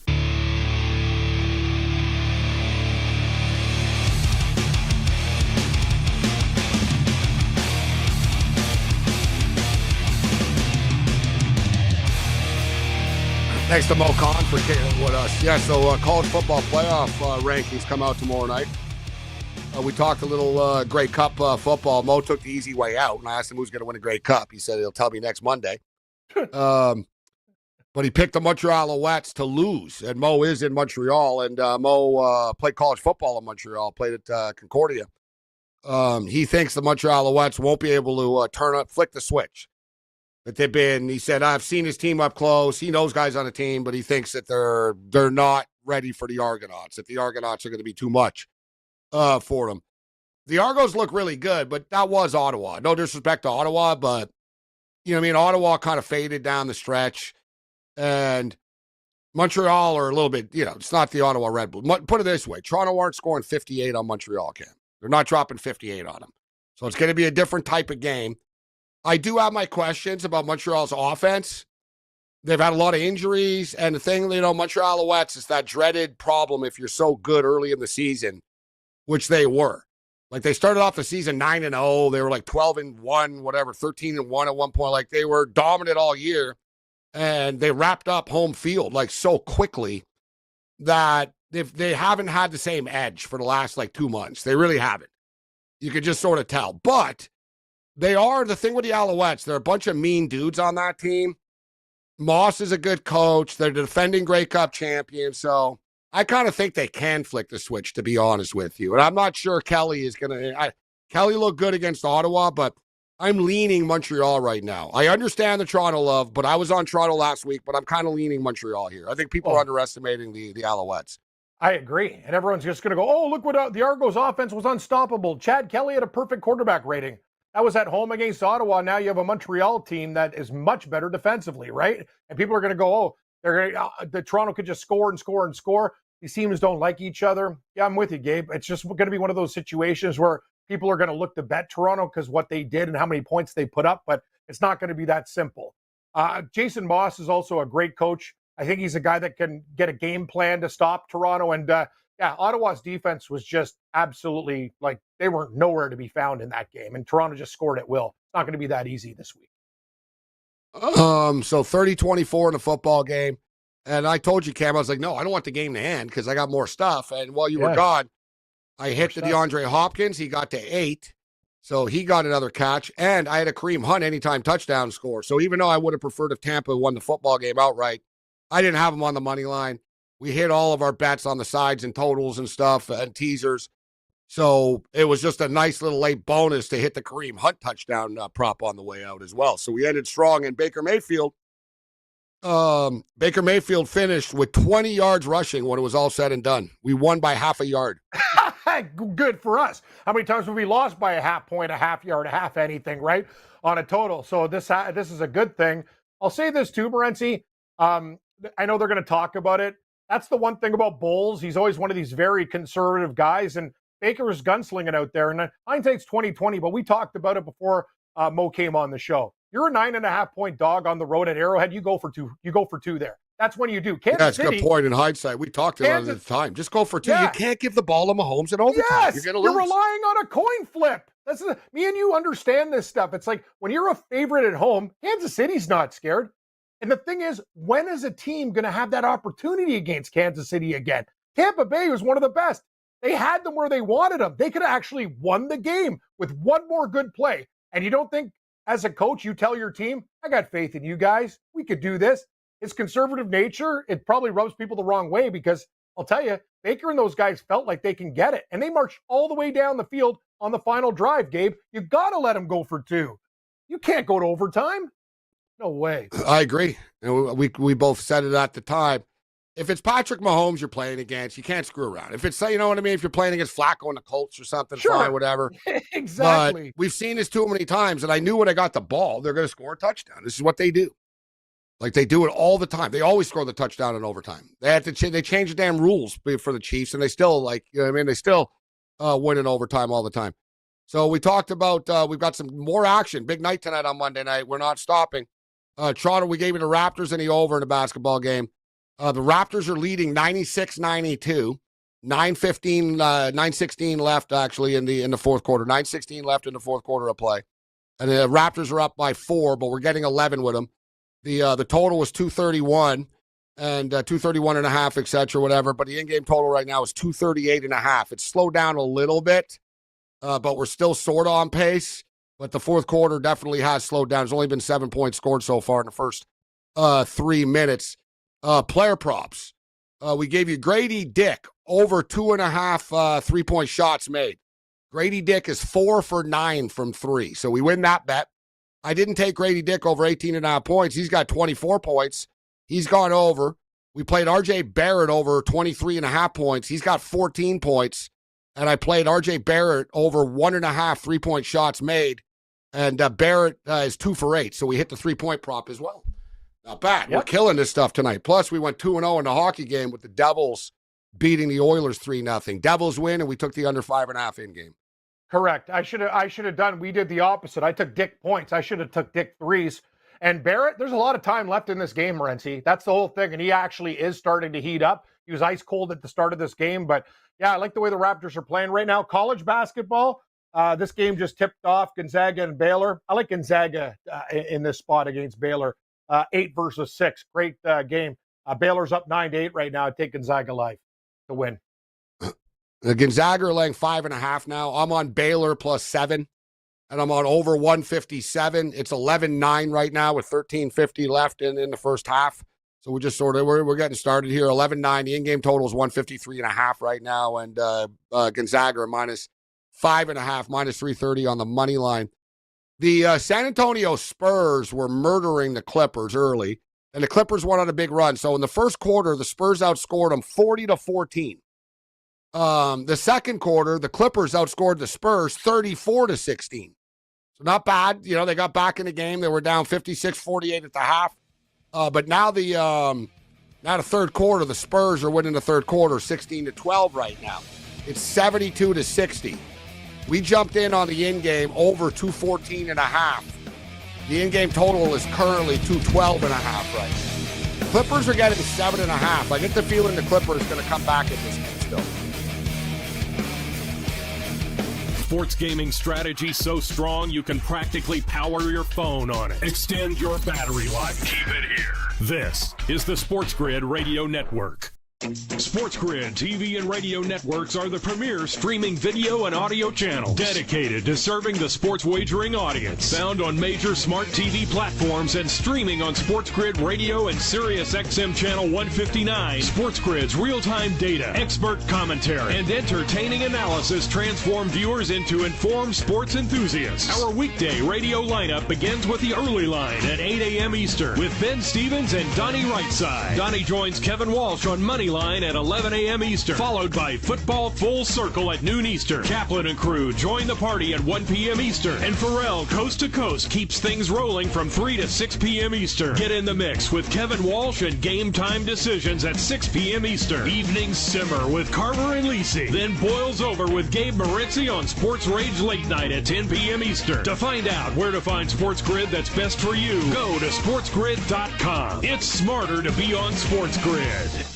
Carver and Lisi. Prestige worldwide picks. You already have double diamond, no doubt about it. Lead pipe locks. Is that what you're trying to tell me? You got syndicate plays with the Jets and the Texans. You've got that already cooking in the kitchen. So no good for you, huh? You know, you tried going after Russ because you got a problem with Russ. Probably played the Giants too, right? Did you play the Giants in the game also? It's Carver and Lisi with Mike Carver and Joe Lisi. Tuesdays, Wednesdays, and Fridays. 8 p.m. Eastern, 5 Pacific. On the SportsGrid Radio Network. The new SportsGrid app is now available on iOS and the App Store. Experience the ultimate sports betting companion that provides personalized content from your favorite hosts. In-depth matchup previews, game and prop picks, live odds, stats, scores, and more. All in one place. And of course, on the SportsGrid app, you can tune into our live television and radio coverage anytime, on the go, wherever you are. Download the SportsGrid app on the iOS App Store now. It's smarter to be on SportsGrid. You've heard of smart bombs, smartphones, smart cars, smart watches, and smart glasses. Now you can add smart player. Giving you sports gaming strategies and information 24/7. It's smarter to be on SportsGrid. This is the SportsGrid Radio Network.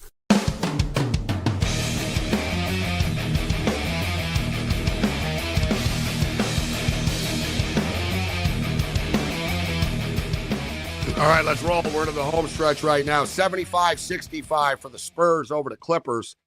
The in-game total is 214.5, what I bet. And it really dipped. It was like 204 at 1.5, 204 at one point. But it's exactly 214.5 right now, over minus 130, under plus 100. That's what we got. And we jumped in on the Clippers plus 7.5. And they're still getting 7.5. They just got the lead to 10, but the Spurs just hit a 3. So they got the lead back up to 13 points. 78-65, 4 minutes and 23 seconds left in the third quarter of play. Meanwhile, the Toronto Raptors are balling tonight.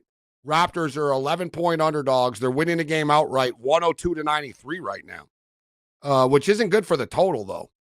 The total is slowing down here big time because the Nuggets aren't scoring, Cam. The Nuggets have 5 points in 5 minutes in the fourth quarter. The Raptors only have 9 points, but they're outscoring them 9-5. 102-93 right now. The in-game total is 234.5, so we still have a little bit of wiggle room, but not by much. But the Raptors are looking good here, and Raptors are 6-1 against the spread coming into tonight. They might be 7-1 against the spread if they hang on tonight, which it looks good. I agree, Gabe. They get no respect in the market. Everyone thinks they're the worst team in the NBA. They're not. So they can play, so they can grind it out on the road. And you brought up a great point about Denver. They don't look like the same team. Denver's going to take a while to get things going right now. They're just looking like a team that's going through the motions, and they're fade material early on in the year, and you see it right now. Like the Raptors they got a lot of young guys that are balling right now. Very proud of them.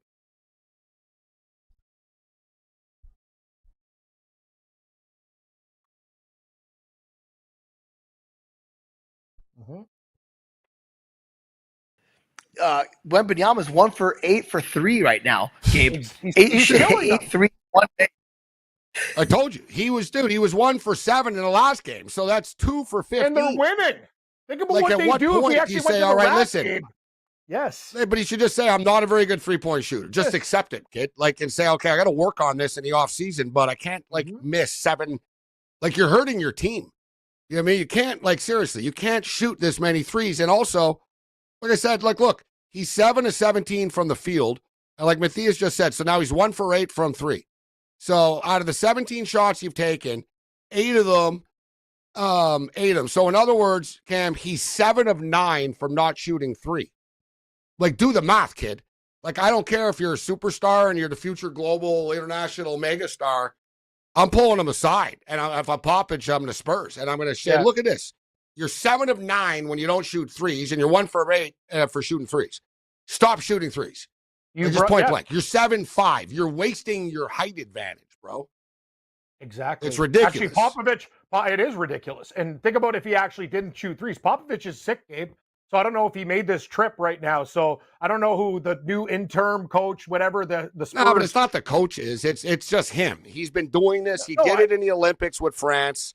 Yes. He started to do it last year as the game went on, and he's done it even more now that the season has started. So he doesn't get it. They're not going to stop him, right? So all they got to do is hope that eventually he starts hitting them. But, we saw the exact same thing with Giannis, right? Giannis, for the first couple of years in the league, was terrorizing people, dunking over them, and explosive in the basket. And he said, you know what? I want to shoot threes. Joel Embiid does the same thing. Except the thing is, Embiid's actually a pretty good three-point shooter. I got to give him credit. He's good at it. Wembanyama is not. And Wembanyama, you're a kid. Everybody's going to morph into shooting threes in the NBA eventually in your career. But you're 20 years old. You're 21 years old, bro. You're a kid. You should be using your athletic ability, your energy, your height, your size advantage in a paint. Put it this way, and I don't understand why he doesn't get it, that other teams are happy you're doing this. Yes. Right? Because they can't stop you in the paint. They're scared of you in the paint. They know they can't stop you. You're 7'5", and when you jump, they can't. You're too athletic. You're like a point guard. Stop shooting threes. You're other teams are happy. They're sure. And that's another reason, too. It's he can say, yeah, but I'm open. Yeah, you're open because they know you're not going to hit it. Anybody that's open on a basketball court, guys, is open. There's the famous line, right? The player gets to the bench and he goes, coach, I was open. That's why I took the shot. And the coach will tell him, you were open for a reason. And why are you open? Because you can't shoot. And the other team knows it. And that's why they don't respect you. And that's why you're open. So don't shoot it. So, like, they respect Wembanyama, but they don't respect his three-point game, and they're going to let him shoot 10 times a night, Cam. Like, they're just going to stand there and go ahead. We'd rather you do this. Yeah, that's what I'm saying, though. I'm saying, like, somebody's got to get in his face and tell him because he hasn't learned himself. So somebody has to have the stones to say, listen, kid, I know you're one of the best. You're an athlete. You're a condor with a wingspan, but you can't do this anymore. It's amazing, Gabe. If he didn't do it, think about how good they'd be. Yeah, but I think they think, you know what, we're just going to go through it, and eventually in a couple of years, he's going to hit about 40% of these things, which he will eventually, but it's too much. Like, he should shoot 3 or 4 or 5. Other than that, you're on your own later. Turns out the number 7 is lucky.